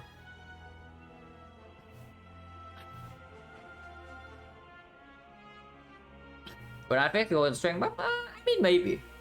Yeah, maybe we cannot get 5 dexterity. No. We immediately use the artifact. Yeah, we use the speed pot immediately to prop this thing before this thing has a chance to eat up the artifact shot. So we can gain 5 dexterity if we have this combo.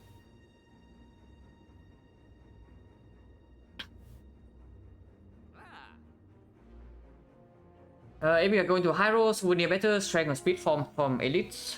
I don't know. Is it really better than?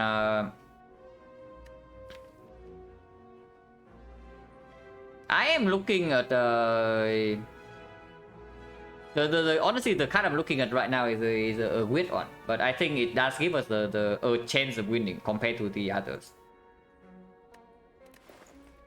And I am looking at this purity.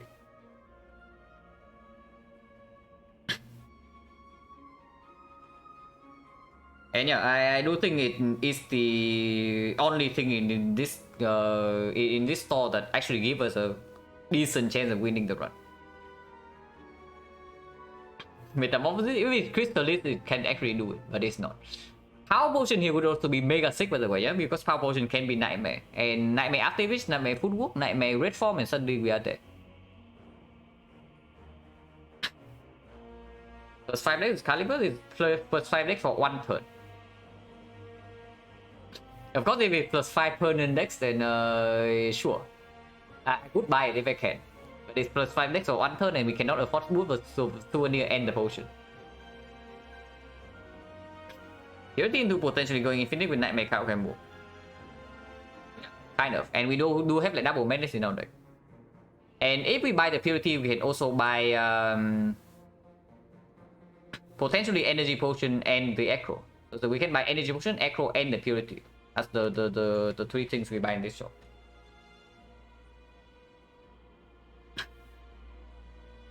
We still need to magically survive the first cycle of the heart, which we can, because if we manage the heart first cycle multi-hit, no problem. Big hit we can potentially block with Horn Cleat and maybe lose like 40 HP. But from second cycle, if we are infinite, we are okay. And yes, if with 3 Acros, with the Madness, with the Nightmare and the setup, there is a non-zero chance that we can actually do it.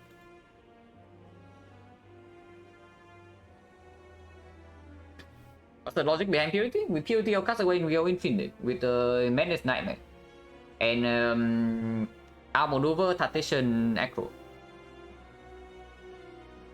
Because I do not see us winning this run through sheer output. Our output right now is simply just not enough for the heart. Like, no matter what we buy here.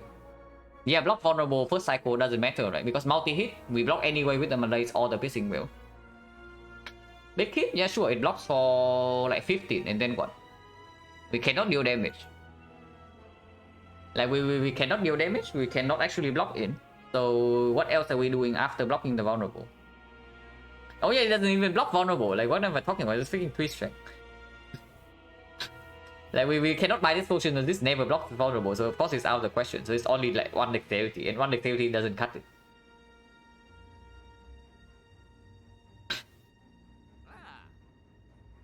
Yeah, like no shot, right?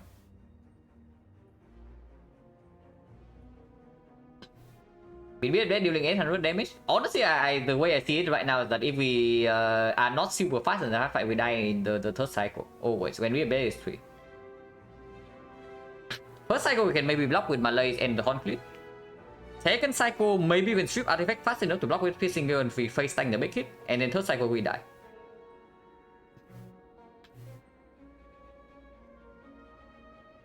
We do not have any zero cost block, but we do have 2 menaces in the deck to force a zero cost block sometimes. And yeah, like I don't honestly I don't see any other line for us to win this run from here unless the elite rewards like mega high. Assuming you have HP buffer, I'm still sure. Yeah, absolutely. But I guess we have to assume that, otherwise that this one gets nowhere. And we do have mutations, Akabeko Preserve Insect in that fight. Smoothstone and Strength Pot. Before I buy Strength Pot, I always buy Smoothstone. Because I think the main problem in the hard fight right now is that we simply cannot block. It's not that our damage is not enough, we simply cannot block in the hard fight. And if you cannot block, you also cannot deal damage. And I do not think 1 dexterity can cut it. And that is why I'm just looking at the Purity right now. And yeah, I believe that is I believe that is the line here. Like Purity, Echo, and into Energy Potion. And yeah, before I buy Strength Potion, I always buy the Energy Potion, because this thing speeds our setup in the hard fight, and we need to be very fast. We need to be very fast in the hard fight, especially according to regarding the madnesses. Energy Potion sometimes allow us to force the madness target, and that is yeah, exactly what we need to do. Otherwise we get nowhere. Can afford it? No. You are forgetting a ceramic fish. We can, right? Can we not? Ah, we cannot. Fish is only 18. So it's 90. No. Yeah, we are 6 gold short. Ah. Fish. The fish needs a buff, guys. Like maybe 10 gold per card would be good. Well, so what is stronger then? Is it the acro or is it the energy potion? If we only have 2 acros into 1 card rainbow, I do not think we ever cycle fast enough. So it probably has to be 3 acros. Without energy potion, our setup is not fast though. Then we have to hope for a lucky hit on madness. If we can madness 1 acro into nightmaring it, that does not lead anywhere, right? The nightmare has to go on either the tactician or the card gamble. And if we have 3 echo, we can actually nightmare the tactician. Sometimes can nightmare the blood. Also, Dash Plus is probably a positive card. Unfortunately, it doesn't solve any of our problems. And if we want to lean towards purity, then it's no longer positive. If we lean towards purity, then the only block card I want in my deck is either the blur or a 0 cost block. And yeah, I guess acro is stronger than an energy pot then. And we stick with purity acro, and that's it. I do not buy this. Unless you tell me that there's a line where we do madness on the dash into nightmaring the dash. But that doesn't block enough, right? Like with 0 dexterity, that also doesn't really block enough. Man, entering speed and shield with like 0 potion also like really dangerous, I can tell you that.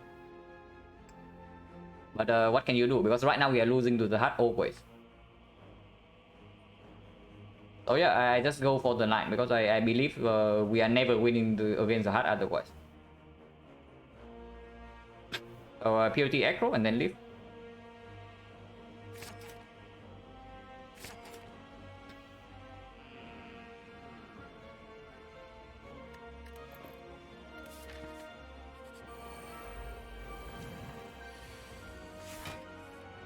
We can easily die in this fight, by the way, yeah? This guy can absolutely murder us.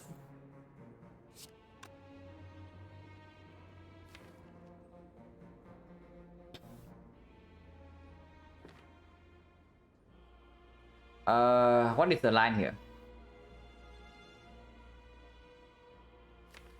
Potential for a glass knife drop, so I do not even want to start with neutralize to make hand space. And I do think the tools need to be deployed no matter what. So we start with 2 of the trade. We do have 5 energy. So we can start with 2 of the trade into acro and then we observe. With this guy attacking on turn 1, I do not think we should take Pocket Watch this turn. And taking Pocket Watch also means that I'm wasting mutation and I do not get accuracy in play. So I see the line here as neutralize this, play the accuracy into playing leg sweep on this guy, and strip both the layer of the artifact, and next turn we might be able to block with Piercing Wheel, or we can land... Okay, we have no more weakness in the deck, so it has to be Piercing Wheel. Sucker Punch sometimes can land. Well, we can easily die in this fight. We can easily die in this fight from here. Not playing accuracy plus it makes 0 sense, yeah. Or are you telling me that sometimes it makes sense? It doesn't, right?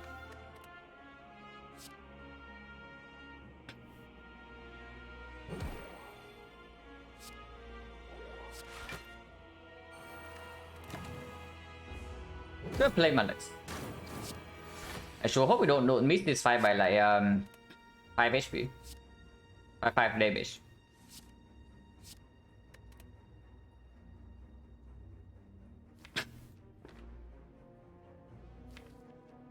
And take Power Watch this turn. To do Blur Sucker Punch. Take more damage. Break the other war, but next turn we get Power Watch into potential 13+. Blocking this guy next turn is almost impossible, so we need to figure something out. Can also break Pocket Watch, but yeah, breaking Pocket Watch now is probably complete nonsense.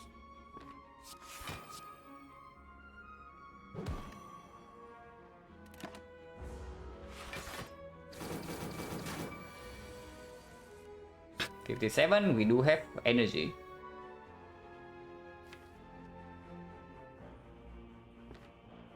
What does energy do?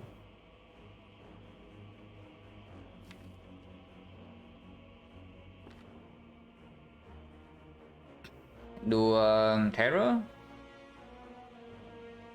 This dealing 9 each, so it's 52.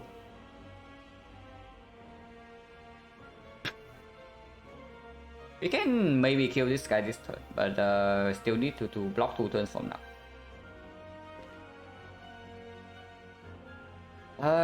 We can solve this fight with if we take 30 HP here.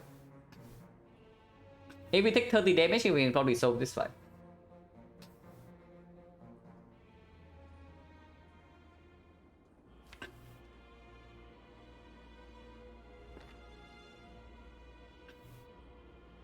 Technically for terror first wastes the least amount of damage, but if we brick on the draws immediately, we lose like 30 HP, and then we don't get C in play, we don't have this in play, don't have energy for next turn.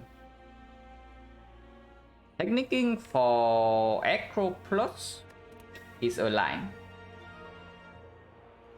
Can always start with Madness first.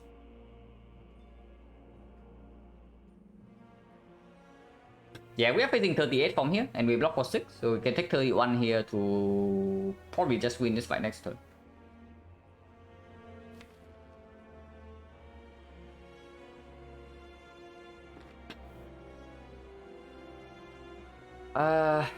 If we draw terror, it's like 52 here. 52 plus 7, 59, 59 plus this. We never have enough to actually kill this turn, right? Even if I draw exactly perfectly into Terror CE, we cannot win this fight this turn. And if that's the case, then it still has to be Terror, because Terror needs to come down, otherwise we will die in 2 turns. Yeah, it still has to be Terror, and potentially taking 31 this turn.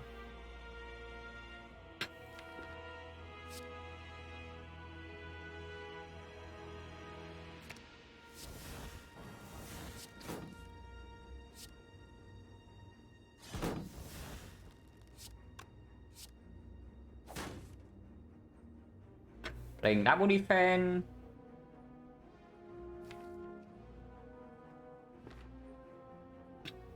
No way, right? Yeah, no way. Outmaneuver is more important than 4 HP. So I play Infinite Blade Dance into Outmaneuver, and then one shift goes here to turn, and then the rest of damage goes here. And we take 31 this turn.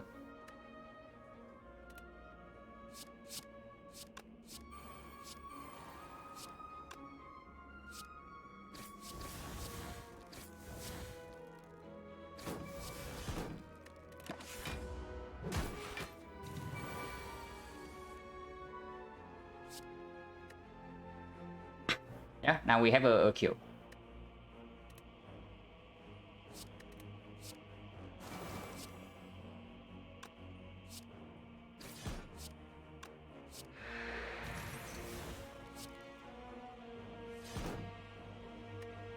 And just one knife.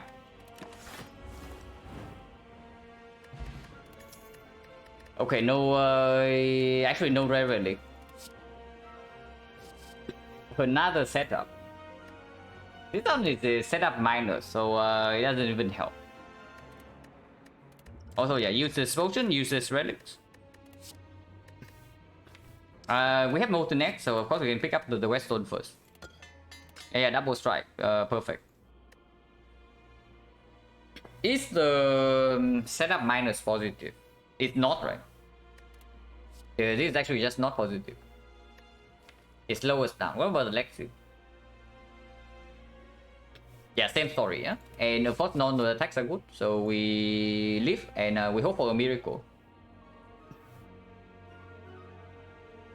There is a very small chance right now that we can still win the fight, but draw order needs to be perfect, and we also need to land. First of all, we need to win 50-50. Maybe we don't need to win 50-50. If we line up blow on turn 2 with the Horn Cleat. But if the conflict block doesn't get to stick around for the big hit, we are dead immediately first cycle.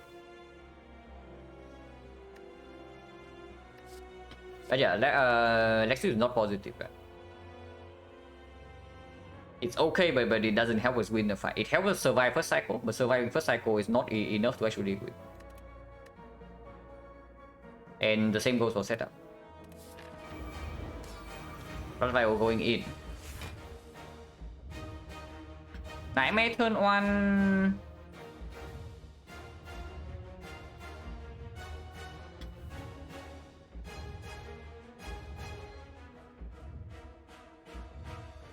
None of these is a good nightmare target. Like nightmaring on the acro maybe sometimes can do it, but not really.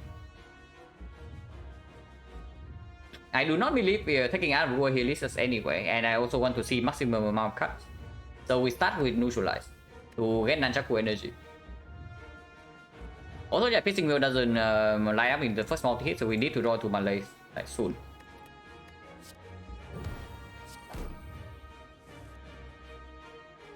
Okay, Madness. I do not ever want to play this card. Let's start with Madness and see what it hits. Zero cost Nightmare.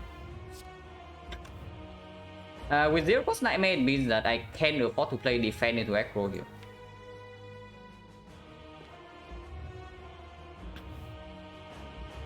Yeah, I can afford to play defend into aggro here. And if we have like 2 dexterity or something. Okay, maybe 2 is not enough, but 3 dexterity. If we have 3 dexterity, you can actually win this run, because now I can Nightmare Piercing Wheel. But we don't have enough HP to actually block the big hit. Like 1's not enough, 2 is probably not enough, but 3 might be sufficient. Yeah, if Silent has blockers, I can win this fight from here with Nightmare Piercing Wheel. But unfortunately, this block for like 5 each. Even with the 8, I don't even know whether that's enough or not, because when BM Dead is 3, it blocks for like 5 only, and we have 4 energy per turn, so it blocks for like 20 at most. So we are still taking like 15, maybe even more damage, even with 3 dexterity, and we have 0. Fail next turn, yeah, fail next turn too.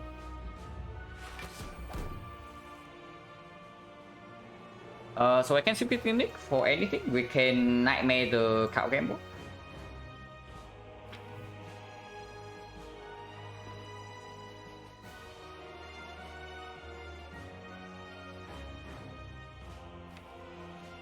Okay, now can Nightmare cow gamble can line up. And I need another to manage to hit a block card from here.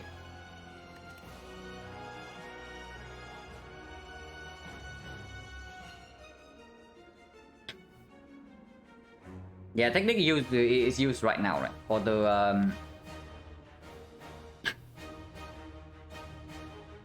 is technique used right now? If I use technique right now, it's for the purity. And I guess that's good.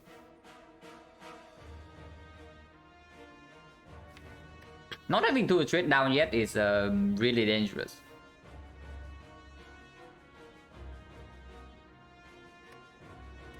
And Nightmare on Blur doesn't really cut it. Nightmare in Purity is Q, but only if we have more HP. We don't. Yeah, Nightmare Purity actually wins this fight if we live through the first cycle, but right now we actually cannot do that. So we need to block next turn or we die.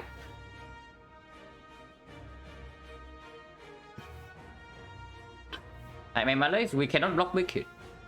If we cannot block the big hit and we cannot bypass this beat of death to deal damage ever, then it leads nowhere. Yeah, we cannot block the big hit. So multi-hit is, of course, is a concern, but it's not everything.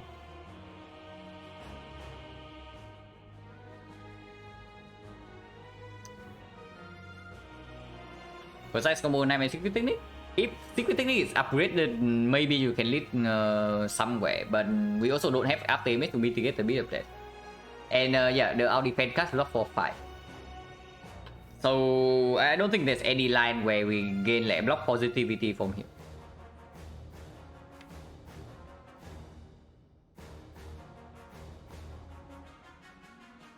It has to be Nightmare on Out Gamble.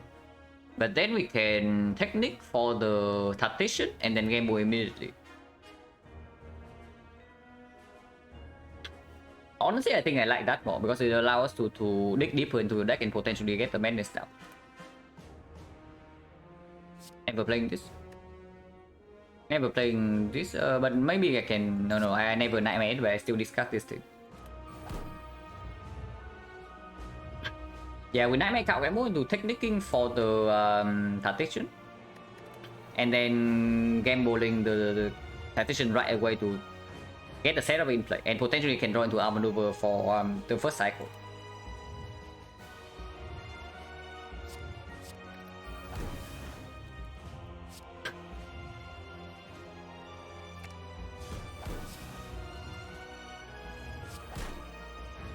Okay, we do get to Malays for 2, and that 2 blocks the multi-hit. We have attacked this turn with the Neutralize. Purity on CE, Strike and Defend. And yes, I do want to play the Purity right away. So we play all the cards here, yeah? We play our whole hand.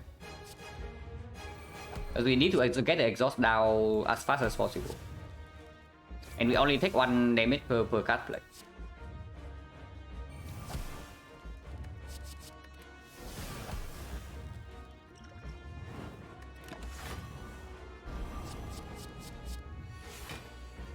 For the 8, we land on the big hit first.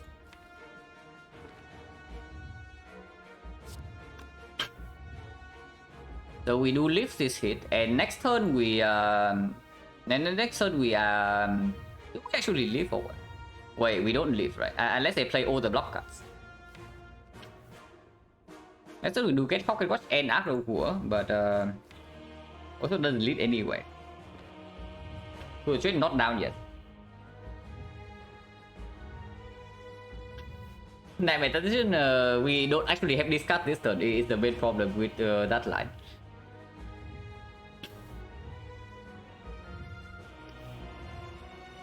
Madness not in hand right now is quite bad. If Madness is in hand immediately, then it's actually decent. But with this hand, if I don't play these 2 blockers, I die immediately. So let's use Survivor and we lose 4 and we gain 12. Gaining 12, we go to 50 and we go to 3 HP. If I play Terror, we go to 1. Yeah, if I play the Terror, we go to 1. And 1 means that we always have to start a turn with a block card.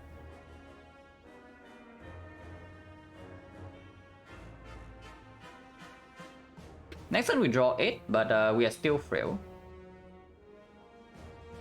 So I have to start with one of these, and then we can play 3 cards. Like for example, we draw into one of these 2, and then we can start with Defend Plus or the Blur. It doesn't work right, because I need the mana to land on a block card. So if I am forced to play 1 block card as the opening card, it will never work. Yeah, it will never work in that case. So I actually cannot even play the Terror here. And it has to be left with Survivor and turn.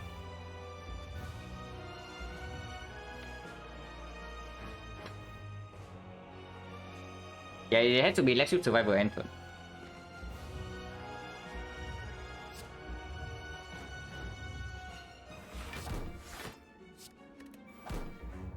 And yeah, we go to 3.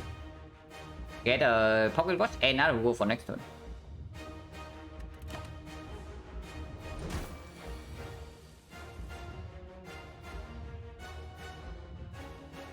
Can play 2 cards. We can play 2 cards before actually having to block. So I do see Dagger Throw on the slime to avoid the bad menace target.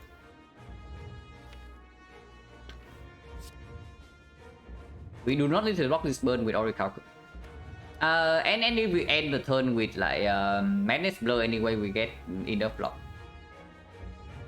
Void coming? No, Void doesn't. That doesn't kill this hand here.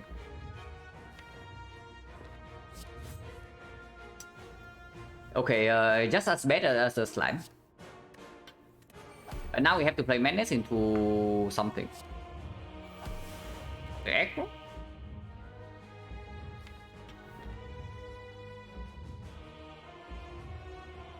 Playing blur allows us to play 3 more cards, so I can do blur into aggro, into potentially the tools. If not the tools, then I can play a maneuver.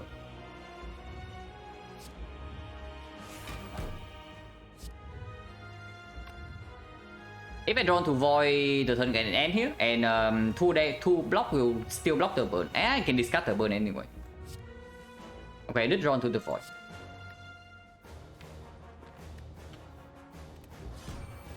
So now I can do setup on our maneuver. Go to exactly 1. Yeah, we want to go to 0 rock, exactly. Now we do arm maneuver to the trade, defense doesn't matter. And next turn if we do not if we cannot strip artifact into piercing mail, we die on the spot. If it's a big hit, I think we always die. If it's a multi-hit, maybe we can buy ourselves 1 turn into something decent afterwards.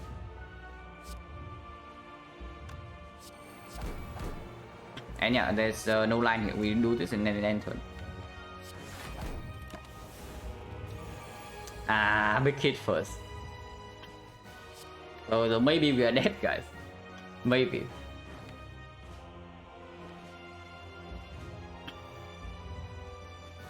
We do have 7 energy this turn into 7 energy this turn into potential piercing a full block next turn. So if we can block this turn somehow, we can survive. Yeah, we do have 7 energy. We always need to start with block card though. And I think it has to be we need with 3 echoes in the deck. We need to and then the 0 cost echo. I think we need to preserve energy. So the line is just set up blur into setup the deck sweep, into drawing with the echo, into playing 0 cost deck sweep, into potentially count gamble. Start with this. Do this. Draw here.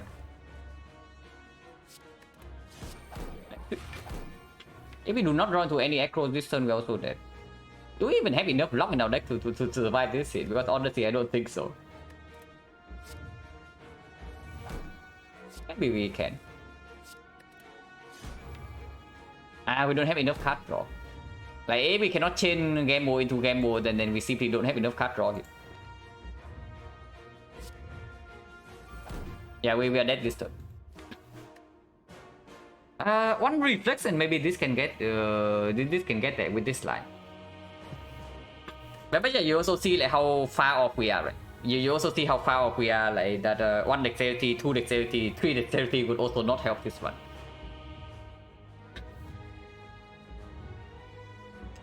But yeah, on reflex and maybe we can actually get here.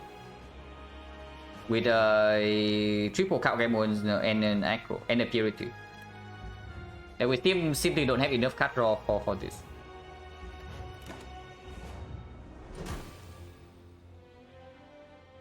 Well, that was rough.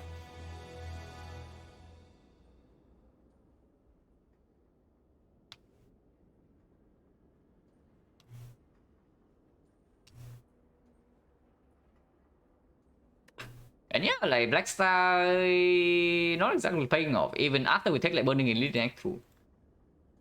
What did I pick Black Star over? There was a kite, which would have helped. Kite is basically almost free energy in this run, but we still see no defensive scaling whatsoever in the entire run. So yeah, there was a kite in the dome, but if I do not pick the Black Star, then it's the kite, and the kite would have been almost free energy in this run. Yeah, like we got like 7 extra relics and we had effectively nothing. Like that is actually crazy. Also, breaking boss relic here is super bad. Like breaking on this boss relic is like insanely bad. Yeah, with kite we don't see we don't even see the freaking anchor. in Act 2. So we cannot. We take one less elite. We probably have to take one less elite if we did not pick in Blackstar, because these the lantern also doesn't come in until second elite, and the same goes for like Akabeko.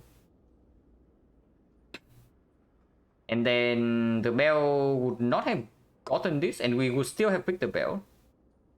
So the bell would have been some relics earlier, and then we still get to no wood relics afterwards.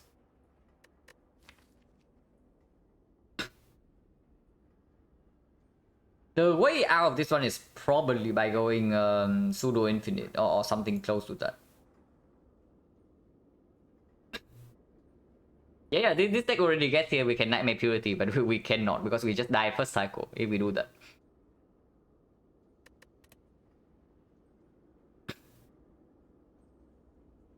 But yeah, I don't know, because the kite would have also been quite weird. And yeah, this is another time we died to the heart, by the way. So in 7 decks, I think by this point it's like 22 and 7, right? For this 50. And in 7 decks, 6 of them was to the heart. So the heart certainly got our number in this 50, guys. Yeah, the heart certainly got our number. But okay, this one, this fight is not because of bad draw order. This fight is we did a freaking miracle to win this fight. So this is one of the two like almost unwinnable hard fight that we got to out of the 7 deaths. Yeah, it's not even like we play safe. We pick Blackstar and we run into freaking Burning Elite in Act 2. Like we just dong our face head first into Burning Elite in Act 2 and then ran into another Elite with 19 HP. And we got 7 extra relics from Blackstar and we still got nothing in the entire run. That's pretty sad. Yeah, we went for the greediest line possible in Act 2 and we still cannot scale. That's just sad. But man, the Blackstar was like pretty sad, right? You see, yeah? Common relic, common. Common. We bought this. This from the bell. This is from Mind Bloom. And then Blackstar again. Common. The Blackstar actually only gave us common relics. Well, that's pretty unfortunate, I have to say. If the Blackstar only gives you common relics, then you only get common relics in the entire run. Which is slightly sad.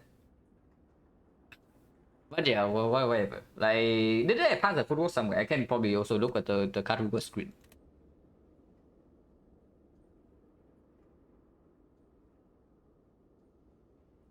Yeah, if once we get to infinite, like winning the fight is not a problem. We stack to infinite block and we deal damage with that to opener. So the heart doesn't have a chance if we actually block positive infinite, but we never got to that. So garbage. Like here, transform versus mutations can be something. Yeah, we blur plus definitely play. I skip a reflect here. At the time we have literally no discard though, so probably somewhat reasonable when you only have picking Blackstar deck 2. Echo, this one we pick. On skills here, Sacrifice plus over Predator plus, yeah sure, we play. Glass Knight plus over Tactician. Reasonable at the time if we run into Burning Elite. If we run into the normal Elite afterwards, and no discard still, so Tactician does not play. And before seeing Boss Relic, Piercing will pick up. This one, yeah, skip is reasonable. This shop here, like, without the waffle, we do not really get wrecked here, but would have been very sad, and we would die here if nothing else changes. So even the waffle HP play. And yeah, Malay here. Okay, so with hindsight, you pick bullet time here into Snecko. But I do not believe that bullet time over Malay is ever correct. So at least in Act 2, our card rewards is okay. And then in Act 3, we have more information because now we know that the card completely breaks. So what did I pick up? Lexi plus, yeah, reasonable. Red Mask ignore, yeah, sure. Outmaneuver plus over Acro plus or the Welded Plans. So this one definitely carried the Awaken 1 fight with the Outmaneuver Malaise combo, but I don't know, maybe Acro could have been better. Yeah, we have the Malaise here. I mean, we have the Malaise, our deck would also look different because we have a freaking Snake or Bullet type. Our game more reasonable over Prepare and Sticky and Dash. Madness. I mean, Madness gave us an out, whereas otherwise we have no out, so probably okay too. Nightmare over Cow Gamble plus. Yeah, Nightmare playing the bird fight, but Cow Gamble plus. Basically, if we have gone Degenerate and we pick up like all the Acro or the Cow Gamble here, we are probably there. It's what I would say. Zeta plus actually play. It was Escape Plan as well, or the two of the trade, but Zeta plus definitely actually play. Dodge and roll with no dexterity, expertise. Yeah, Acro here we pick. Bowling event, upgrade attention. So we did not actually see a footwork anywhere in the card request screen. So no way to scale dexterity. Only one piercing well. And it's not like we die this one because we lack piercing wells or anything. We simply bring a blocking for 5 each into the hut, and that probably doesn't turn out like very well.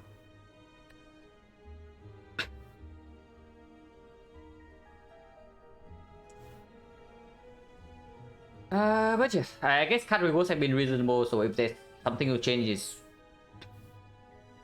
the mostly the passive probably. But yeah, that's fine. Of course, like, after 8 win streak, it means that we have like high roll a little bit, right? So surely at some point we have to roll a run like this.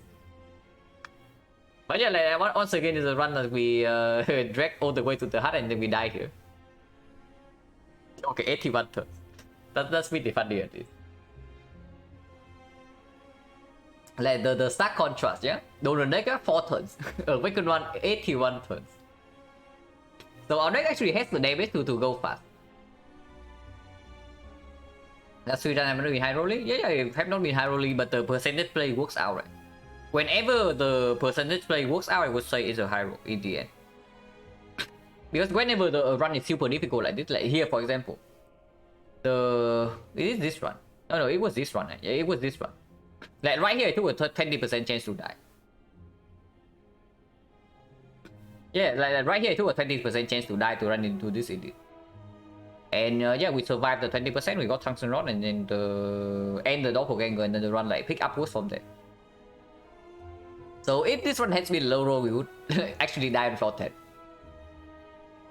So the entire fact that this one even made it out Act 1 is already a high roll. 30? No, it was like 20. This was like 20%. We counted it. We made the calculation during the run itself, right?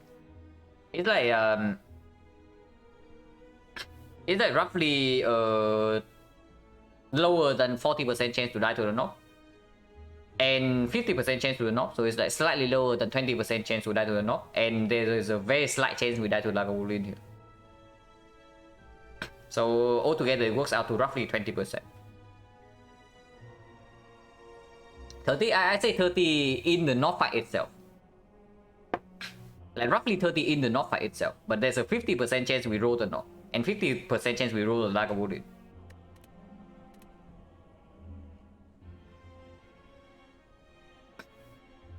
Oh, if we trade only 17. I mean, I do think that, okay. In the first city of this 100, yeah, we absolutely threw like a lot of runs. Like probably 5 runs. In the second 50 so far, there was only 1 run has been a throw. But otherwise, I do think that overall our luck has been fairly better in the second 50.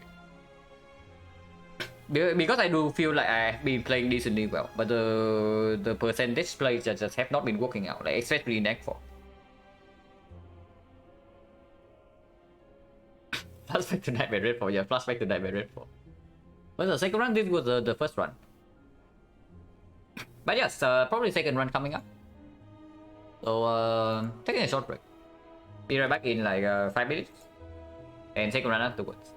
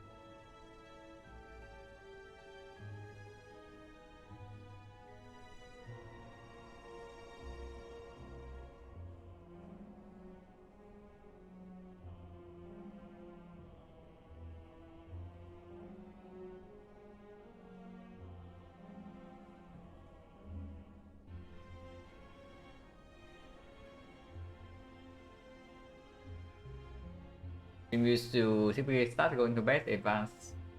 Yeah, the starting time probably advanced like roughly by 1 hour every day until I decide to.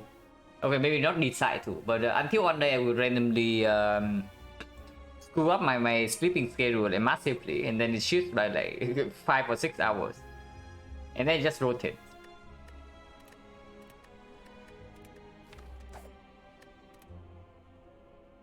Yeah, the only throw in this 50 was against the heart with the Necronomicon.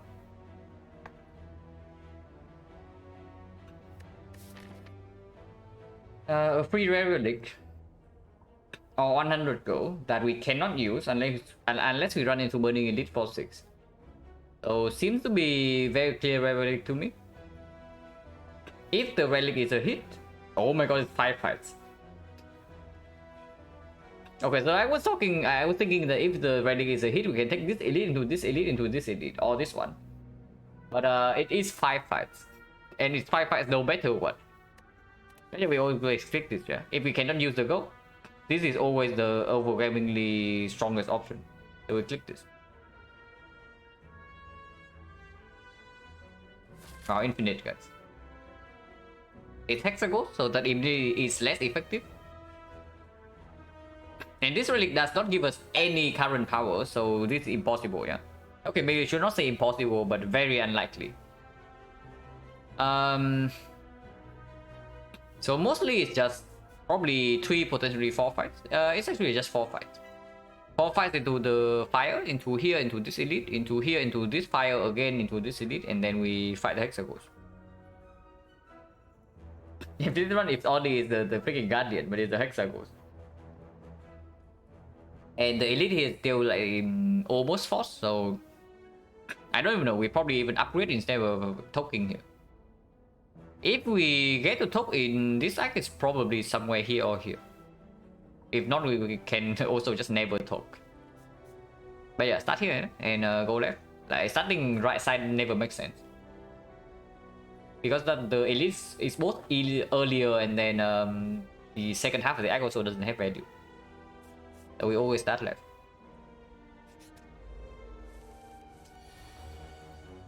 Wow. We have 6 draw as always.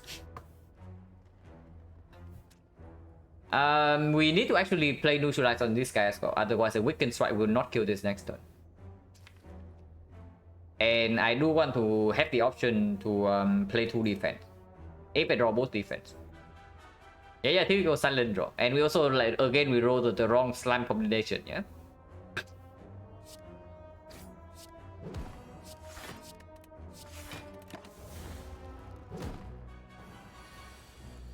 And yeah, I do want to play 2 defense.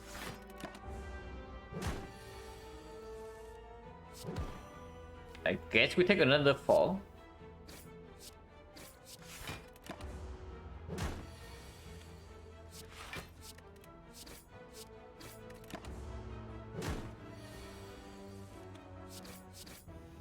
So -6 in the easy hover fight, definitely not a very good result.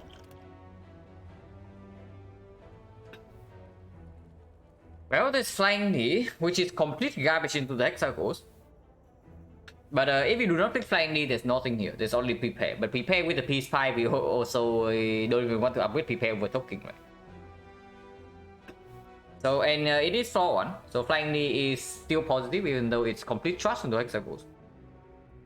But it does work with 3 potions sometimes. That's like no reason anti-bad draw. Yeah, that's a silent life. Like if you cannot deal with random life loss here and there with in the early flaws with no fault of your own, then silence probably the wrong character. But yeah, flying knee. Yeah, there is an obvious reason. We clicked the green character.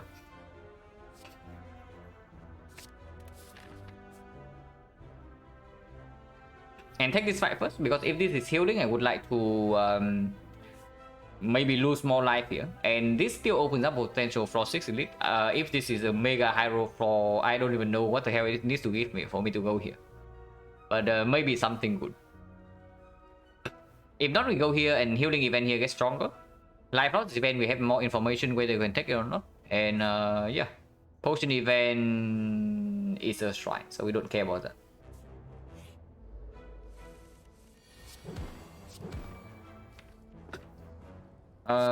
We are still taking one. Like reading this 1 HP leads nowhere.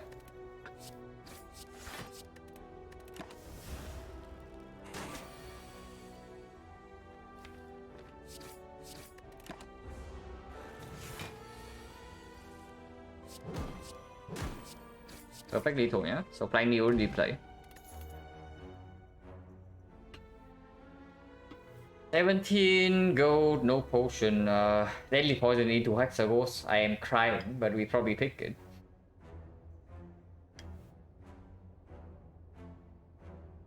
If it's Guardian, we can actually click the Echo and lean towards Peace 5. Unfortunately, it's a freaking Hexagos. So yeah, we click Deadly Poison and we are set. And this is definitely not strong enough to go here. So we go to the left part.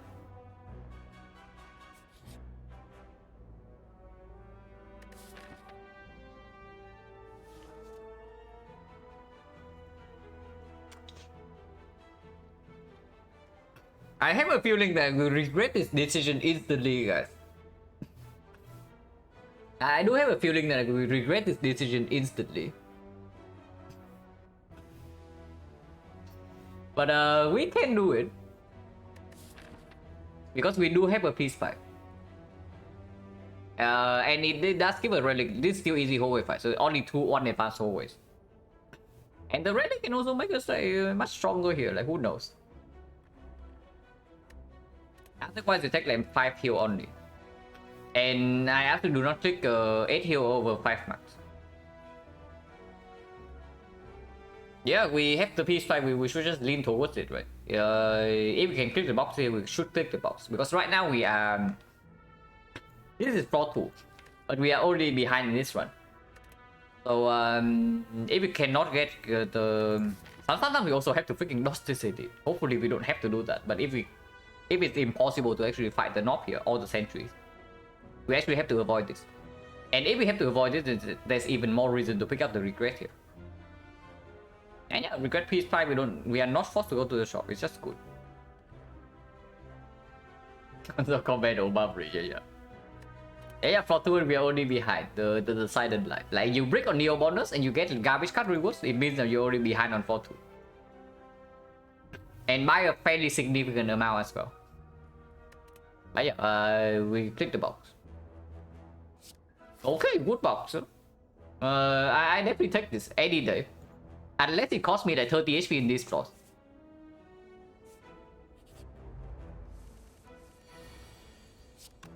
This turn I do not take the regret damage because I do draw Deadly Poison on turn 1.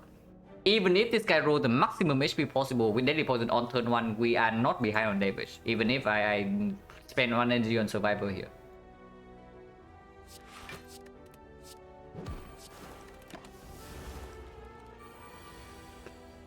And yeah, we do have 4 energy this turn as well. But with regret in the deck, I do not think we should greet this 1 HP.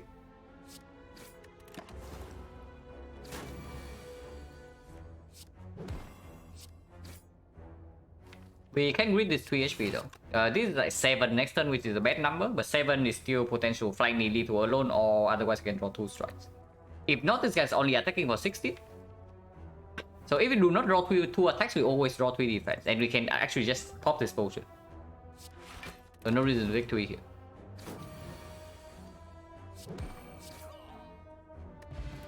Essence of Steel is okay, here's a Blade Dance, here's a Footwork. Footwork wants an upgrade at some point, and we only want to top. Also, it's like freaking early Act 1, so immediately this value goes down. And the value of this goes up. Against Hexagos, this is... they are probably roughly equal with Deadly Poison in the deck. But if you cannot upgrade this card, then this is way better. We are not strong enough for this. Honestly, if we have a little bit more gold, then maybe. But not quite here. Single Blue Saber, the good whole way fight. Unfortunately, we also draw Regret on turn 1. We can combo Sweet Potion with the Regret to lose 3 more HP. But Essence of Steel immediately is fine. Yeah, Essence of Steel immediately is fine because it already blocks for 3 this turn. And this guy blocks attacks every single turn, so it will play even later on. And with the White Beast, of course, we can use Potion. -4. With Essence of Steel, this attacks again next turn. So if we have a lethal next turn, I would like to get it. 20, 30? Wait. 20 damage? 25, 28 only. 28, so even if I do this here, we are 2 damage short. If I do not play Deadly Poison, play Strike instead, we are 1 damage off. So no reason to actually take this one, right? Because if I take 1 damage here, I also take 1 more damage next turn, because Plated Armor goes down to 3. So we play Defend and kill over 2.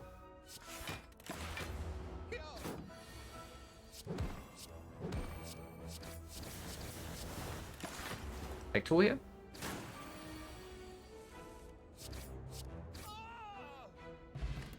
No damage potion. So we have White Beast, but we still have no damage potion into this elite, which is quite dangerous because right now the not just freaking murder us, right? I mean, we can count damage, but I actually have a very distinct feeling that the knob is going to eat us alive.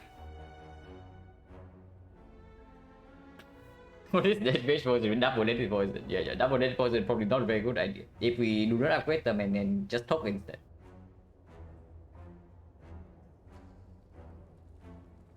But yeah, how is our knock fight? Let's say we talk the regret and run into the knob here. What is going on? 1, 2, 3, 4, 5, 6, 7, 8. But we have 10 energy and we have like plus up to like 7, 8 cards. So we actually maybe even redrawn to these cards and we can play everything. They have 10 energy, yeah. So 30, assuming this is 12, because with the potion we can manipulate Deadly Poison to be on turn 1. So this is 12, 42, 54, 62, 65, plus 2 energy. At most it's like 77 plus another 6. So 83. We never kill Knob in 3 turns. Yeah, we never kill Knob in 3 turns. The only way we kill Knob in 3 turns right now is if we don't remove the regret. And upgrade Deadly Poison instead. That sounds a little bit that sounds a little bit weird to me, because if we run into his sentries here instead, the problem changes. If you have this guy in the deck and this guy upgraded, yeah, for one, sentries might outright kill us from 40 HP if we do that. And second Deadly Poison absolutely not good. But honestly, yeah, with the White Beast and the Peace Pipe, I do think we can play from a little bit behind, which means that dodging its edit is okay, because otherwise we get completely wrecked here. Right now, O3 at least kill us. Okay, not kill us, but it does put us down to against the knob. We have to take 1 big hit.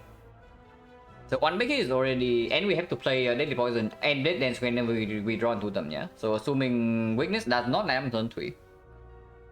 On turn 2 instead, it's going to be 8. It's going to be 8 into another 3 strength, so it's like 19 base, which is 28. So we lose 36 damage in the knock fight. And yeah, 36 is also a gentle estimation. It might actually be higher than that. Second Deadly Poison good for Hexa? Second Deadly Poison is good for Hexagons. Unfortunately, Hexagons is not the end of the run. You have 2 Deadly Poison in your deck and you immediately see like why it's bad in the first 5 Act 2. And yeah, the Act 2 like, shows you very quickly why Deadly Poison is garbage.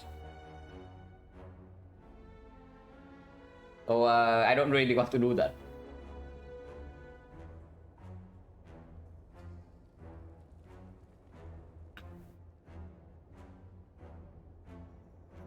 But yeah, we probably skip here. We talk the thing, and if this node is not giving us anything good, we probably dodge the elite and go to the shop because we can still buy a relic at the moment. If this question mark gives us gold, then this thing gets better. And none of these is pickable in this plot. And yeah, stock on regret has to be correct.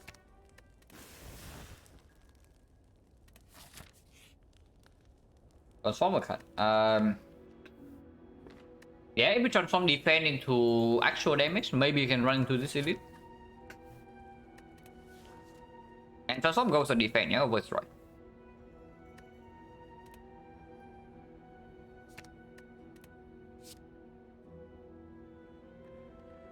I mean, I do not have a camera, but I'm face palming right now, guys.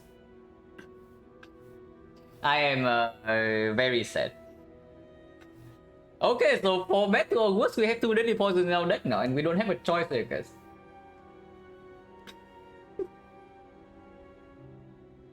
Yeah, like perfect timing. Like very good timing by the spy as usual.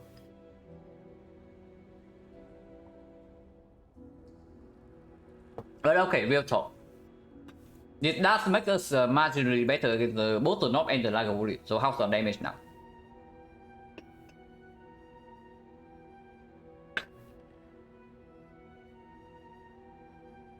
With the potion, we can actually force on any poison turn 1 and then the other one on turn 2. At the very least. So how much damage is that? 5 poison, so it's 5 damage. Next turn it goes to 4, but it goes up to 9.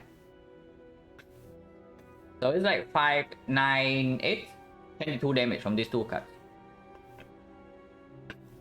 1, 2, 3, 4, 5, 6, 7, 8, 9. We have 10 energy when play everything. Plus 1 card, so probably can even 8 plus 6. So 36, 58, 70, 78, 81. We still do not kill the Knob on turn 3 unless we line up both poison on turn 1. If we have both poison cards on turn 1, it's actually going to be 27 damage. So instead of 81, we have 86. 86 is still not enough, but with 2 potion use, sometimes we can also line up more damage in the second cycle. And we only need to draw Flying Knee over the strike to make it 88. We need to draw Blade Dance over the strike to make it like 90. And that always kills.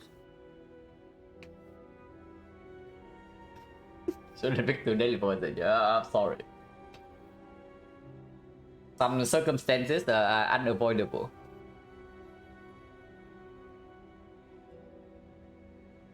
I mean, if we had this garbage in our deck in Act 2, then we probably had to take a small risk here. And yes, we do have 2 potions, and this fight always drops the potion, so we can always mitigate the life loss in this fight. And we get 2 more relics. And a card, and then we can rest here. And yeah, if this is Lagavulin, our damage is probably okay. Our defense complete crap, so his Lagavulin, how much HP are we losing? We actually cannot maximum block still, even with Lagavulin. Any deadly poison we draw, we have to play.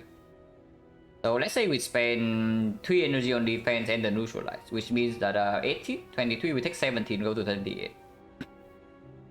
That is reasonable.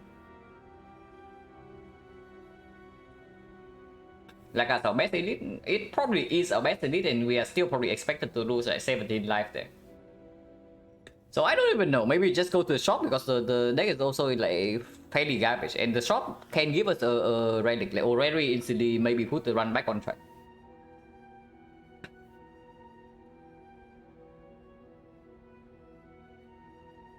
Always have the top, can be worse than the strike. Yeah, cannot, it's not worse than the strike. I don't know if the shop is fun or maybe you can do somewhat okay in Act 2. And yeah, at worst shop give us a card reboot. And right now I really don't think we can actually do this. It's the main problem. Okay, so now we still don't have a cure on turn 3 unless like we draw exceptionally well, even with these 2 potions. Okay, Lagavulin we expected to lose like 17 HP. And against the sentries, yeah, I don't even want to think about the sentries, guys. So let's not think about the sentries. But yeah, I guess we go to short then. 167 gold. Like, how bad can it be?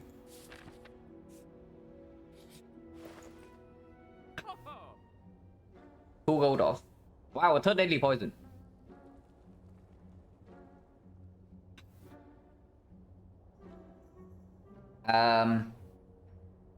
Definitely not buying Omamari, yeah? And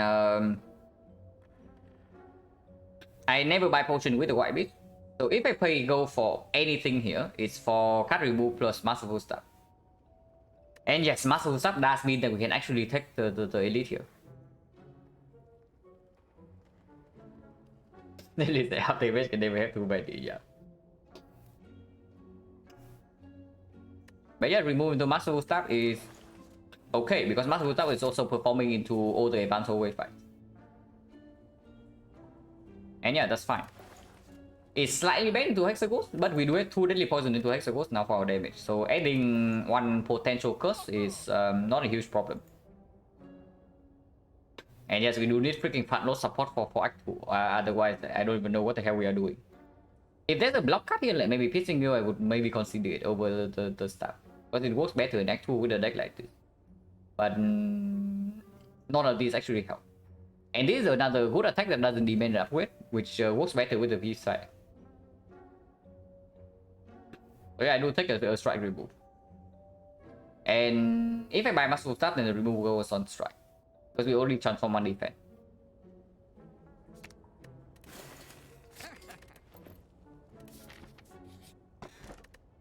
What's the next? What's the next? Okay. And yeah, we pass for left side, yeah? And then go by sadistic nature is a little bit weird. Sadistic nature minus when I have peace pipe is probably not worth the go, I have to say.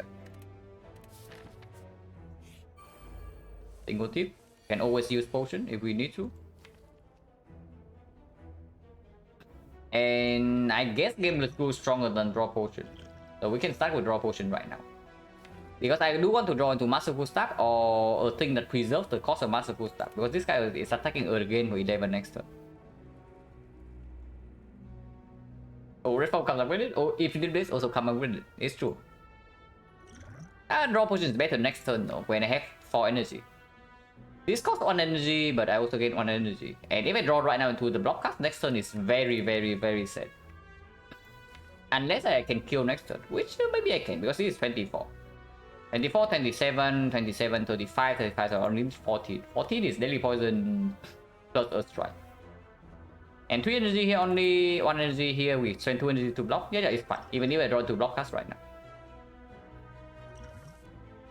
And if I draw into this, it's just 3 damage. So Deadly Poison double defense then.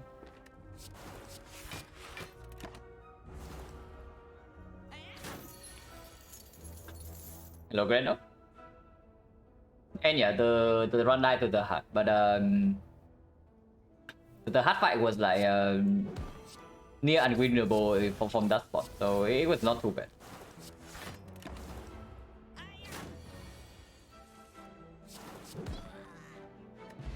Wow, dexterity potion, right? Perfect for killing the knob.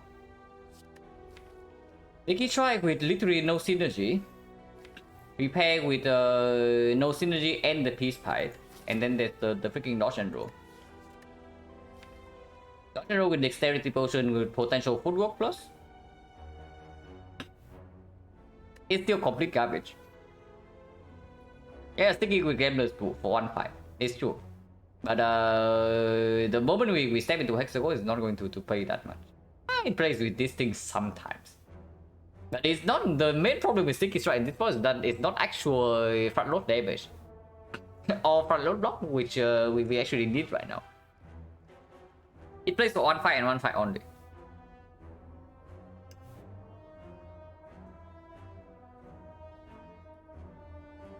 But it's true, we after a strike remove, we actually need more damage for the knob. If this thing doesn't line up on turn 1. If this costs 1 energy or even 2 energy, then we actually do not kill the knob. And now we don't have to like draw potion to make sure that Deadly Poison lines up turn 1 anymore. So I can see this. And yeah, like tools of trade also come up with it as well. So if we see the tools of trade over nothing, we can also pick it, and suddenly this is good.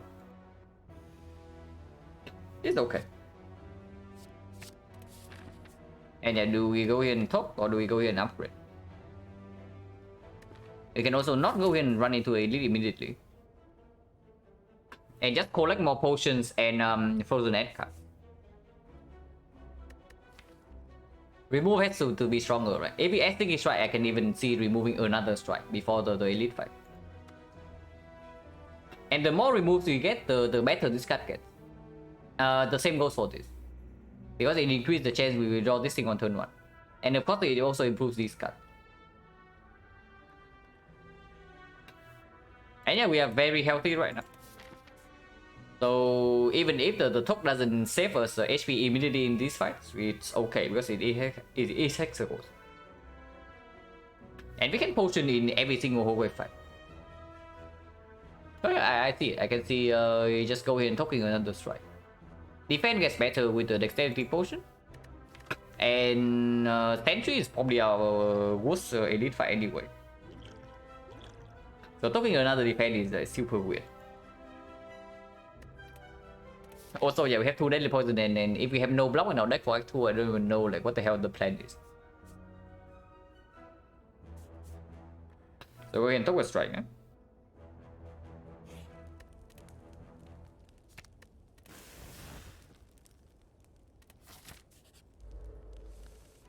I'm boss. We do have 4 energy next turn with good attack still in the deck, so maybe we can split. Yeah, we can split. We can game the screw right now for this thing, but that's probably not good. It will spare 6 after all.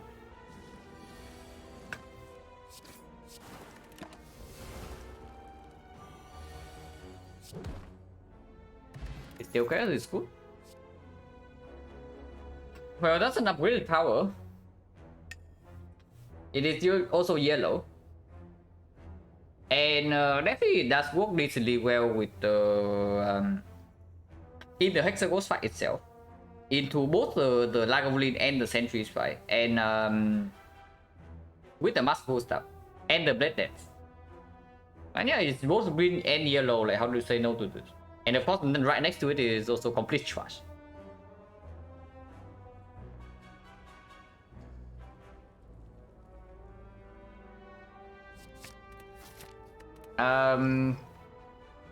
With the up image now, I think this Yokai is way stronger than this.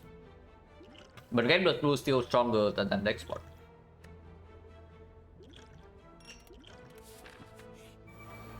Entries. Well, good for us, guys. At least it did not roll as much HP as the last time. But we can always start with Artemis Survivor flying it, and that is our turn with full block. And we still have enough damage in the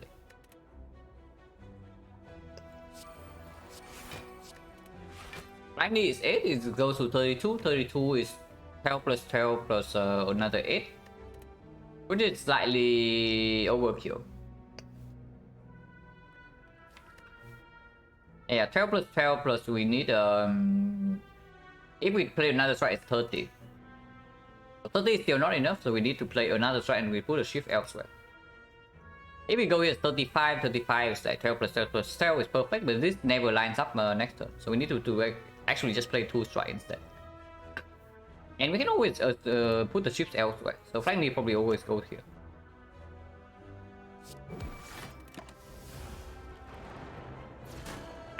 That's when we need red form. I mean, if you can only rely on red form to win, and then really shouldn't try to min-max the character. Because the runs where you have red form and the runs where you don't have red form are very different. When you need to play around the red form. And honestly, playing around the red form is of course way easier because the card is like busted broken. So there's no point talking about the run that maybe would have won with red form, because that's basically every run. Got 2 deadly poison. Act 1, I transform into one and I pick the first one and transform into the second one. Unfortunately. So I can see the Steel Curse in this spot. I can also see Gambler's Brew to enable this immediately. I do think the Steel Curse is stronger into Hexagons, especially with after image plus. So and Gambler's Brew right now is guaranteed to land on the Sticky Strike. So if we gamble for 4, we bottom deck like 1/12 damage cut at most, and we can still have 30 damage. 30 is not enough.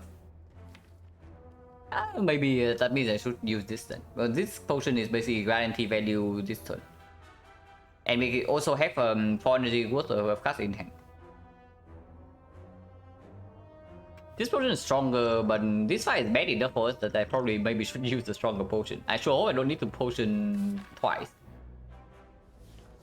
But maybe we have to. We are facing Hexagons though, so losing a little bit of HP is no problem. As long as it's not too low.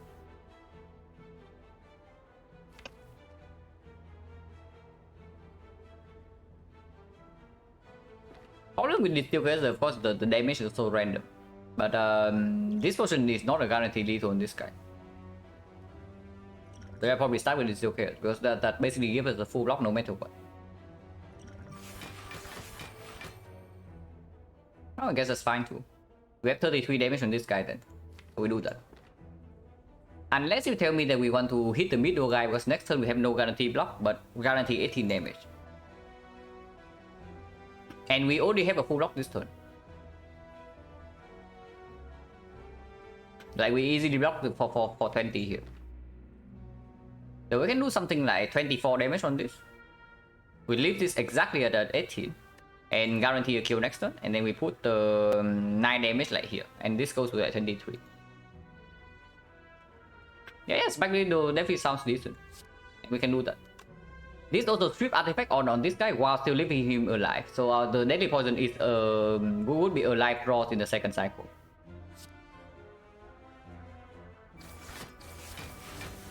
Yeah, exactly 80. So we have guaranteed lethal next turn on this.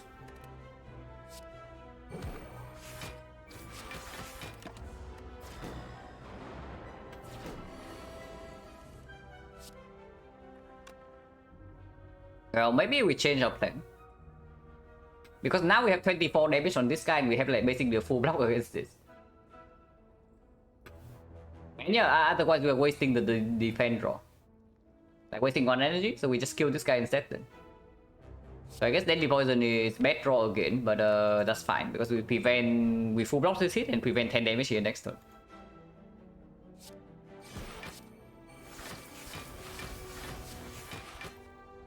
And yeah, I guess Strike goes here still.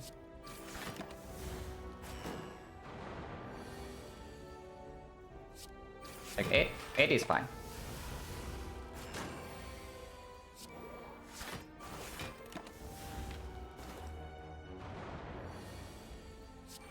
Like 4. 4 is still okay. And yeah, we win the fight from here.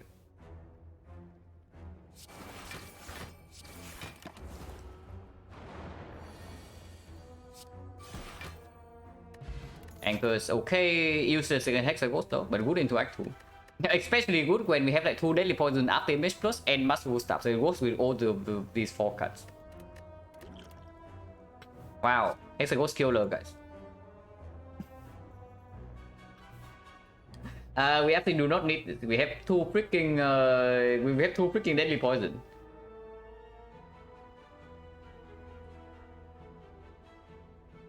The Glass Knife.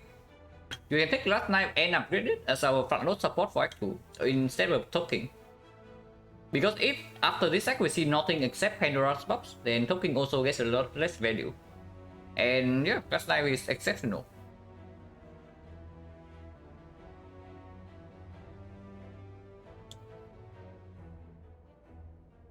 Yeah, also a hard killer.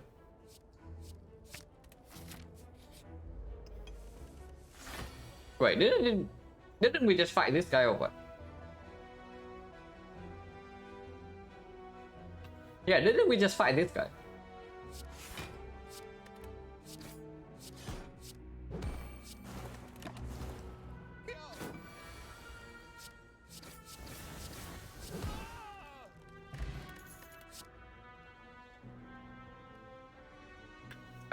Charge. We only want to upgrade Glass Knife, and after Glass Knife, after seeing the Argon Boss Relic, if it's not P-Box, or even if it's P-Box, we want to continue to talk. And Unabridged Prepare Mediocre Suspect, Unabridged Predators exactly the same. Concentrate with no cut draw, not pickable. So just skip. Skill Potion is probably slightly stronger than Explosive, and I do think in one game just to, in case the Hexer Ghost decide to screw us over with shuffling out the Deadly Poison.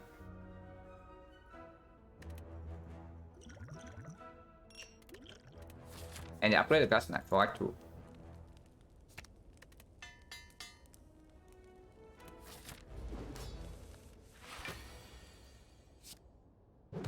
Willing to use Skill Potion to block next turn. Because we also miss our freaking neutralize. Yeah, we need to use Skill Potion right now. PK is not exactly block, but we can block by dealing damage instead. With PK in the deck, we also don't need to rely on Deadly Poison anymore, so this potion can be preserved for Act 2. If not PK, then it's prepared to guarantee that this is never shuffle out, and then we can also line up with this sometimes. And it does discard burn. This is block. Sometimes. If we pick PK here, how much is Masterful Staff going to cost? We are going to play 4 cards and 5 cards in, so we block for 5, we block for 10. So Masterful Staff is going to cost 3. So I guess it's going to be useless then if we pick the PK. But that's fine, right? We do have Masterful Staff, we do have the 2 Deadly Poison and the PK Glass Knife Red Dance now in the deck.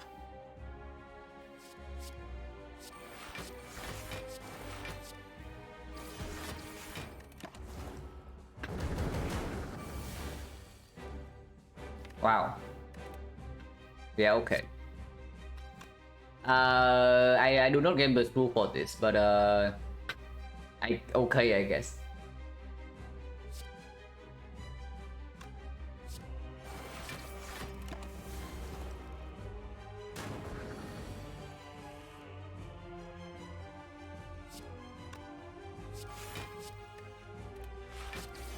We take another one.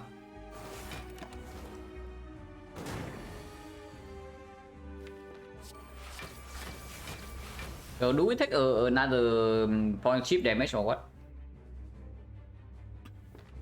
How is our damage output so far? Like 12 poison. Next turn we are going to put poison up, so it's like 70. Maybe delay by 1 turn, so -5. That's like 12, 11 into 16. 12, 11 into 16, 15, 14, and then it's Inferno. So 23 first 45 is 68. And this guy has a 60 HP at the moment. Next turn is a free turn.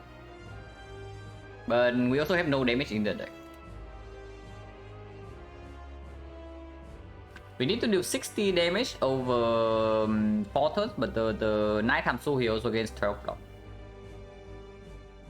So yeah, I think we actually have to stick it right here. And Gambler's Rule can be used on the nighttime soul if we really need to block.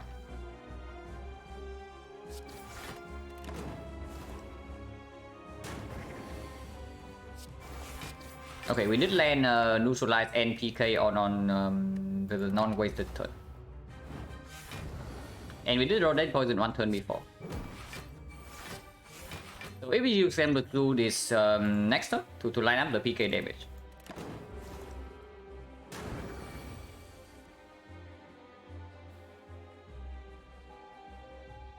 If I just do strike Deadly Poison defense, go to 19, 19, 18, 37, 37, 49. 49, we need 12 damage next turn still. 12 damage, we almost never break, and if we break, this always bail us out. So there's no reason to actually go in this turn. So yeah, just try defend Deadly Poison.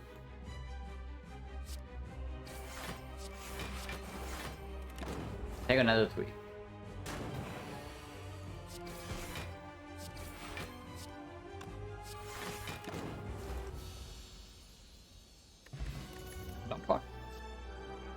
I mean, this seems to be a fairly easy choice.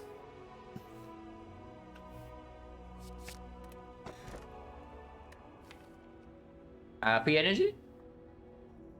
There's also like back with the white piece, but I do see a free energy here because first of all we have frozen egg, and secondly we have peace pipe. So even if we don't need to rest, we always have something to do with the fire. There's also Snecko Eye, which is not that bad, but yeah, free energy.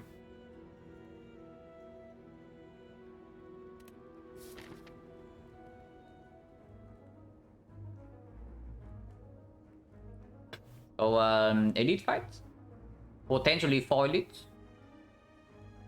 We can fish for the. I don't know about apparition. Cannot be upgraded. So it's a little bit weird. It does go well with Red Form Plus, but and the anchor as well. I guess it's good. I guess the apparition is still very good. 3 strike only, so by straight, not exactly super good. Even with the fusion hammer, usually fusion hammer is anti-synergy with the bite, but here we have peace pipe, so we don't even want to rest. So it's still okay, but it's still bad. Advance always, they do get better, and if we go for 4 elite path, we have to pass through this shop. So this shop immediately gets worse.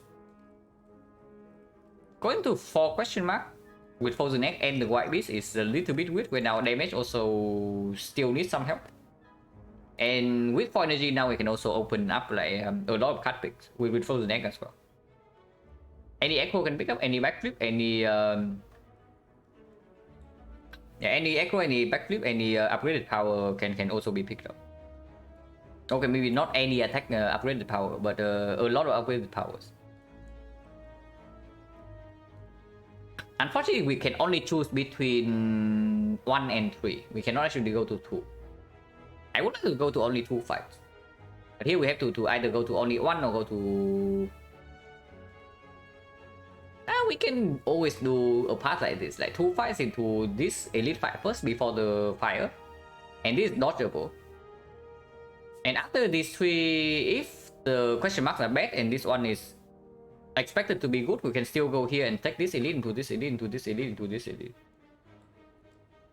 If not, we can still always go for this one into this one into this one into this one. Or if we dodge this one, we can still go to fire into 3 elite.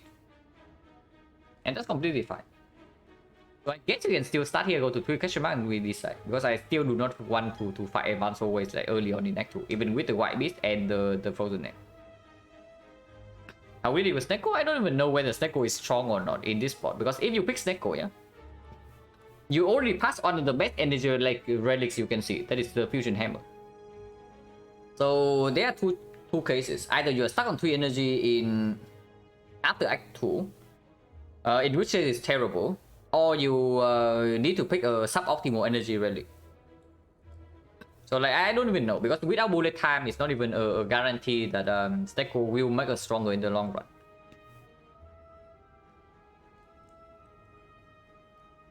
Against hammer like in itself, it's probably pickable here. We do have both the anchor and the white beast to mitigate the low rolls.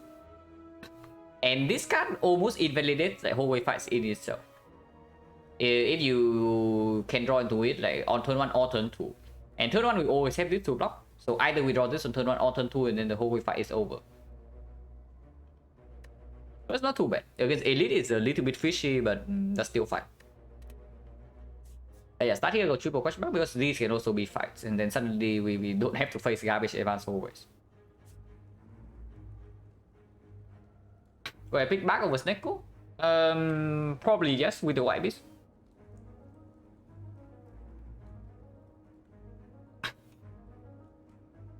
Because I don't even think the late game power of Snecko is that strong, you know, unless you get it from boss squad. It's strong, but it's not it's not strong enough that you would give up like mega synergy between back and white beast, while also potentially let yourself get garbage by 3 energy Snecko.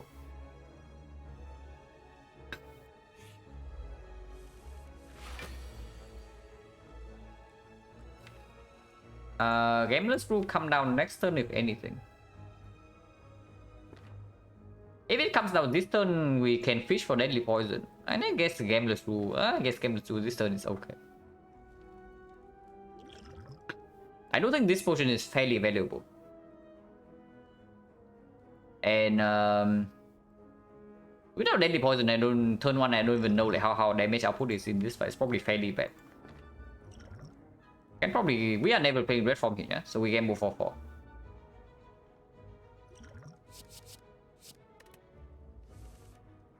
Okay, one of these would be nice. Or the sticky try at this. Okay, at least she doesn't decide to garbage us. Not yet, at least. Oh my god, look at the Deadly Poison goes, guys. Exactly so. Like, bypass weakness. Yeah, attack pass cannot do that, guys. We get weakened, but Deadly Poison does not get weakened.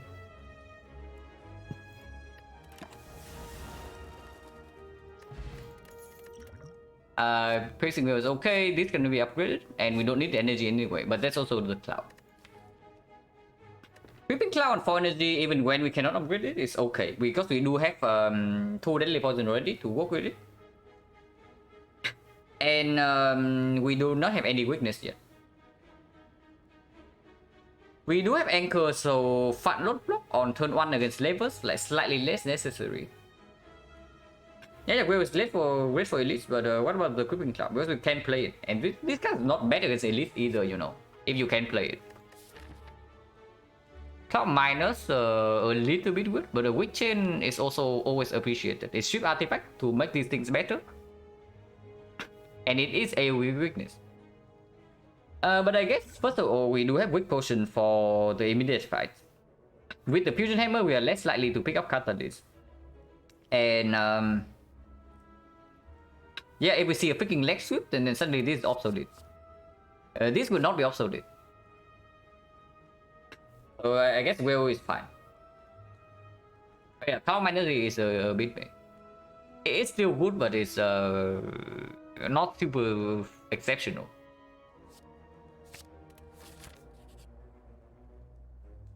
PS5? Yeah, not interested. I want to talk tries now. And if we don't even go to the shop until like here, then paying 85 is okay too. That is good. Complete trash.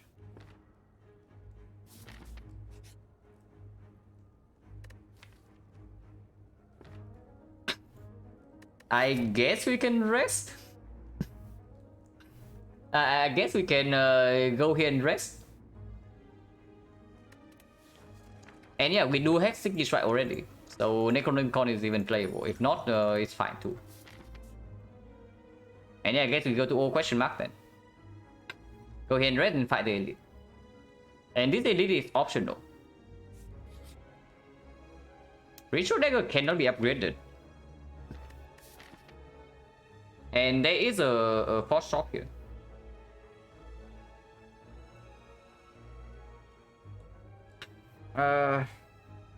Ritual Dagger is so freaking good though.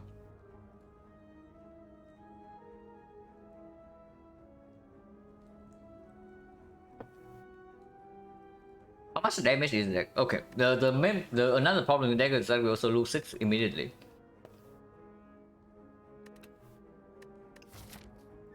So even if we pick up the dagger and then we take all the fights and then we get dagger in every single one, how much damage is that? 1, 2, 3, 4, 5, 6. 33 into collector, and then it's 36. And it probably still goes to like 60, so it's still good. Definitely does get a lot boost by not being able to upgrade. Dagger worse poison? Not at all. Unless you get to the multiple 100 of poison with double catalyst and whatnot, then dagger is completely fine as poison support.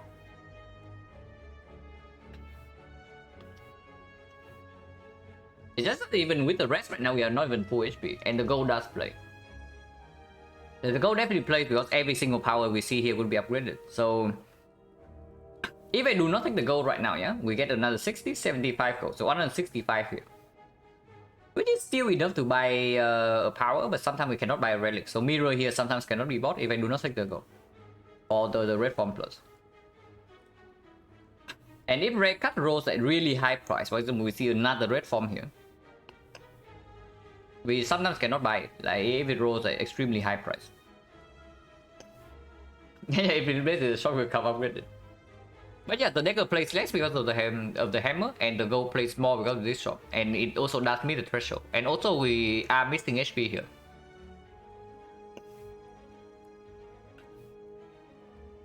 So yeah, I don't mind taking the gold. Not exactly a strong flaw, but that's still fine. Yeah, go ahead and rest. Take the elite. Rest from turn 1 is not exact. Oh my god, this guy is like... This guy is outplaying us, guys. But we do have a piercing will.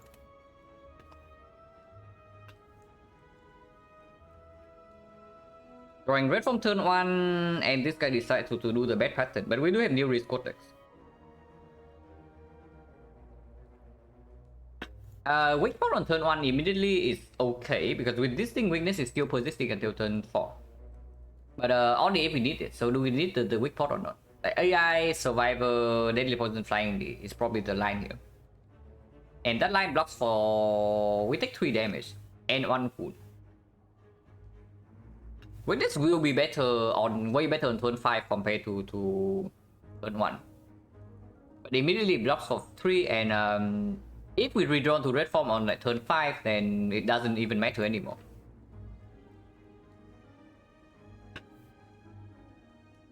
And yeah, it's possible, right? Even if it's not possible, sometimes we can also use block potion or the piercing will to pull block. I don't mind weak potting immediately.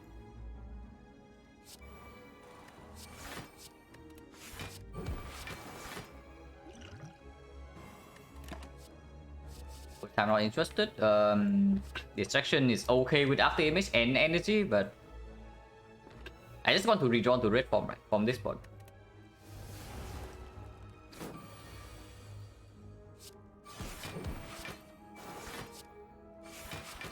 This one I definitely do not use for 5, so we take 1 wound here. Taking this mech, it costs 1 immediately. 1000 cuts, minus, not interested. None of this is cut draw, none of this would be blocked, so we skip this crap. I think can be played immediately. If I do not play Fishing Well, we are taking another 8. Next turn is only the big hit. And then after the big multi-hit, but whenever we redraw to red form, that's completely irrelevant. So probably can use Piercing Will right here, because like not using Piercing Will also means that we get wounded. So redrawing to this also takes more time. Dash for the multi for the big hit is okay.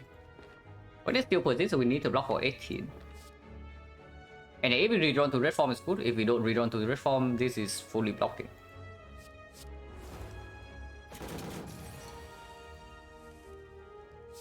And yeah, we can also extend weakness for 1 more turn, so that's good. Don't want any of these crap. Unless you tell me that Blade Dance sometimes meet a little threshold. So right now this guy's at 36. And this is 20, this is 12, this is 5. This is still 12 because we take no damage this turn. So it's true, Blade Dance does sometimes meet a little threshold. And next turn this guy is only doing... how many hits is that? Like 2 start, 3, 4, 5, 6, right? Yeah, 6. So it's only 30 damage. And this also blocks for 4. It's okay. This is pickable for sure. Yeah, we have little here. Exactly, we have 41 damage.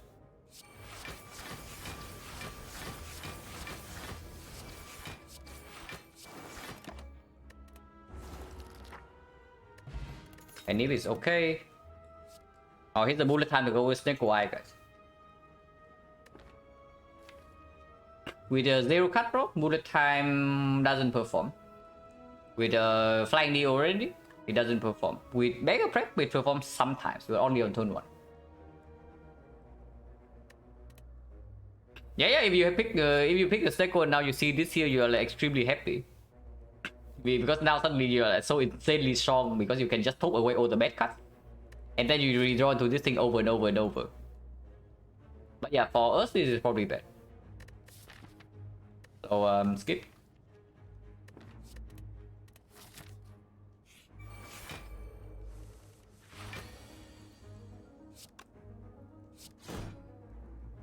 Wow, Deadly Poison going to Vega carry this fight, guys.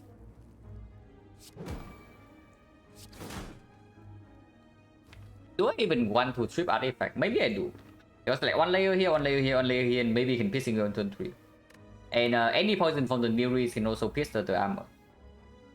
If I strike here, I need to deal another 45 damage to kill. This is 24. This is 36 and 39, so we need 9 more damage, but Penny can come in. So the strike does meet the threshold. The Deadly Poison can also meet the threshold. But the strike threshold is lethal. The Deadly Poison threshold is stripping artifact to block with this. So it's not even a real threshold.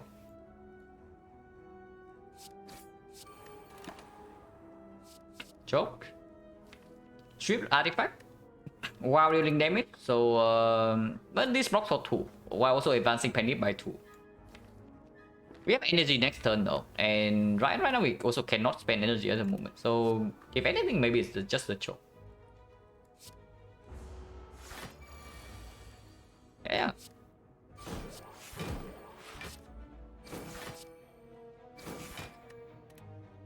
Can use potion. This potion blocks for 4, the other potion blocks for 7. This potion is not going to block more than 12, right? I mean, we just fought the book stamina, so this fight will not take away Traitor so quickly. If we take it. But it's just split it here because we don't even have a guaranteed lethal next turn. And maybe next turn we can block. Finale, Nightmare Slice. Even with Slice, we still need to draw into this thing to kill. So no reason to pick this, no reason to pick this, and no reason to pick this. So it's just a skip. Okay, we do have lethal then. Perfect Penny setup. If we can block this turn, would be great. With like Piercing Will, Defense Survivor, and then we kill with Deadly Poison over 2 turns. So can we block this turn or not? 9 plus 3 is 12. 12, 17. We take 5 damage to preserve Penny. Yeah, probably not, right?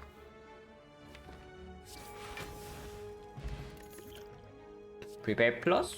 Yeah, it's good. Of course, it would be good with real cut draw, but even for now, it is still okay to enable Sticky Strike sometimes, and it does block with this for free. And on third one, it's positive. Also, potentially open up Reflex. Hourglass is good. Do we run into Burning Elite here?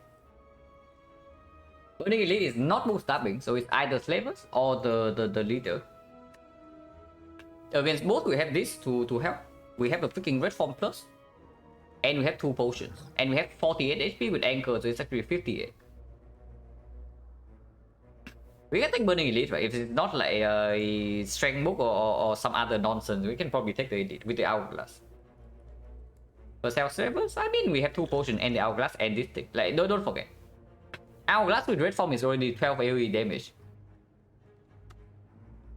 And it's not like we deal no damage otherwise. We also have Handy. We have class 9+.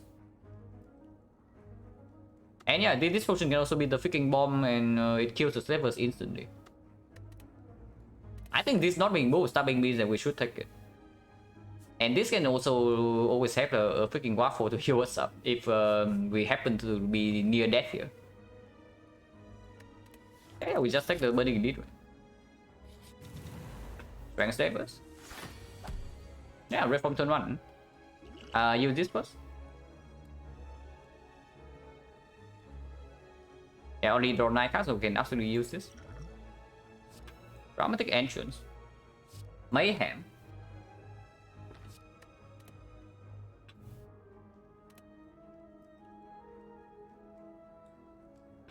I mean, Mayhem sounds kind of sick.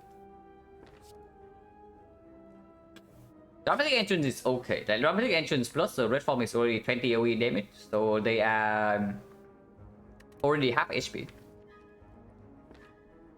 But I do not think that I'm actually playing after image in this spot. I do think I want to play Glass Knife into this guy, because being entangled when you deploy red form turn 1 is absolutely awful. And cheap damage afterwards, we only need to play one block card per turn to mitigate. If not, we can just ignore completely. And sometimes can use this block potion. And yeah, Mayhem's pretty sick compared to this thing, because I also want to redraw into the good damage cards.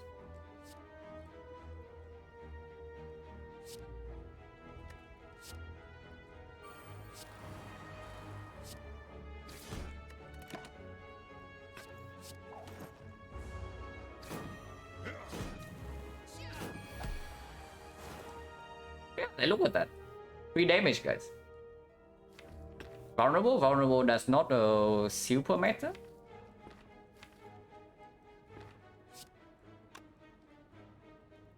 Well, it will matter in 2 turns, but if we can kill this guy and this guy in 2 turns, then the vulnerable does not matter. And the line is absolutely clear, yes? Defend, muscle staff, strike, sticky strike. So we can deal 22 on this right now, but if that's the case, we waste damage from the hourglass. Taking vulnerable, I guess it's quite bad over 2 turns from now. It costs us 5 HP. And we only waste 6 damage anyway by killing this guy right now. Not too bad.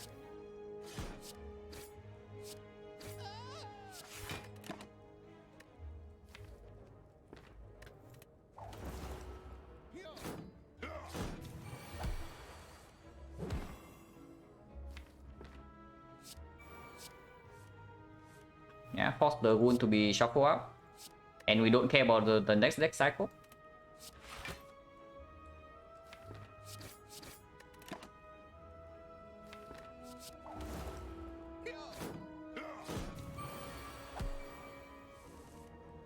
Wow, amazing. We do have a kill on this. And we take a little bit of damage from this guy. And the turn afterwards, we always have the block potion to block this.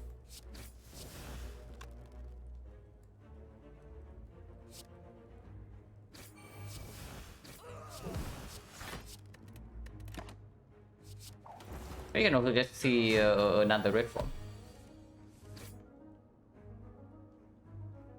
And we just have a kill here. And you don't want to take burning indeed. Gambling chip. Gambling chip make a prep anchor kind of good.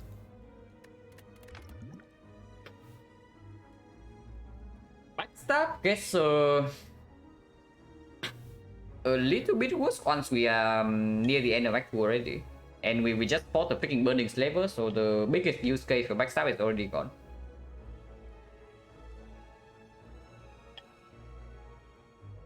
And that's how only works with the Penny.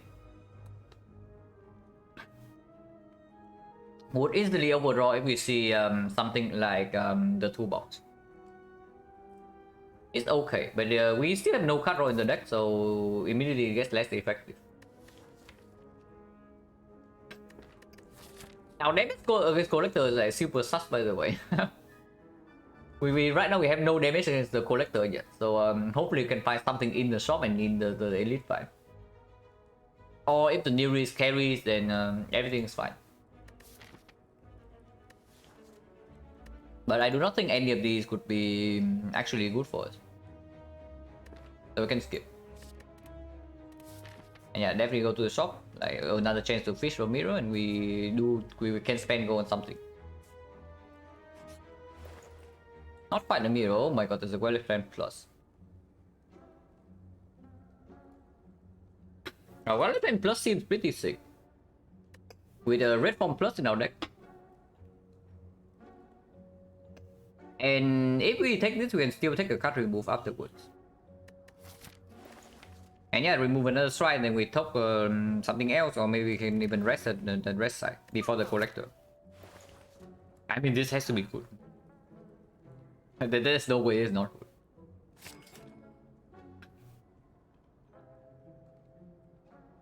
And afterwards, you can take card removal, you can leave the shop. Until it comes to relevant first, you need something to retain first.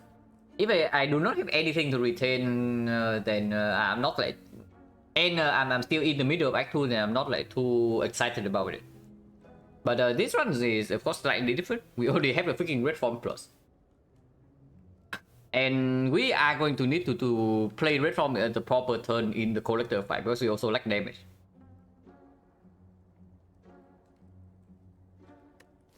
So can we remove strike here? Or we can leave? If I'm reasonably scared to Collector, which I am right now, then I should make a self stronger immediately. And that means that the strike remove is probably what I want to do. I do not buy potion with the white beast, even if we have one empty slot technically. But I can definitely see card remove.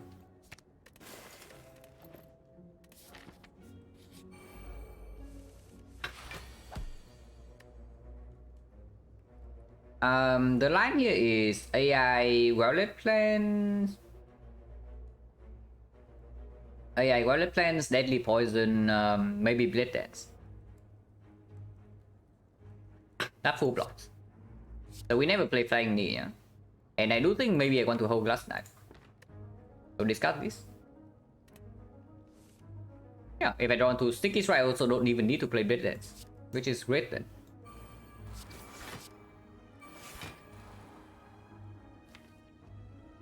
Can play the Prepare to maybe fish for the second Deadly Poison this turn.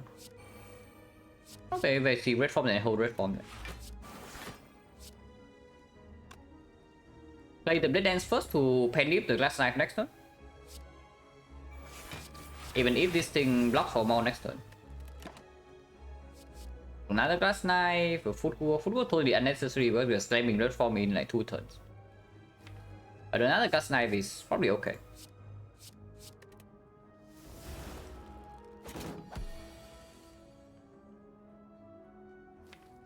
Unfortunately, I did not draw into the Piercing Wheel, so this turn we already have to play Red Form, but that's fine too. It's not like we are actually in danger here.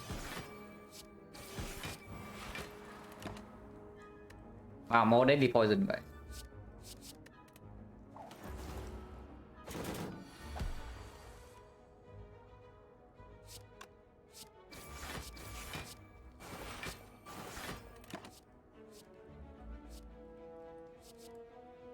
I do not actually want PK because I want to advance Pendium a little bit. But this can be okay. Because we do hold Survivor this turn.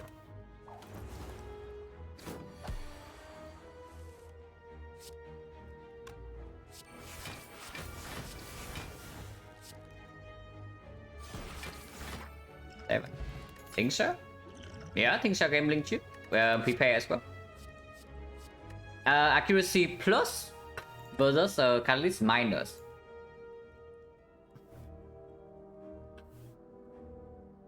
We do have a strength reset for the Awakened one already in the Piercing Wheel, and we also do have Violet plans to do that. So picking up another power is not exactly super bad, and Catalyst can never be upgraded. Catalyst good still. Why is it good? Like the difference between Catalyst minus and Catalyst plus is very massive. And right here we already have Penny, we already have one Red Dance in the deck. And this thing can also give us more chips. This is upgraded, it is not. And yeah, we definitely take another edit, yeah.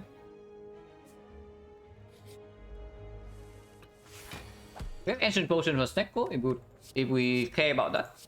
So do we care or not? Maybe we don't.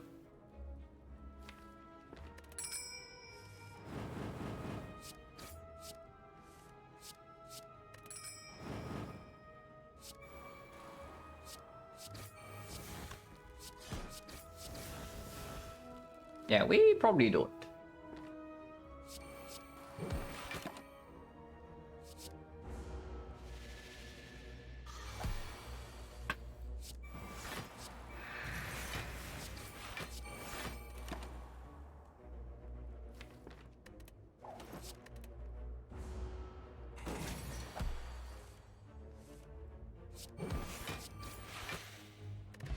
Instant of Steel, whatever. Yeah, second catalyst. Instant reward quest.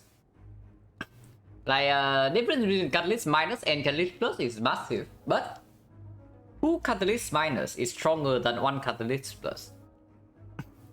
Wow. But okay, we don't pick it up. Sucker Punch minus for Weak Chain, not the absolute worst idea, but with the new risk codex, I also don't want to pick up like this crap in my deck. Culture plus totally unnecessary, and it's not even that good right now. So another skip. Essence of Steel, I don't know, because this thing can allow us to play red form freely in the collector fight sometimes. And it doesn't force us to actually kill in 4 turns. Essence of Steel does save some chips, so maybe it delays the red form itself, and then that's probably better. I take 2 catalyst minus or 1 accuracy plus. I take accuracy. I would probably say I take accuracy.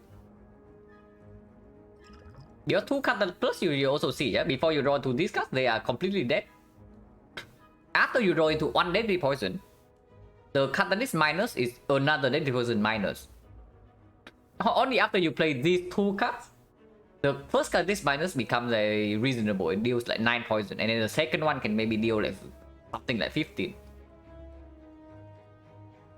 Effectively, whenever you add a catalyst minus to this deck, you're adding a deadly poison, but it's actually worse than a deadly poison, because if you draw it first, it's nothing. This thing can be played anytime you draw into it, it goes away, and new risk codex can always give you more shift. It works with the freaking pendant. Essence better than Artifact, probably, slightly. Into this, deleted this. Levels again, so the leader is aware of our power, and she decides to avoid like direct confrontation. This thing is hitting for 7, 8, 1. So we need to block for 6 more. 1, 2, 3, 4, 5. So we need to actually play 1 block card. 1, 2, 3, 4 energy. So this is all the energy, yeah? And we can exhaust this thing.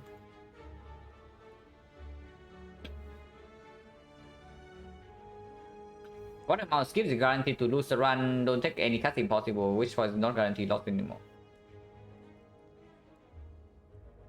I mean, technically you don't even need any card to win the run. So if your luck is good enough, you don't even need to add a single card. Because yes, you can win a run without any actual without ever adding a card to your deck, even on Ascension 20. If your luck is good enough, but of course not recommended. But that's an interesting question. Oh yeah, should have discarded more because freaking thing shot.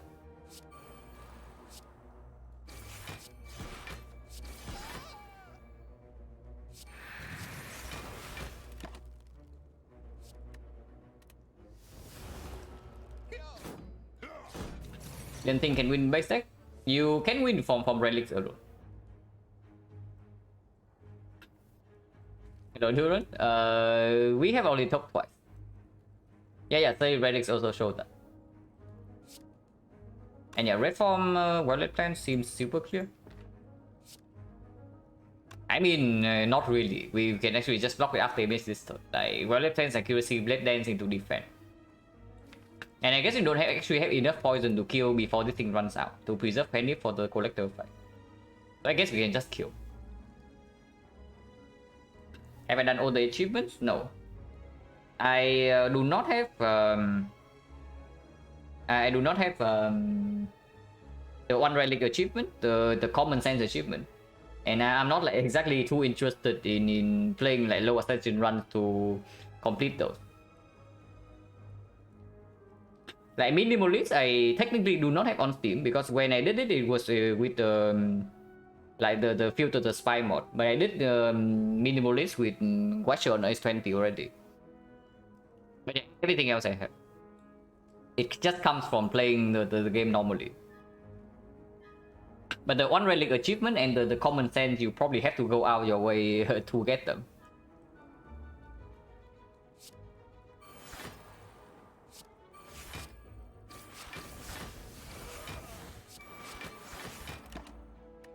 Ah, this can advance spend it for free.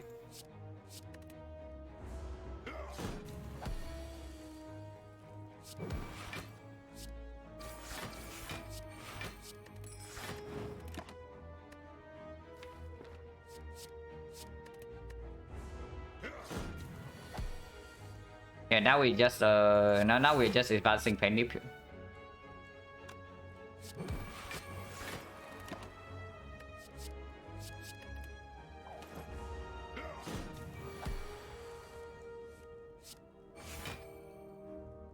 2 more attacks to kill, so I do not play this thing.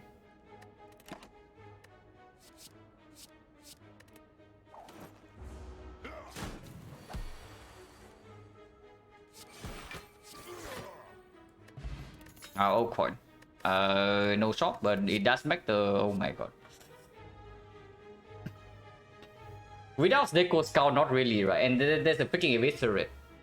Like Eviscerate with Prepare Plus in the deck, with the Pendant, with the Gambling Chip turn 1, and with the De-Risk Code deck. And to the trick, like comes up with it after this, if we see the rare card reboot. It's okay.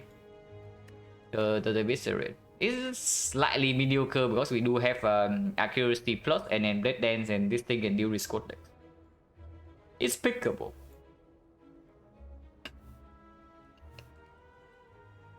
It's not exactly good, right? We just go and then freaking talk away the strike and then we rely on good cards from new Code decks.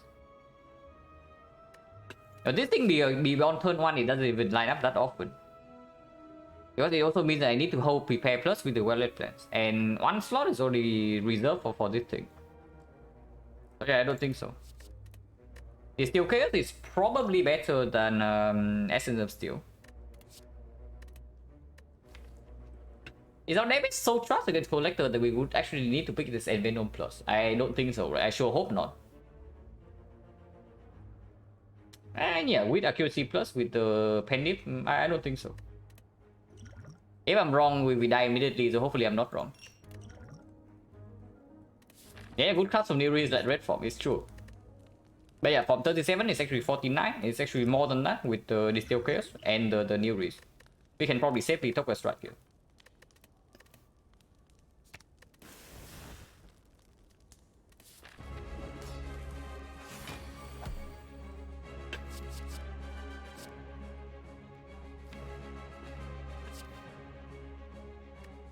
This guy all 5. It's rather pants than 1.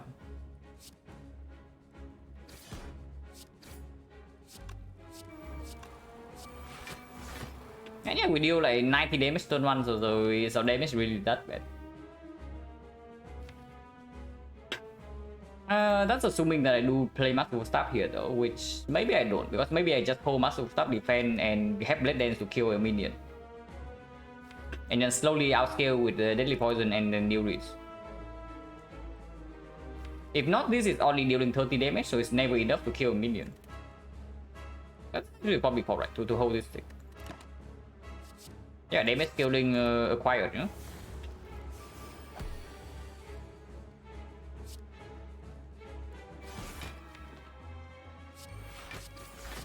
Just kill a minion immediately. Play Terror Collector, play Deadly on Collector. And then I think I want to hold Neutralize Survivor for potential next attack. Yeah, here's a freaking Envenom for free. We don't even need to add it to our deck. But it's not good, right? It's just either... It's not card game mode because we do want to hold Red from next turn. Our deck is very small though. Yeah, our deck is very small now. So having card game mode and then just discarding for Ting Sha damage and then redrawing into red form is absolutely the thing. We do not die from 1 attack from Collector. Yeah, we simply just do not die from 1 attack against Collector with this much HP, like 39, like 49 plus after image and potential weakness. This is just good. He attacks. We do have Piercing Will. Yeah, we do have Piercing Will. We are taking damage this turn though. Unless a Block Potion comes in. And I guess protecting the Masterful Staff is fine. And this potion is stronger than this, and we do have White Beast.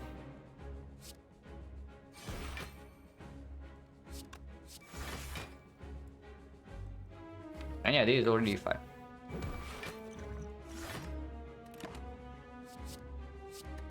Also, new reads can just give us more red forms.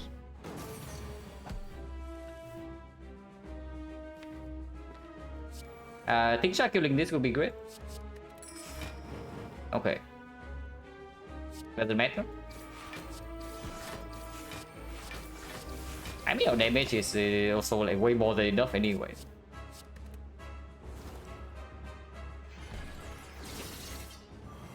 And yeah, whenever she attacks now, we just double red form and then she dies.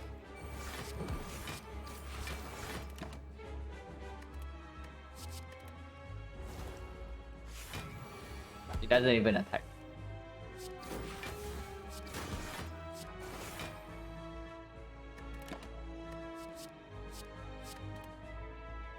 Yeah, one more attack to stack Penny.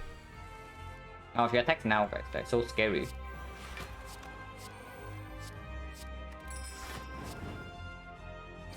And yeah, Penny set up. Full block as well.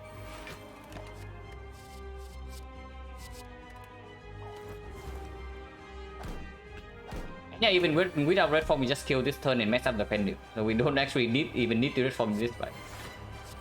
But we have two of them.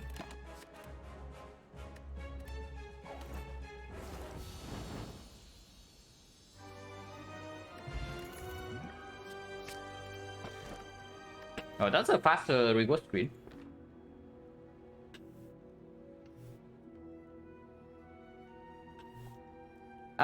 This screen, however, is a little bit more troublesome. Yeah, it was up against the C and then Storm of Steel and C minus, definitely not what we need. And Storm of Steel also like complete trust, so it's a very clear red form. This screen is different. Now, people complete trust with only 4 transform, but any power comes up with it. And our deck is freaking small. We draw 9 cards turn 1 and we can gambling chip everything away. And we have a freaking Violet Planet plus. Take Runic? Which Runic? Yeah, which Runic? Because there are 2 Runic relics here.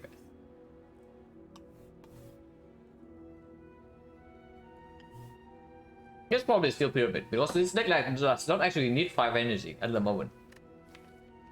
And we have Prepare Plus already. We can always pick Tactician from here, and Tactician from New Risco decks as well. And yeah, like our deck is very small, so the Pyramid value goes down a little bit, but I don't know, maybe you can do Infinite. If we talk a few more cards and we actually see like Reflect Tradition. With the Pyramid, we can absolutely go Infinite from here.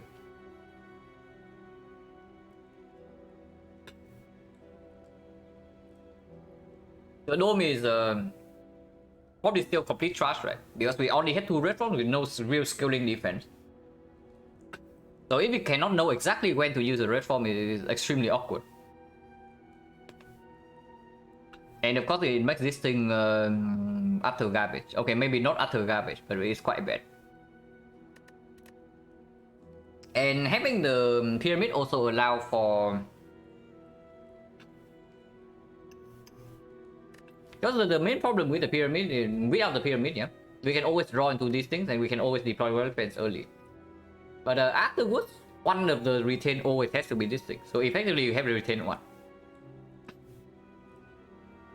And retain 1 with this thing not always costing 0, and this thing is sometimes also landing on the wrong turn. It's slightly weird. Because then whenever you need to strength reset or block the heart, you actually need to hold these 2 and then you hold nothing else. And we already have 4 energy from this. So that already speaks for the Pyramid. This is a very bad Pyramid, by the way, compared to an usual Pyramid. And yet it probably is still the best of these 3, because the P-Box is also complete trust in this board.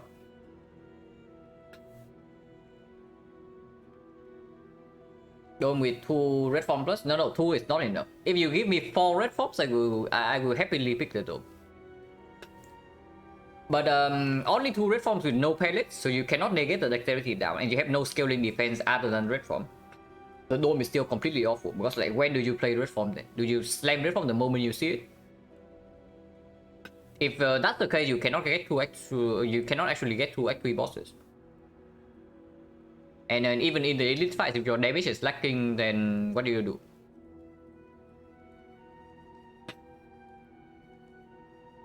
This pyramid is quite awful. Small deck 9 cards, turn around got plans. What do you mean pyramid for? Yeah, to retain other cards.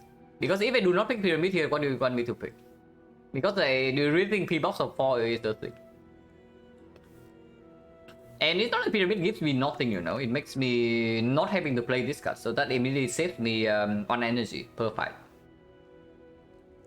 While also always having these cards in my hand. And then always lighting up sticky strike, always having piercing will in full supply. And another thing, yeah. If I see something like set up into nightmare, without the pyramid, that combo is actually not super reliable with only the well-lit plans. But the pyramid can always line that up. Oh yeah, box for 5. Okay, one strike for defense.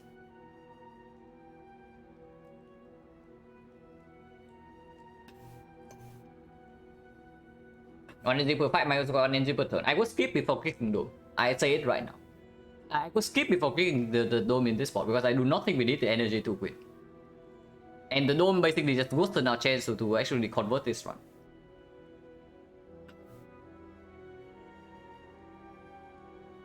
The Awaken run is definitely a slight problem in this spot. And if the Awaken run is a slight problem, then like not having to play weather plans also give him 2 less spread. It's not irrelevant, you know. Do you really think that the Awaken run fight is like so freaking free for us right now? Because I don't think that's the case.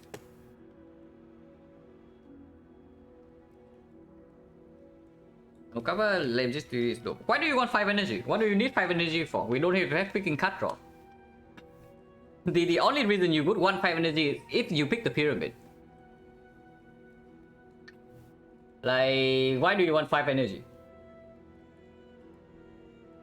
Yeah, no reason, right? Because our deck, the only card that actually consumes energy is the red form. And with the dome, you don't even know when to play red form anymore. Like, I don't see it. Like, why do you want the dome? For what reason? It's either P-box for 5 with the egg or just the pyramid. And I do think that the P-box for 5 is less effective because any footwork right now we can still pick up. And suddenly it makes the defense stronger. Like new reach can also give us block cut or any footwork. And if we frozen egg into if we P-box frozen egg into some infinite blitz, it's not even that bad. We also cannot play them. And pyramid, no reason. I literally just talk about the reason, man. I know that this is bad, but I literally just talk about the reasons. Like it allowed me to keep all these 3 cards in my hand over only 2. And the prepare also lines up. And of course it also gives it 1 energy per fight. Also minus 2 strength on the bird for free. You do realize that whenever I play this, I always have to retain one of the red forms, right? And then I basically already retain 1. You mean no, don't worry, I'm chill. Like even if I raise my voice a little bit, I'm completely fine. But when so basically I get a little bit I wouldn't say like agitated, but I do get I do raise my voice a little bit whenever I make the argument like more than once.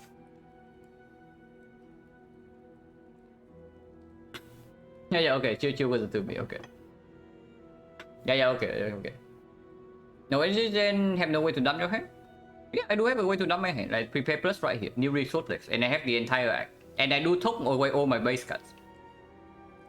Because you also see, the very first thing I say with the pyramid is that if we get more tops, and we get a reflex from this, like, isn't this just infinite or what?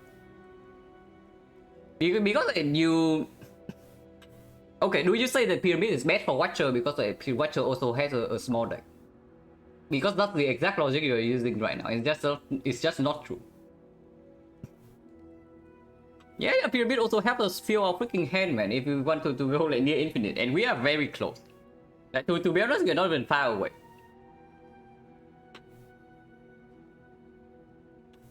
And yeah, you see the exact logic. Like, Watcher super small deck, extremely consistent. So why do we want pyramid? And yet pyramid is still the strongest relic, boss relic for Watcher, like almost by far. Like, what is the reason for that? Yeah, because Retain 10 is like super mega powerful. And here we can use it, and we know that Awaken Run is on the bad fights for us. And yeah, pyramid immediately makes the Awaken Run like much better compared to having to play Gauntlet plans. Yeah, I don't see it. I don't see like P-Box over pyramid in this spot, even if the pyramid is way worse than usual. And it's absolutely not the dome. Yeah, it's absolutely not the dome in this spot.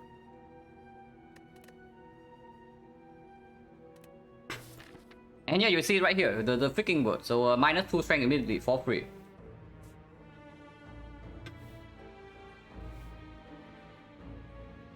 And we need to fight actual defense, by the way, if we want to actually win this fight. Because red form will not cut it, but new reads can usually carry the fight if we don't die instantly.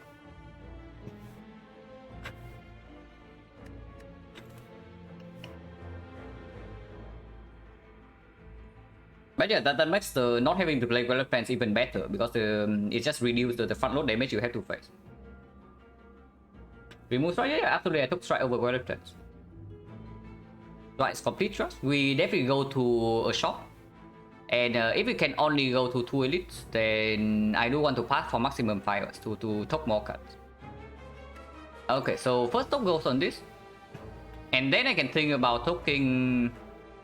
What do we even top from here? Like, Flying Knee is actually somewhat decent. Maybe one deadly poison.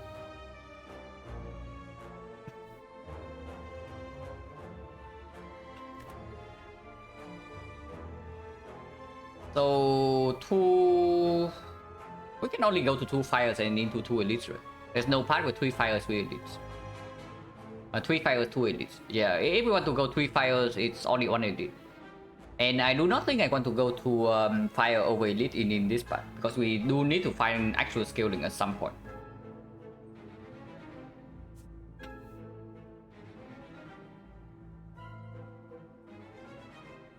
So yeah, path is clear, yeah? We start here. Actually, this shop better than this shop. If we spend all gold here, we can take red mask. This does give us one more floor to get gold right before the shop, but one less question mark. Question mark is okay. If we spend all the gold, then red mask gets good. And after this, we can still decide whether to take this question mark or not, or we just go to the fight.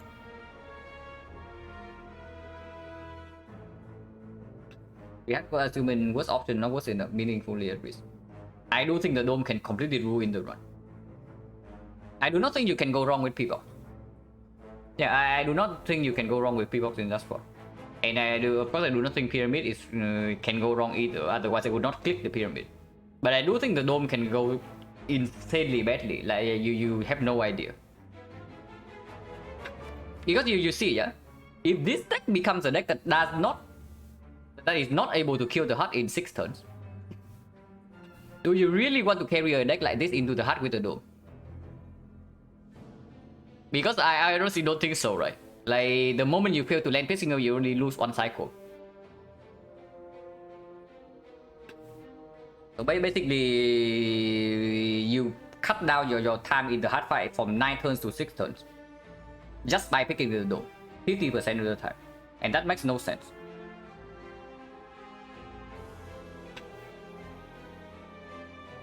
And I do think P-Box is very reasonable. We do have 5 cards and we do have a freaking Frozen Air. And the pyramid is way worse than usual in this spot. But yeah, I never see the dome in this spot. If we have way faster damage, right? If our damage is like something like Nightmare Catalyst here, you can say that dome is free. And I can see that. But our damage is not fast. Not consistently fast at least, even on 5 energy. And if your damage is not like super spectacular, then you actually want to delay the reform as long as possible. In both the Act 3 bosses and the Act 4 fights. And yeah, the dome doesn't let you do that. Like you have the dome, you go into spear and shield on turn 1, you have red form in your hand. Like, do you play the red form, or do you risk taking 20?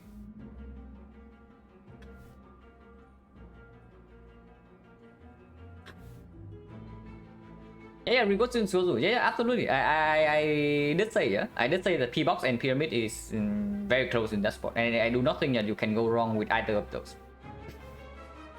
But basically my logic is that, like, if you almost always win with pyramid, then you click the pyramid because you know exactly what you get.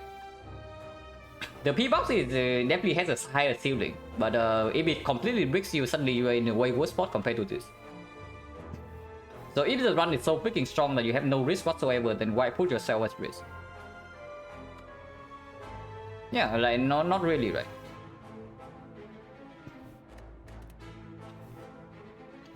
Right shot to possibility to second shot. Second shot give up a fire though, so I don't like it too much. We can always go for Act 4 shot. Infinite doesn't even break us because we do have gambling chip, but it would be quite bad. But yeah, I think I prefer this shop compared to this shop because having more question mark first also allow me to know whether I want to go to this question mark or not. Double check. Yeah, this fire, and then second elite is one of these three.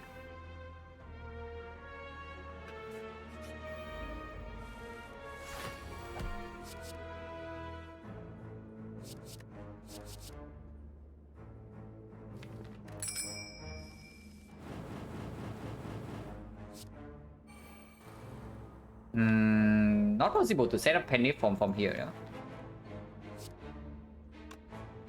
If you want to set up penny, we actually have to play the small attack and then not this one. And not the deadly poison as well. I guess this one can go.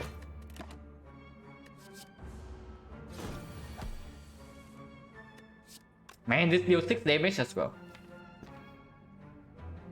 Our damage is like quite bad against bosses, but it's good enough for this fight, and that's pretty annoying because then the panic cannot be really reliably set up. But that's fine.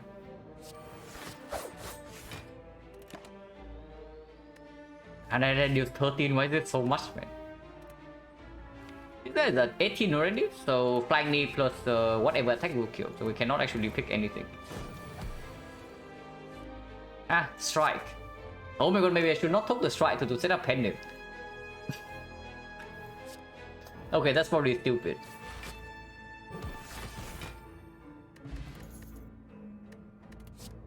From dagger plus with accuracy plus in our deck after image plus. Yeah, seems pretty good. And cut rock is way worse with the pyramid already, and our deck is super small. Colorless potion probably cannot be stronger than power potion. Power potion in this spot is actually one of the potential endgame potion for us if we don't see anything matter. But this potion is extremely powerful in the hard fight. Basically, almost every power it can give would be completely insane. It's either a lot of damage, picking up damage, a red form, or artifact strip. It's still gets versus colorless. I guess if we reroll potion anyway, then colorless is slightly better because it can give hand upgrade. And yeah, we don't keep this potion. Yeah, this potion is definitely not one of the endgame potion for us. Wow, wow. That's a fan though.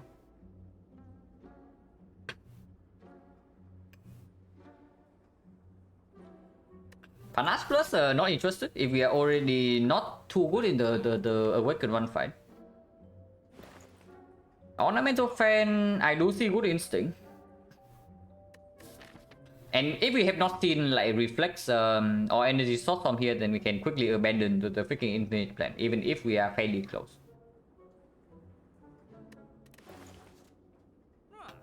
But yeah, fan is very good, yeah? Fan is very good.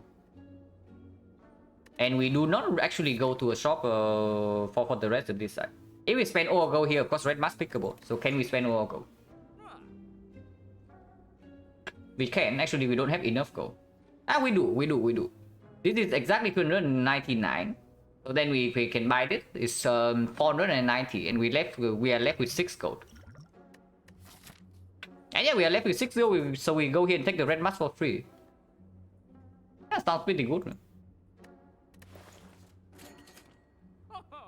And yeah, we remove strike. And I guess next remove would be deadly poison. Now that we have like ornamental fan, nip, blade dance, after image, and accuracy plus.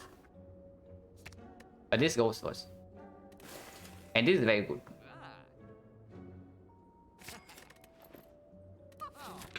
Okay, yeah, red mask for free, guys. Oh my god, it's not red mask for free. It's a freaking shrine event. Okay, whatever. Immortal Sword, I think if I have to choose between Immortal and the Fan, then I think Fan is clear. Because the Fan actually allow us to play Blade Dances in the hard fight. And when we also don't want to slam Blade from immediately. I keep Violet Plans? Why exhaust? Why remove Violet Plans? Well, I guess we can upgrade Neutralize then. We have like no weakness source yet. We could actually add the weakness source, but only if it's like leg sweep. Or maybe Malays. And yeah, we do need weakness against the freaking awakened one. So let's upgrade Neutralize then. Other than this, is also Blade Dance upgrade, but this upgrade is not that important. It's okay, but it's not that important. And with Katadas, we could have had like Kata Plus if I had picked it in Act 2, and here we upgrade it.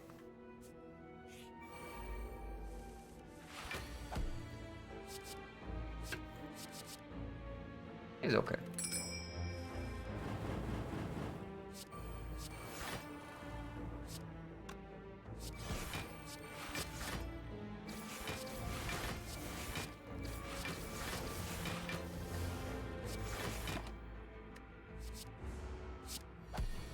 Yeah, we're going to reroll potion anyway. So Catalyst Pot for potential hand upgrade. Okay, please no hand upgrade, otherwise I would actually miss 40 gold. Technically hand upgrade.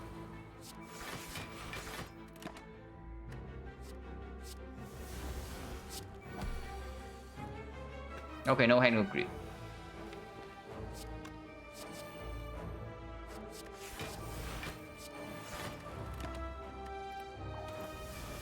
Yeah, okay, fine. With no, it's not 75 gold. Because these two guys like explode after 2 turns. So it's actually not possible to keep them alive.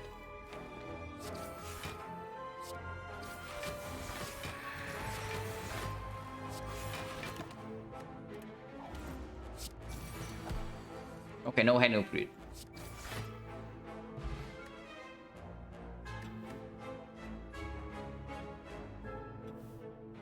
Okay, Autobot actually filtered the message. That's fine. Ocean roll minus. That's complete crap. We have no dexterity. And we just got the freaking fan.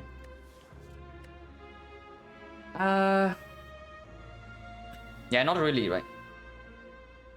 The Wicked Run fight is looking kind of weird, by the way. But maybe with the fan and after image we can do something. This maybe can be safe. If we can kill the minions quickly and then we don't play this power. And we wait for the new reads to give Malay or scaling from elsewhere, then maybe we can do something. Yeah, this is complete crap.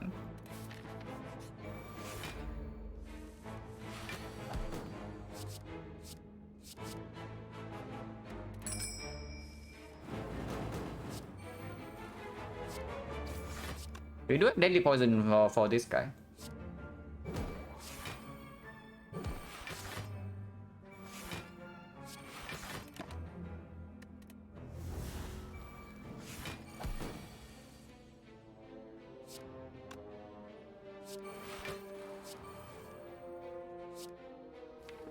Yeah, we can never break on red from next turn.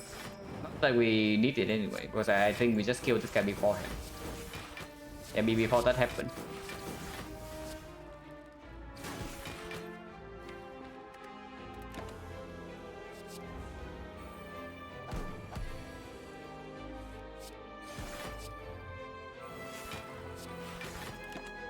Play 2 more attacks against this, and then we just kill with poison or hourglass.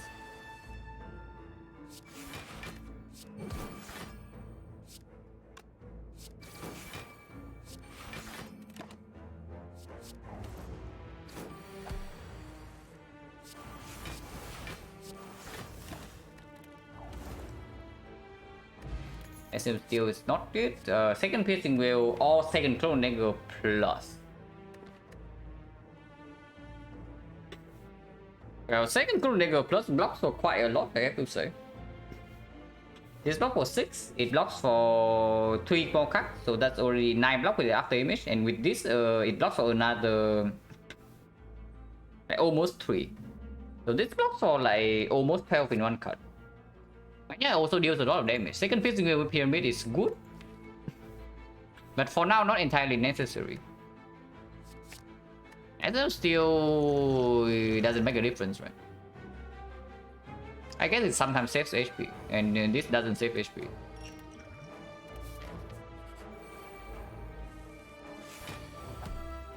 So Ornamental Fan normal plugin is from a mod called Relic Stats.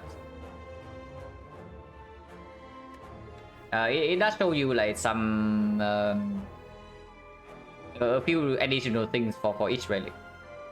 Yeah, here you can see like cast top 3, and this is expected extra potion, and then how many attacks double, damage per turn, card drawn, and then whatnot. This fight can be a little bit annoying.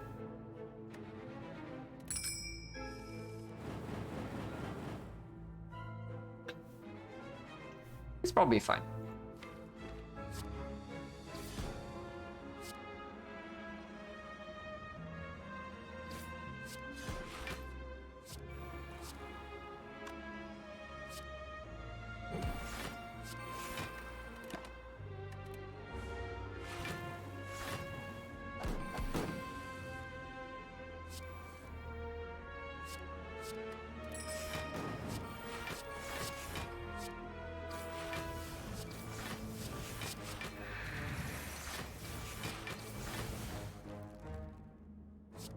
Yeah, that's block for a lot. This goes to 8, and then I guess 8 is fine.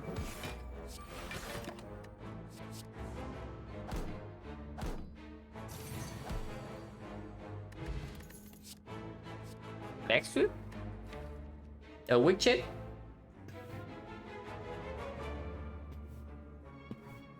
Even with a deck as small as this, like when we don't have actual card draw, cycling to neutralize that only weak chain is like probably fairly difficult. So that only speaks for the leg sweep. Any footwork we see will be upgraded, so it speaks for leg sweep again. And if it's not leg sweep, then there's nothing here. I absolutely do not pick cloak minus over leg sweep. And yeah, leg sweep is positive. We have 4 energy. Pure Potion is slightly better than this, not by much, and we are replacing it either way. But this can be nightmare for one fight. Yeah, we talk, and what are we even talking? Probably 1 deadly poison now, yeah? Yeah, the script can mean 1 more turn of delay rate from the hard fight, absolutely. But 1 deadly poison.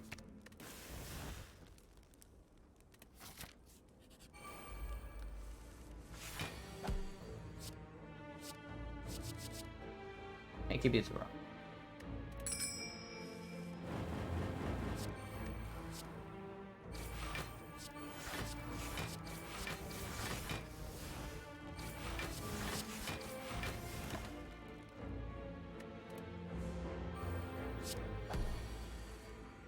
Yeah, that poison is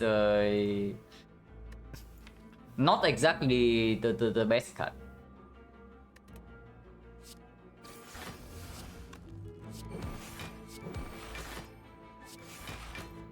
You know, basically whenever I see a card that I don't really want to redraw into, I just remove it over the Violet Flames. But here we can add a deadly poison to kill this guy.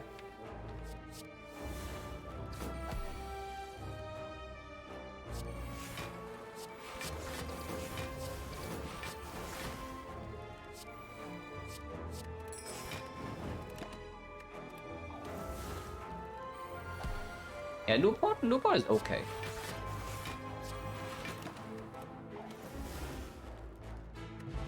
Techport is probably not better than this because this can high roll Nightmare, can high roll Malaise. Okay, Dodge and Roll minus is not it, but Dodge and Roll plus can be picked. Newport goes to the jam. If you just talk about Act 4, then it's probably Newport because we never fail to roll red from on turn 1 or turn 2.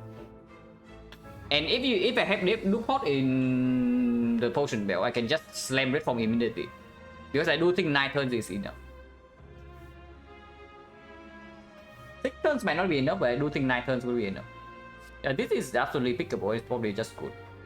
Of course, anytime we see footwork, this could be amazing. But we need to see the footwork. It is still good even right now because it is upgraded. And this is better than this. And yeah, elite into fire into like deciding. And we have not seen a single real event in this act yet, so I guess event is better than a fight. Wow, blood fly over guys.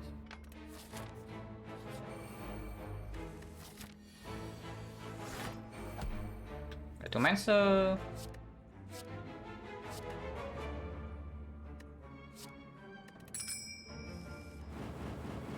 In this side, we probably just slam red form like immediately.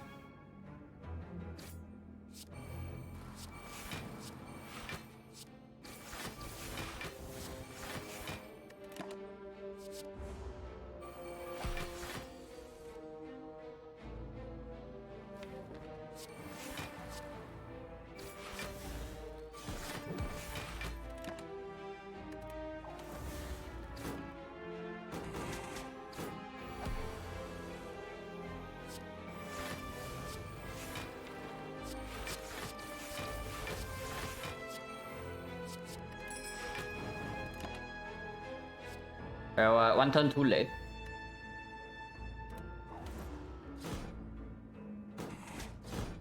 How long have I been playing? I've been playing since December 2020, and hours in the game is roughly 2,500. So like almost a year and a half.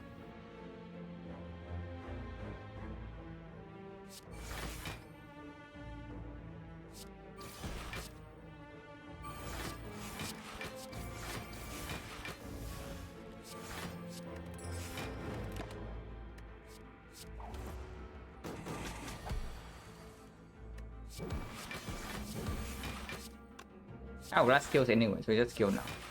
Don't care too much about setup. Speed potion would be nice with any artifact, which we don't have. Creeping Cloud plus. Now that we have the leg sweep, I don't think so, right? With leg sweep added to our deck already, and we have no interest in leaning towards Catalyst. It's probably just not good. Yeah, it's green, but what does green even mean if we don't use the poison? Like it's at most it's like 20 damage for 2 energy if we don't care about weakness. And 20 damage for 2 energy seems to be fairly mediocre in this spot. We are not picking Predator Plus just because it's upgraded. So this is just not good enough. Speedport not better than this unless we see artifact, which we might, but for now not really.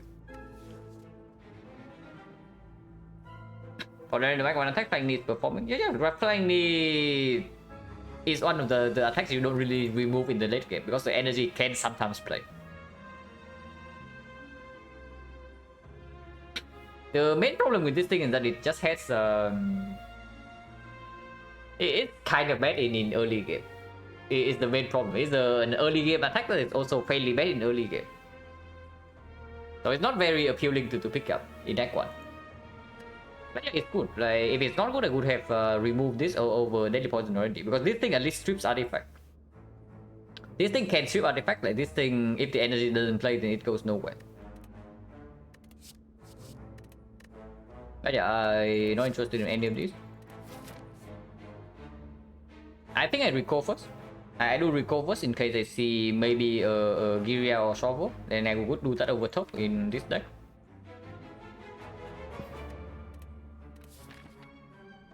And I do think we go to question mark.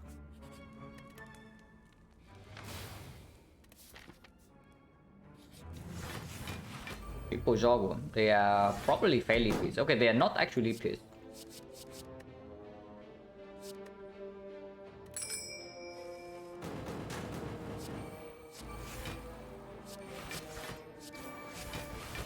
Well, if they're not pissed, then they are dead then.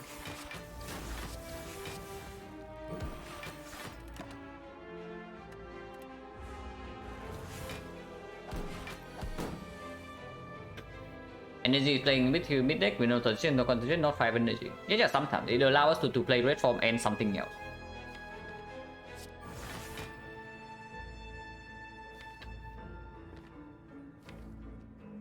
Can I preserve Penny for this? Because I guess Penny with next fight is not that important. Penny by Kabeko is good though. Oh, okay, so we actually need to set Penny before this fight. Because in this fight we actually need to kill minions very quickly, and Penny by Kabeko definitely helps with that. Preserving into the elite is not that important. If it's giant head, we don't really care. If it's the nemesis, we care a little bit, but not that much. But yeah, we can see. Probably cannot preserve the thing now.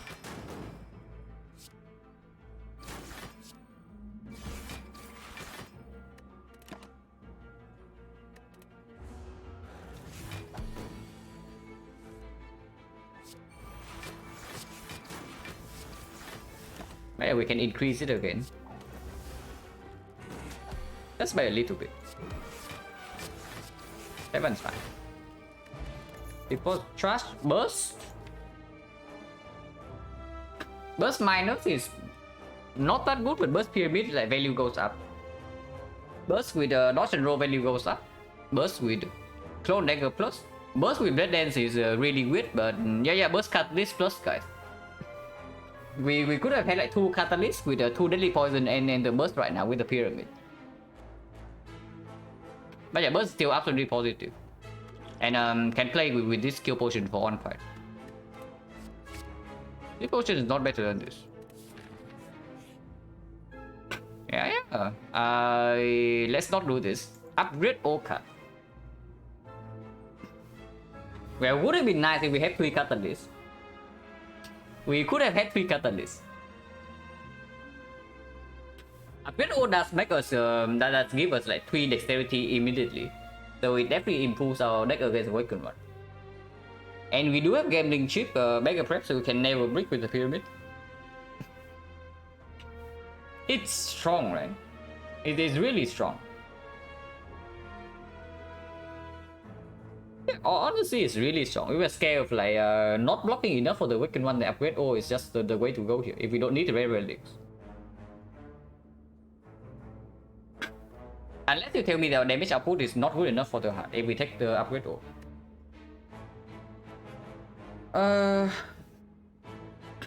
Yeah, basically it gives 3 dexterity and also like a bunch of other things. It's not just 3 dexterity.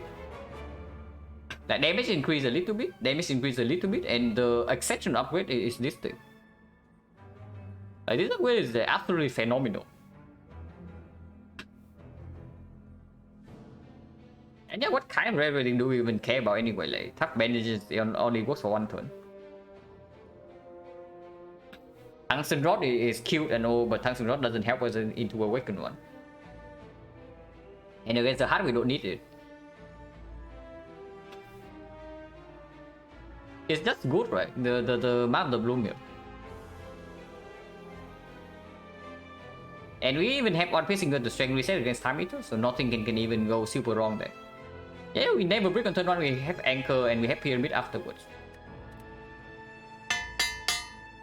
Oh, that's pretty loud. Normally the sound of this event is not that loud, but for some reason it's especially loud, like this run.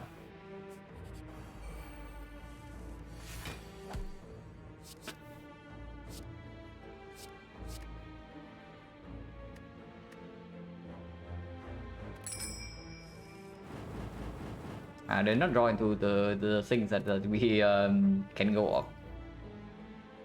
That doesn't matter.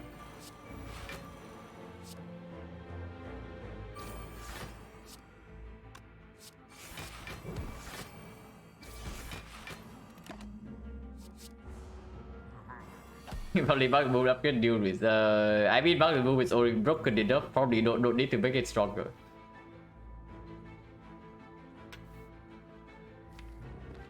Bây giờ defend flanking. I do kind of want to wait for the PK for the burst, but maybe that's a little bit optimistic. Not to be optimistic, no.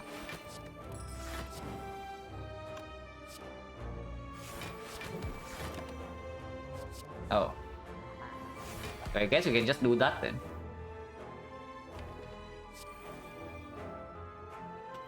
I guess we can also just do this.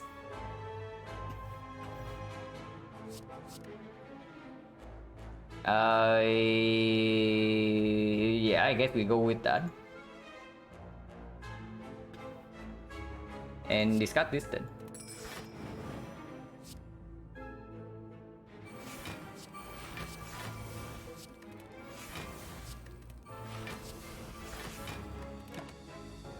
I don't know, guys.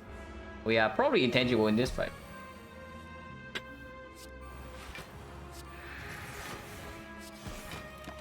We are probably a little bit intangible.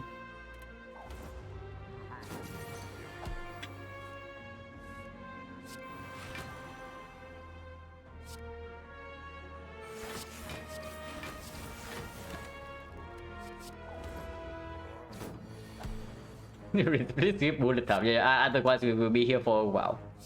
Like we can play one red form per turn. I mean, you know, damage is not that bad. Like, we can still play this. Wow. I mean, if this happens in the Awakened One fight, then we also don't care about the Awakened One, by the way. But of course, like, we need to count on the case where New Reese doesn't carry us.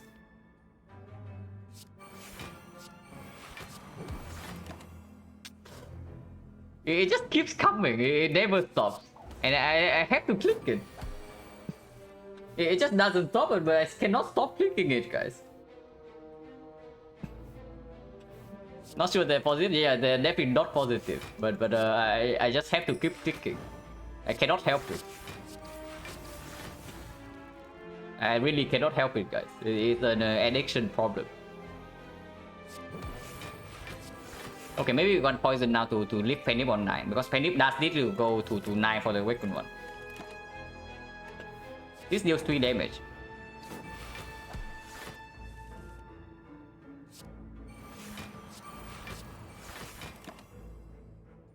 This deals 9 damage.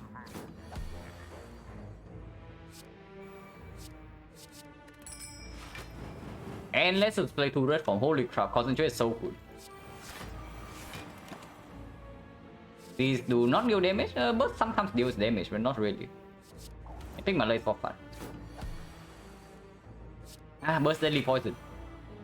Next turn though, not this turn.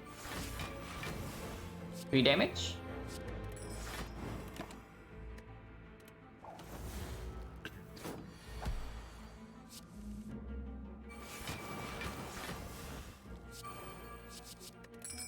Oh my god, look at Think Shackle.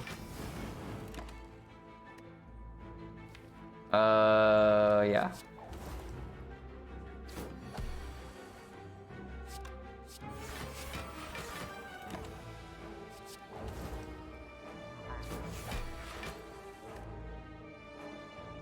Negative dex gets too low, let's drop around. I don't know, because the lowest I've gone is only like minus 300 or something.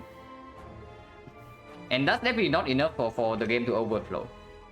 Or underflow, I guess, in this case.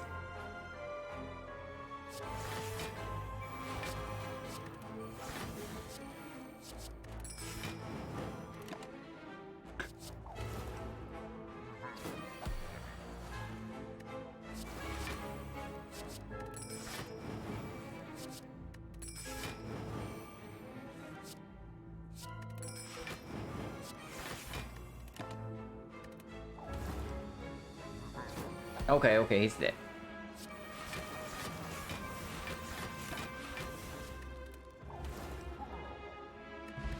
Wow, multi-neck just in time. Second fishing wheel is good. Acro is not nearly as good. I do want a second fishing new as front load block against potentially time eater, potentially the hut, potentially yes, spear and shield. It's just good. Liquid memories not that strong with pyramid in the deck like this.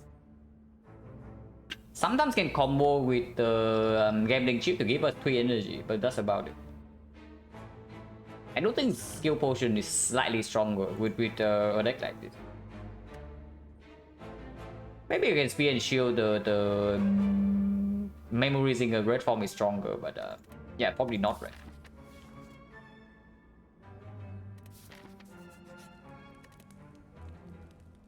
Oh. Okay, what do I talk?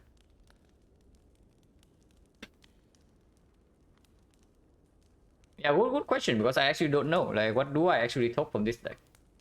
Because defense plus is actually they actually decent block cuts though. Maybe it's time for Forgotten Plans to actually go, because the other cards are all range from like decent to quite good. Yeah, we are forced to talk again in Act 4, guys. So they need to find a second target after this. Yeah, I guess Forgotten Plans can go here, because this talk actually does matter in the Awakened 1 fight.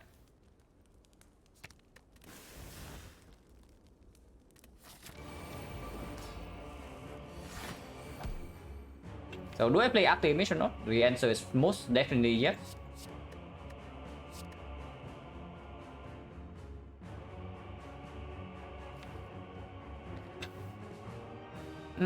Two only. I guess two only is okay.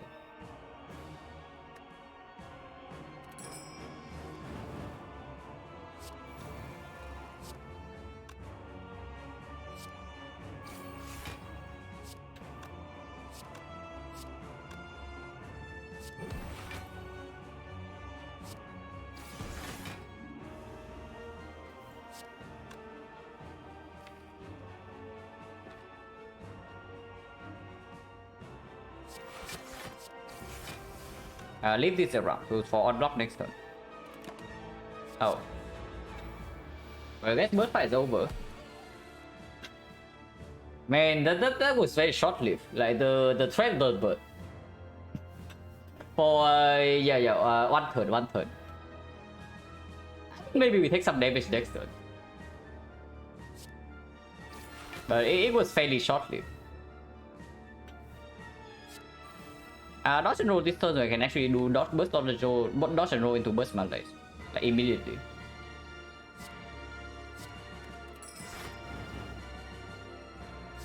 Like with this. Burst dodge and roll to burst malaise is easily full block, so we do that. And yeah, malaise this guy for 4. Like an after image, not needed. Like, I like this guy with 0 strength. It's okay, but I like this guy with 0 strength.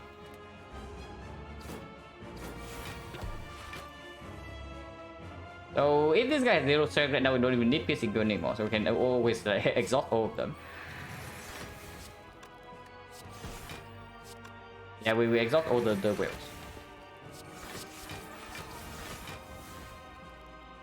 We should not have done that, because now I cannot play accuracy anymore. Or I have to wait for another physical or the malaise. Doesn't matter. It really doesn't matter. Like, if we don't take any damage in the opening turn, then this guy can never damage us. That's basically it. Even if we play this here.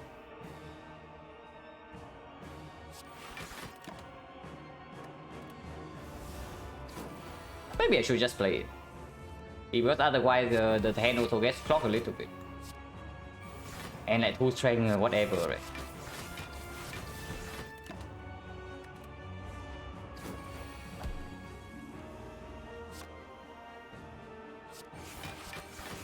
And the amount of the bloom is actually so freaking strong.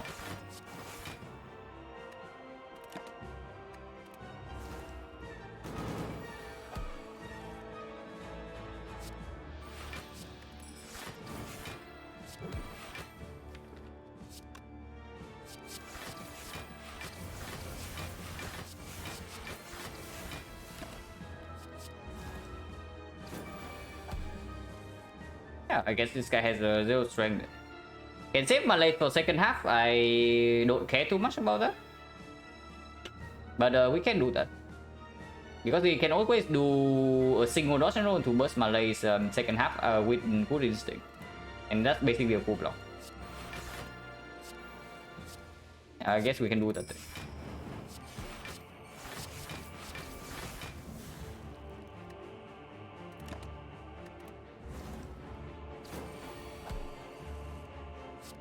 Yeah, I can even get energy for next turn.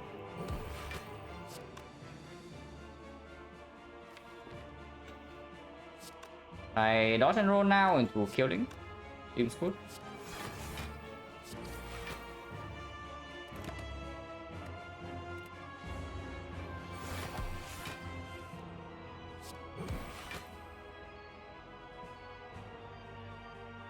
$31, this is 18. Need to block for one with one more card.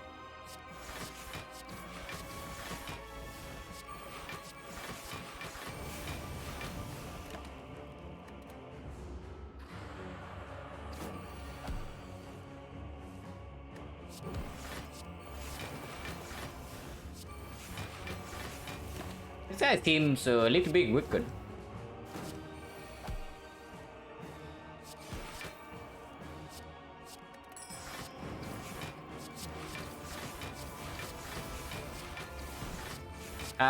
Set up second fight, maybe 9 is still necessary. Definitely need 9 before the 80. Before I call lead setting to 9 is very important. In this fight, it's probably whatever, but the next fight it matters.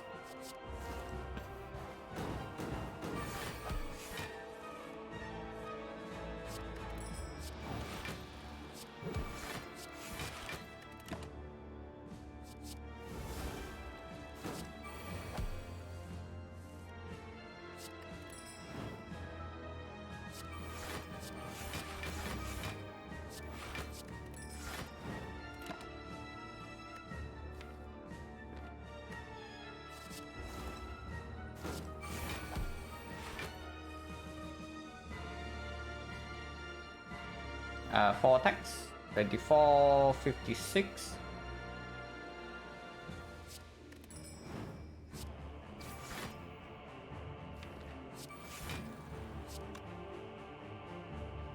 This is 20, so it's 80, and then we no, it's 60 only. Actually cannot do that, huh? We need to burst prepared here then. Pick a real PK pattern with 3 and shield? Maybe. Maybe, but not that likely, because I do not think that PK is what is going to win us a hard fight. We only need to care not to die to beat of that, and 1 times 50. I do not think our damage is going to be super lacking in that fight with 2 potion use. We do draw into 2 voids, so maybe start with Red Dance first.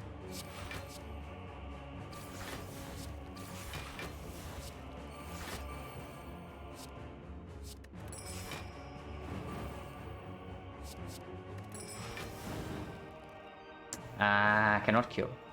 Did not draw into Masterful Staff to kill here. So I guess we have to look around then.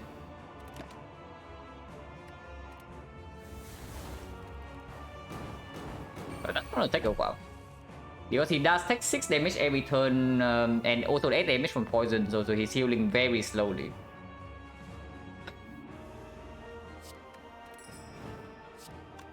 Whatever second fight setup, not that important. Right?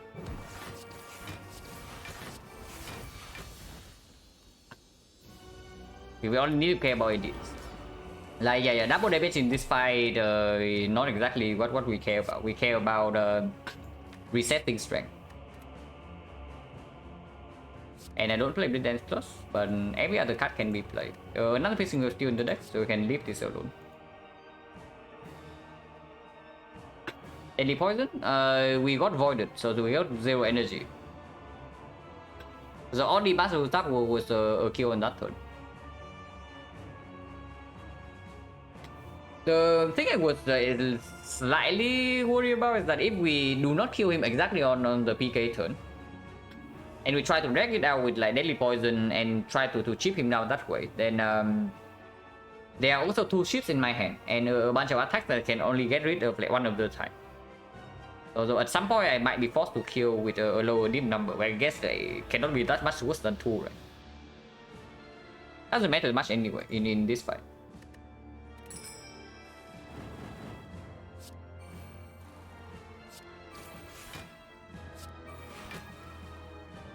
In this side, we need to actually be a little bit careful, and until the newbie give us a malaise or something.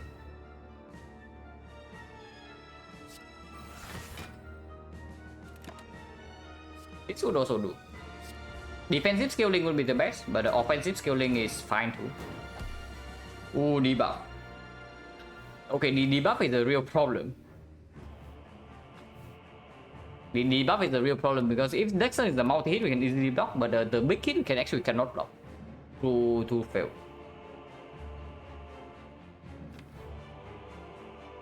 And dodge and roll is not in our hand. So do I just play 12 cards here? I probably should just play 12 cards. 1, 2, 3, 4, 5, 6. Prepare 7. Okay. Burst, dodge, and roll plus.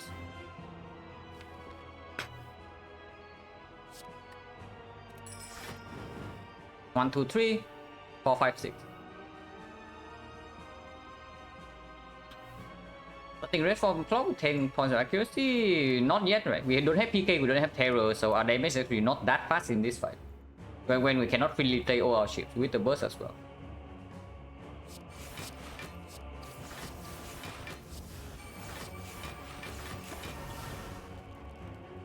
More pacing wheel is probably okay. Okay, it's just the multi, so we can just block with this thing.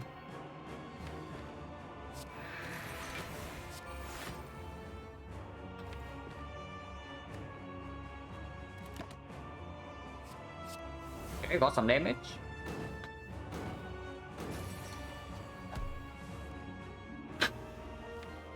Man, this guy is good with the game, man. This only happens 20% of the time, yeah? This actually only happens 20% of the time, the debuff. But he's just landing it with amazing accuracy.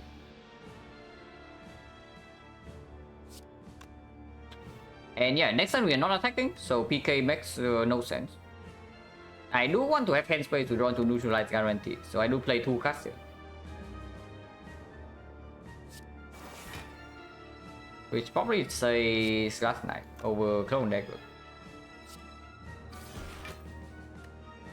No, new reads add 1 card. If I add any card here, it gets drawn. So I do play 1 more card. This is acceptable. It's not that cool, it's acceptable. But not what we did right now, yeah? So I kick skip. Not here again. We still have a whale for strength reset. So this can be blocked by whale as well.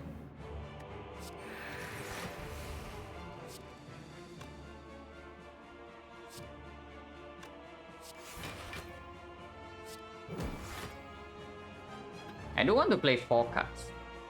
And I guess PK can be landed now.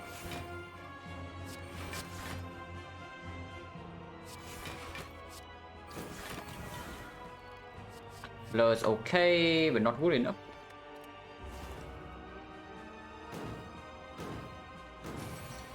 Controlling this fight is not that easy. For the Pendip setup in the elite fight at least. Because our defense is actually not scaling. So I guess looking at how this fight is going, I'm really happy that we have freaking Mouth of Doom. Because otherwise it can be a little bit weird. If we have to slam red form like so early and our offense are also not upgraded.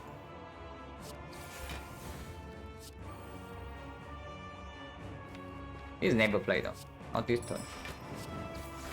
And yeah, we set the strength reset with Piercing Rod.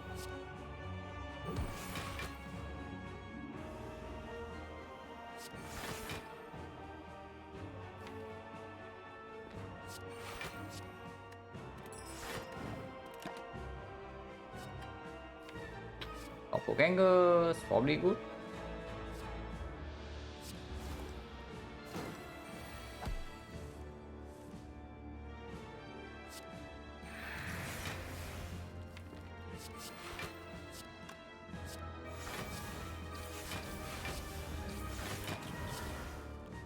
Oh, never mind.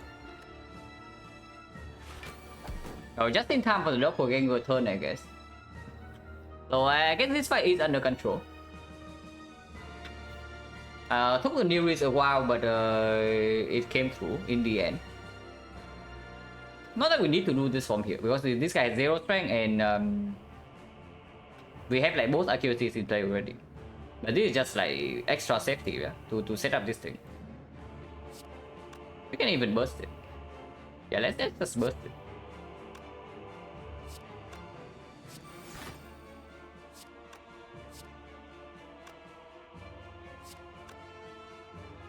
If we do burst early poison to burst nightmare, we cannot play red form immediately, but this is still full block.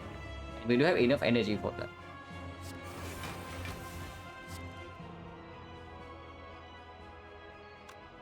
Yeah, this is going to 18. Yeah, 18 easily blocked.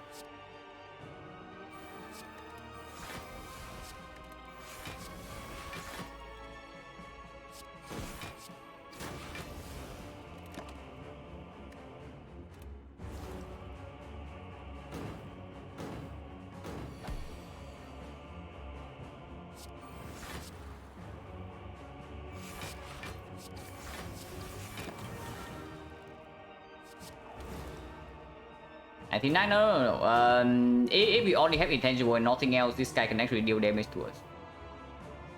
And I do not want to play a single attack from here. But I guess we cannot do anything else other than just play on red form. And we still have 3 cards to play in our hand next turn, so I do not want to play any of these. It's probably good. Yeah, now we need to play 3 cards and not a single attack.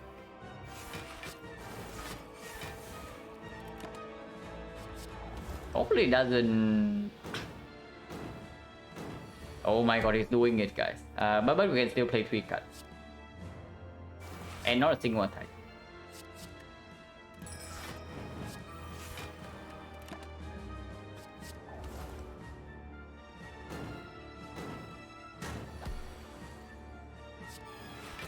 Okay, with the burst in hand is like way more manageable now.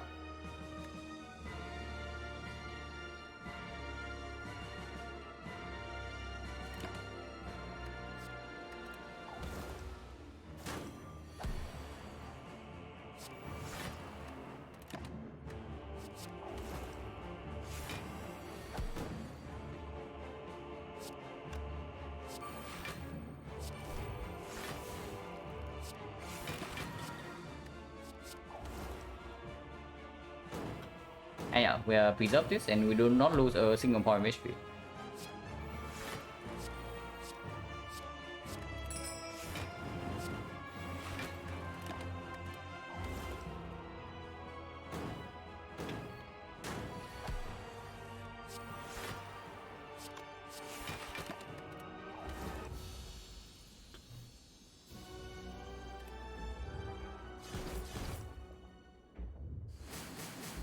So what are we talking? Yeah, what are we talking?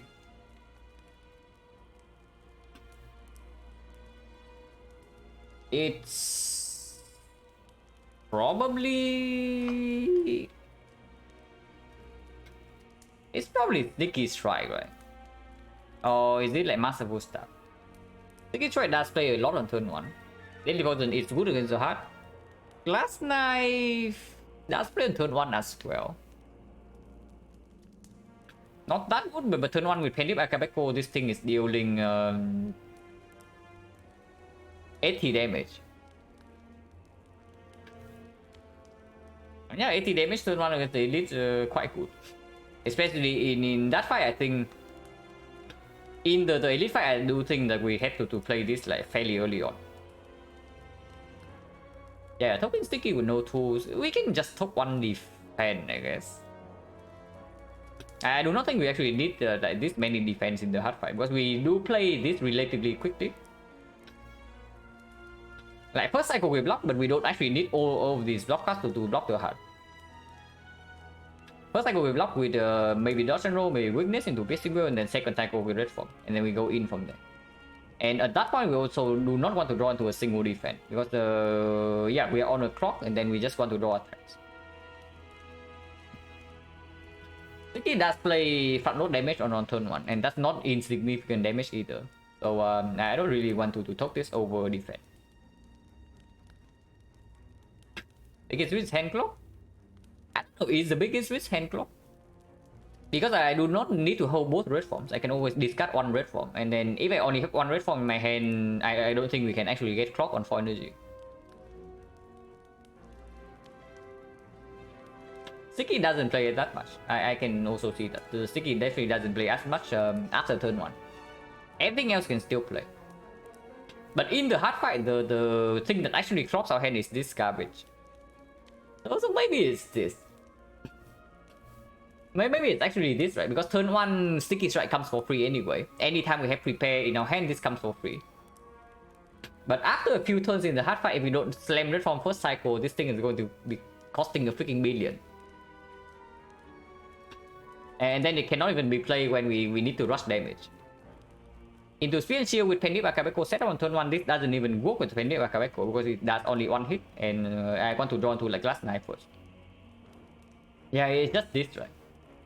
It's probably just this. Like Blade Dance can be freely played with after image and defense. And of course it's still mostly our main source of damage with accuracy plus. It's actually just this.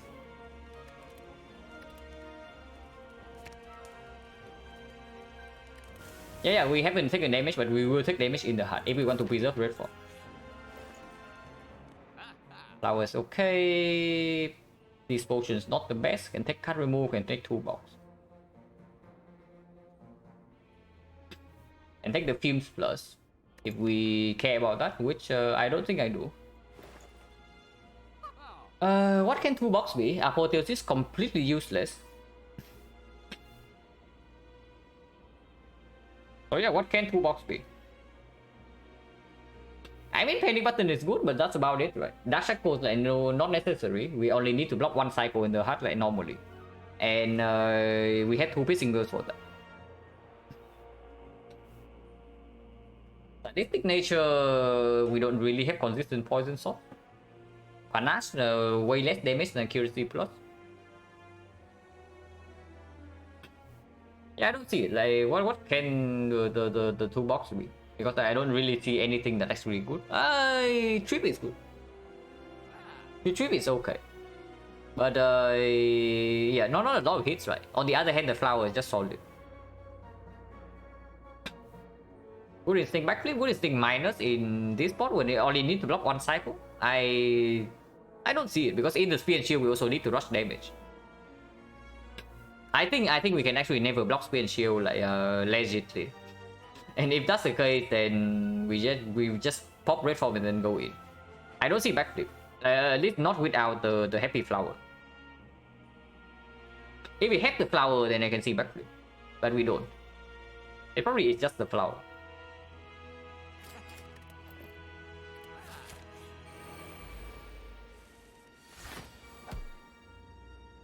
Okay, number 1 priority, yeah? We need to see a red form in our hand. After image, actually not that important. Accuracy is important and this is 80 damage. So I probably gamble everything here and keep these 2 around. If anything goes wrong, we can still potion next turn because we do have the white beast. And yeah, red form is in our hand, so nothing can go wrong from here. And this is 80 damage. We just burst on guy down because this is also 60. 80, 60, not quite enough to kill this. It's close though. Actually, it's a kill with the burst. It's just a kill with the burst.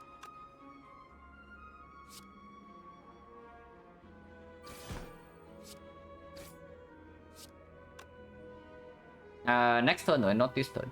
But this turn we actually don't have energy.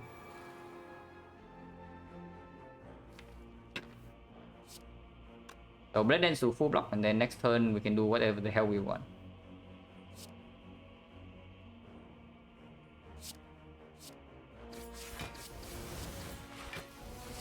With this, we are 9 damage short.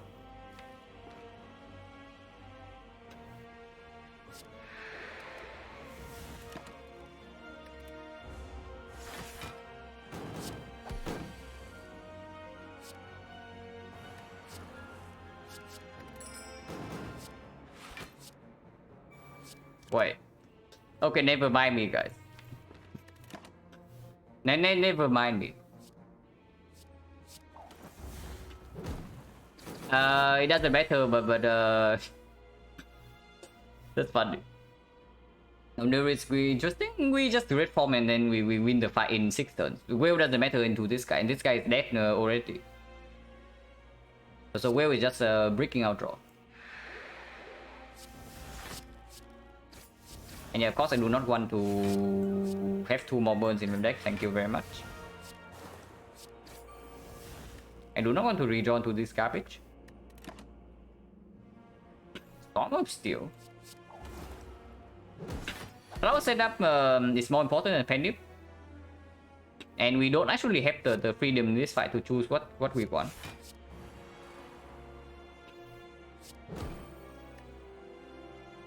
If I can kill next turn, I will kill next turn.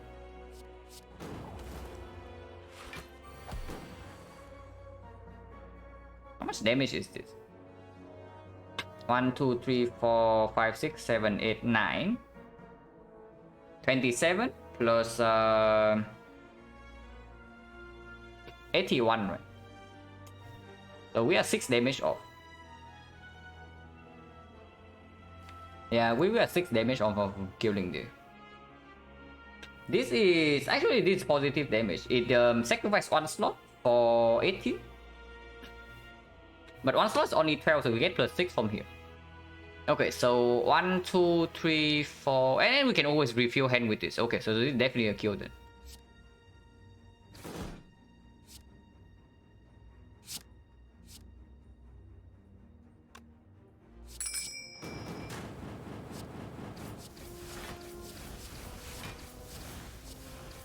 Yeah, perfect setup. Totally calculated. Gremlin Horn perfect, yeah. Trash.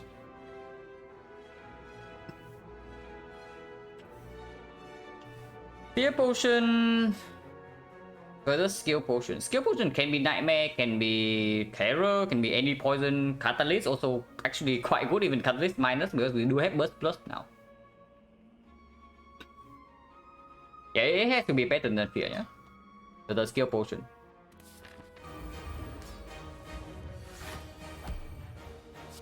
One Piercing Whale in the deck is good, and I do one Weakness because I do not want to actually I do not want to actually go in the first cycle of playing this. We can discard this as well. I think it's right still in the deck, so maybe this is good to keep around. Our potion first. Do the trade footwork, not just skill. They do different things.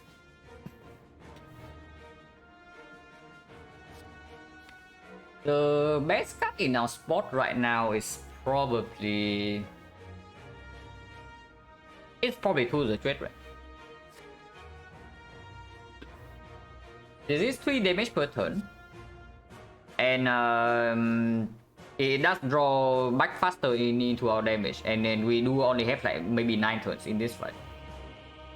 Waiting for new Nightmare? No, I just played it from immediately. In the second cycle, that is. First cycle, I think we can block. Damage is going to be quite heavy though. If we have to block the 50 without this footwork. Multi-hit can fully block, and then big hit it's 50 damage, and we can probably lock for like 20. We take 30, somewhere around 30 to our face. Maybe it is footwork then. Maybe it is footwork then, just to smooth out the first cycle. Because even after we play red form, it's not like we take 0 damage. Yeah, two so pen clock, but do you really think that we are completely fine in this fight? If we do not rush from first cycle, we take like for 30 damage from the big hit. We take 0 from the multi hit, but then afterwards we are playing this fight from like 20 HP, and then we play red forms, we take cheap damage. 1 times 15, like 2 times. Are you completely sure that we are fine from them? Because I'm not so sure. And footwork definitely helps with that.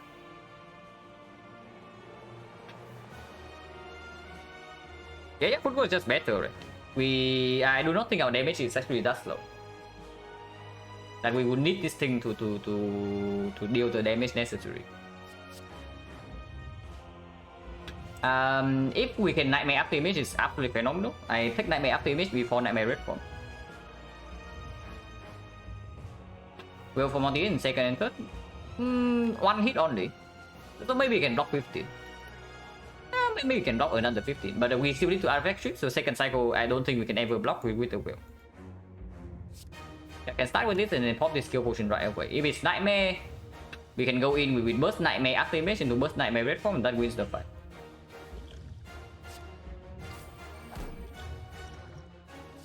Not quite Nightmare. Blade Dance more damage. Melee is guarantees first cycle, and then we actually block 2 more multi hits, and also guarantees weakness, which right now we don't have. We do have neutralize, but I don't even want to play neutralize. No potion at all. Yeah, it probably still win, but it's not like 100%. And then I do not want to take any chances from here. My leg is okay. Yeah? I guess my leg is okay. Red is a decent amount of damage, but we can also just get more damage from new risk if we need it. I should play this first.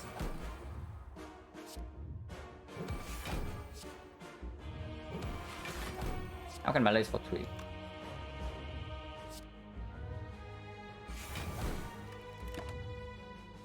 These are not damage. The damage is okay, but not really.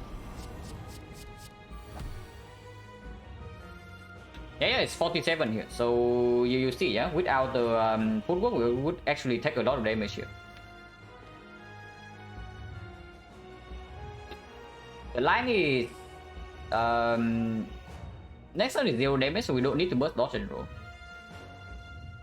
Bursting dodge and roll make us make it free to play cast without block cast though, so maybe it's still good because it only lose 2 block compared to this. So we can start with defense into prepare. Even if we draw into void, doesn't matter. We are never playing red from this cycle.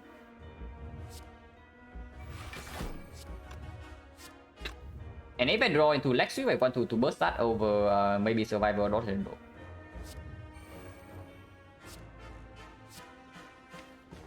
I guess we are just bursting, and then we no longer need the well, so we can just discard it with this thing.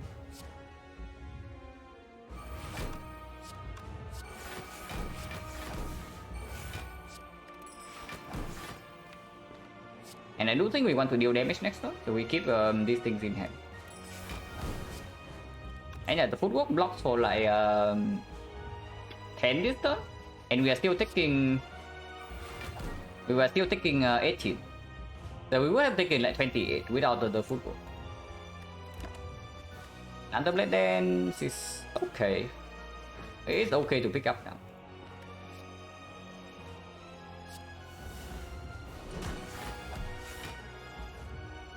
Yeah, with this turn we can just go in. With the fan and the after image, we actually cannot take damage here.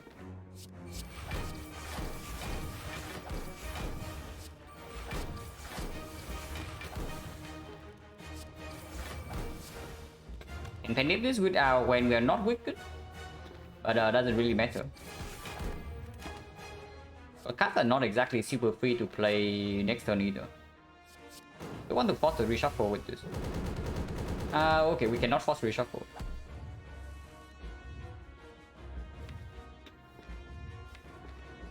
We can maybe sometimes block next cycle as well, but I don't want to actually deploy poison as damage. Maybe that's stupid. That's probably stupid, right? To deploy poison. Yeah, because we can just strip with leg sweep, deadly poison, play piercing will block second cycle normally as well, and then we delay red form by another cycle, and that always wins. So let's do that. I think one defending in hand is good. So it's fine to save a really lean as well. Yeah, time to will trick. Yeah, sure thing. These are bad. Yeah, 3 turns 15, we can easily block this. We can even deploy the poison. But what's that? 7 28. 28, this is more damage, right? It is more damage.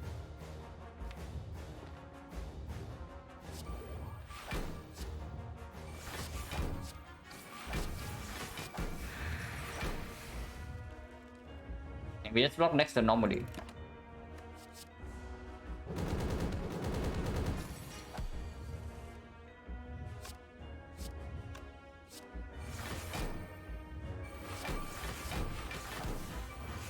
Easy full block. We do not need 2 red forms in our hand. And now we can exhaust this garbage. Okay, next cycle we red form, yeah? We still have one way to block multi-hit.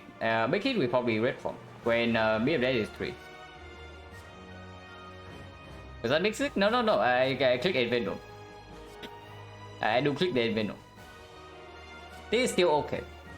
We only have skills in the... Okay, it's not like we only have skills. It's only 4 out of 9, so I guess not. This is not positive.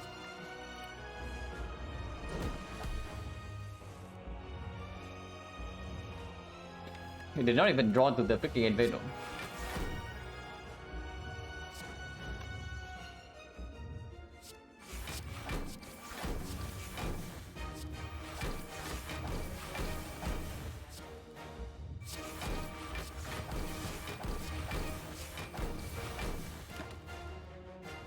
It's okay. Game was a lot of damage actually.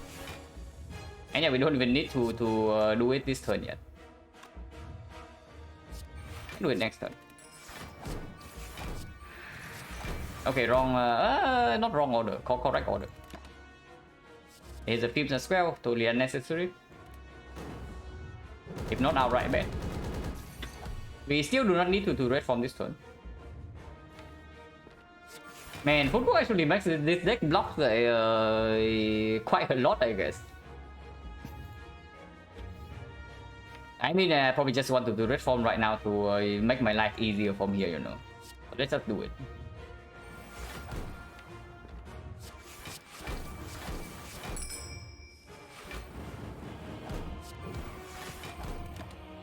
Wow, 1000 cut. Who works nuts? No. This thing is nuts. This is the real footwork for us. And yeah, we're intangible now, as long as, yeah, we can enable brick next turn.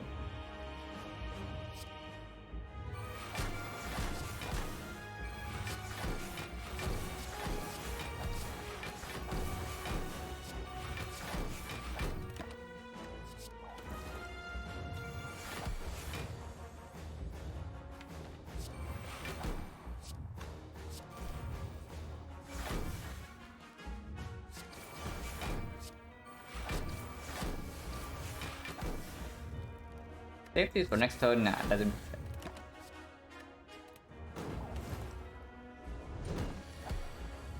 This is painful stuff now, so it actually does do something, but we don't care because we are not taking damage here anyway. With the ornamental fan.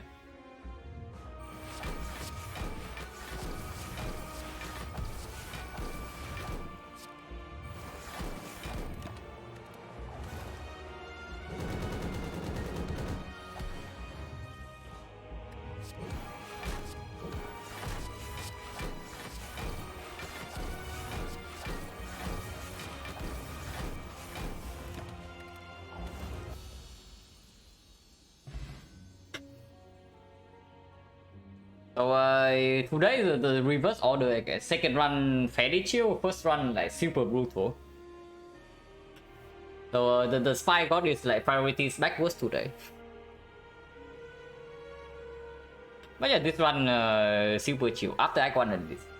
Early Act 1 a little bit weird, but after we leave Act 1, everything was good.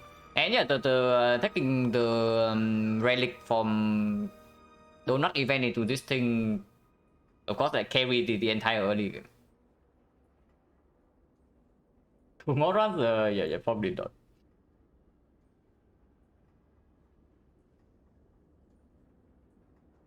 But it's just funny that if we lose like 6 or 7 now. 13, yeah, it's 7, yeah. In the 7, not in the this 50, like 6 of them goes to the heart. I don't know if it's a coincidence or not, but it's pretty funny.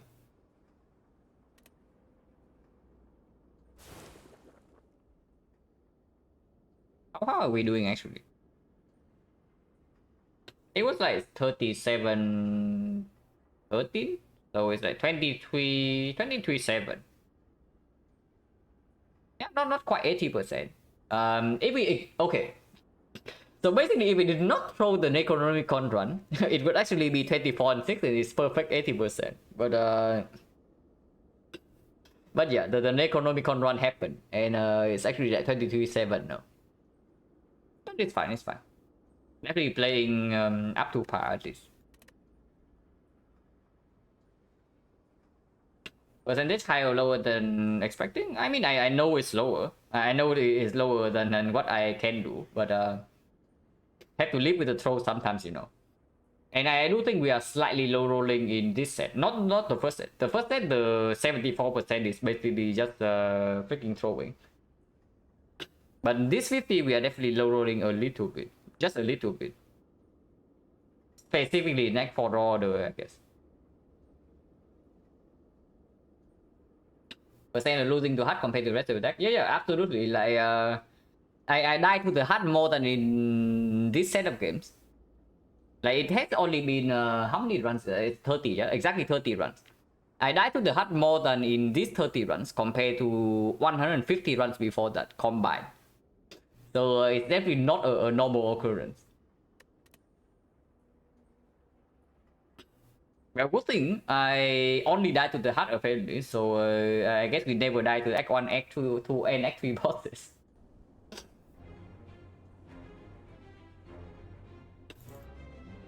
Yeah, Slam boss has yet to get us.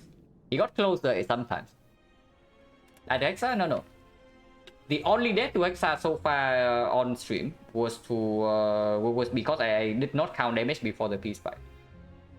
The very first game, not very first game, the fifth game of the third set. In this set, I have not died to Act 1 boss like a single time. No Act 2 bosses, no Act 3 bosses if that matters. I only died to the freaking HUD. And one death in Act 1 to Gremlin Gang. But yeah, you cannot see, yeah? Lost to HUD. Lost to HUD. Lost to HUD again. Yeah, Gremlin Gang here. And before that, lost to HUD. HUD again. And HUD again. And that's basically how this set of 50 is going. Apparently we just get to the HUD every single time and then we die there sometimes. Which probably doesn't say anything. But I do know that some of the runs were... Some of the hard fight was like straight up unwinnable, like this run. We have basically no chance in this fight. But some of the runs were heavily favored and we still die anyway. But yeah, doesn't matter too much. At least 75. Yeah, let's see if there's anybody I can send you guys to.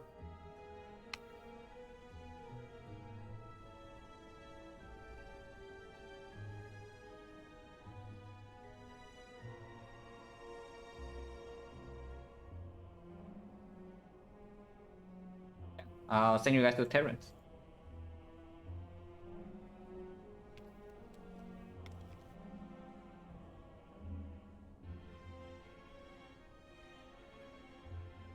Ready to play a color of like, yeah.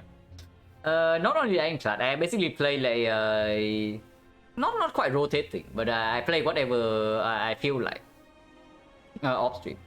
It's just a mix between Ironclad and Watcher recently, but sometimes I still play Defect.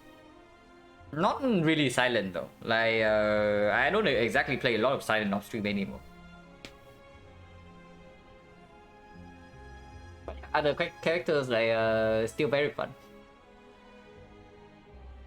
Yeah, thank you for watching us always, guys, and see you guys later.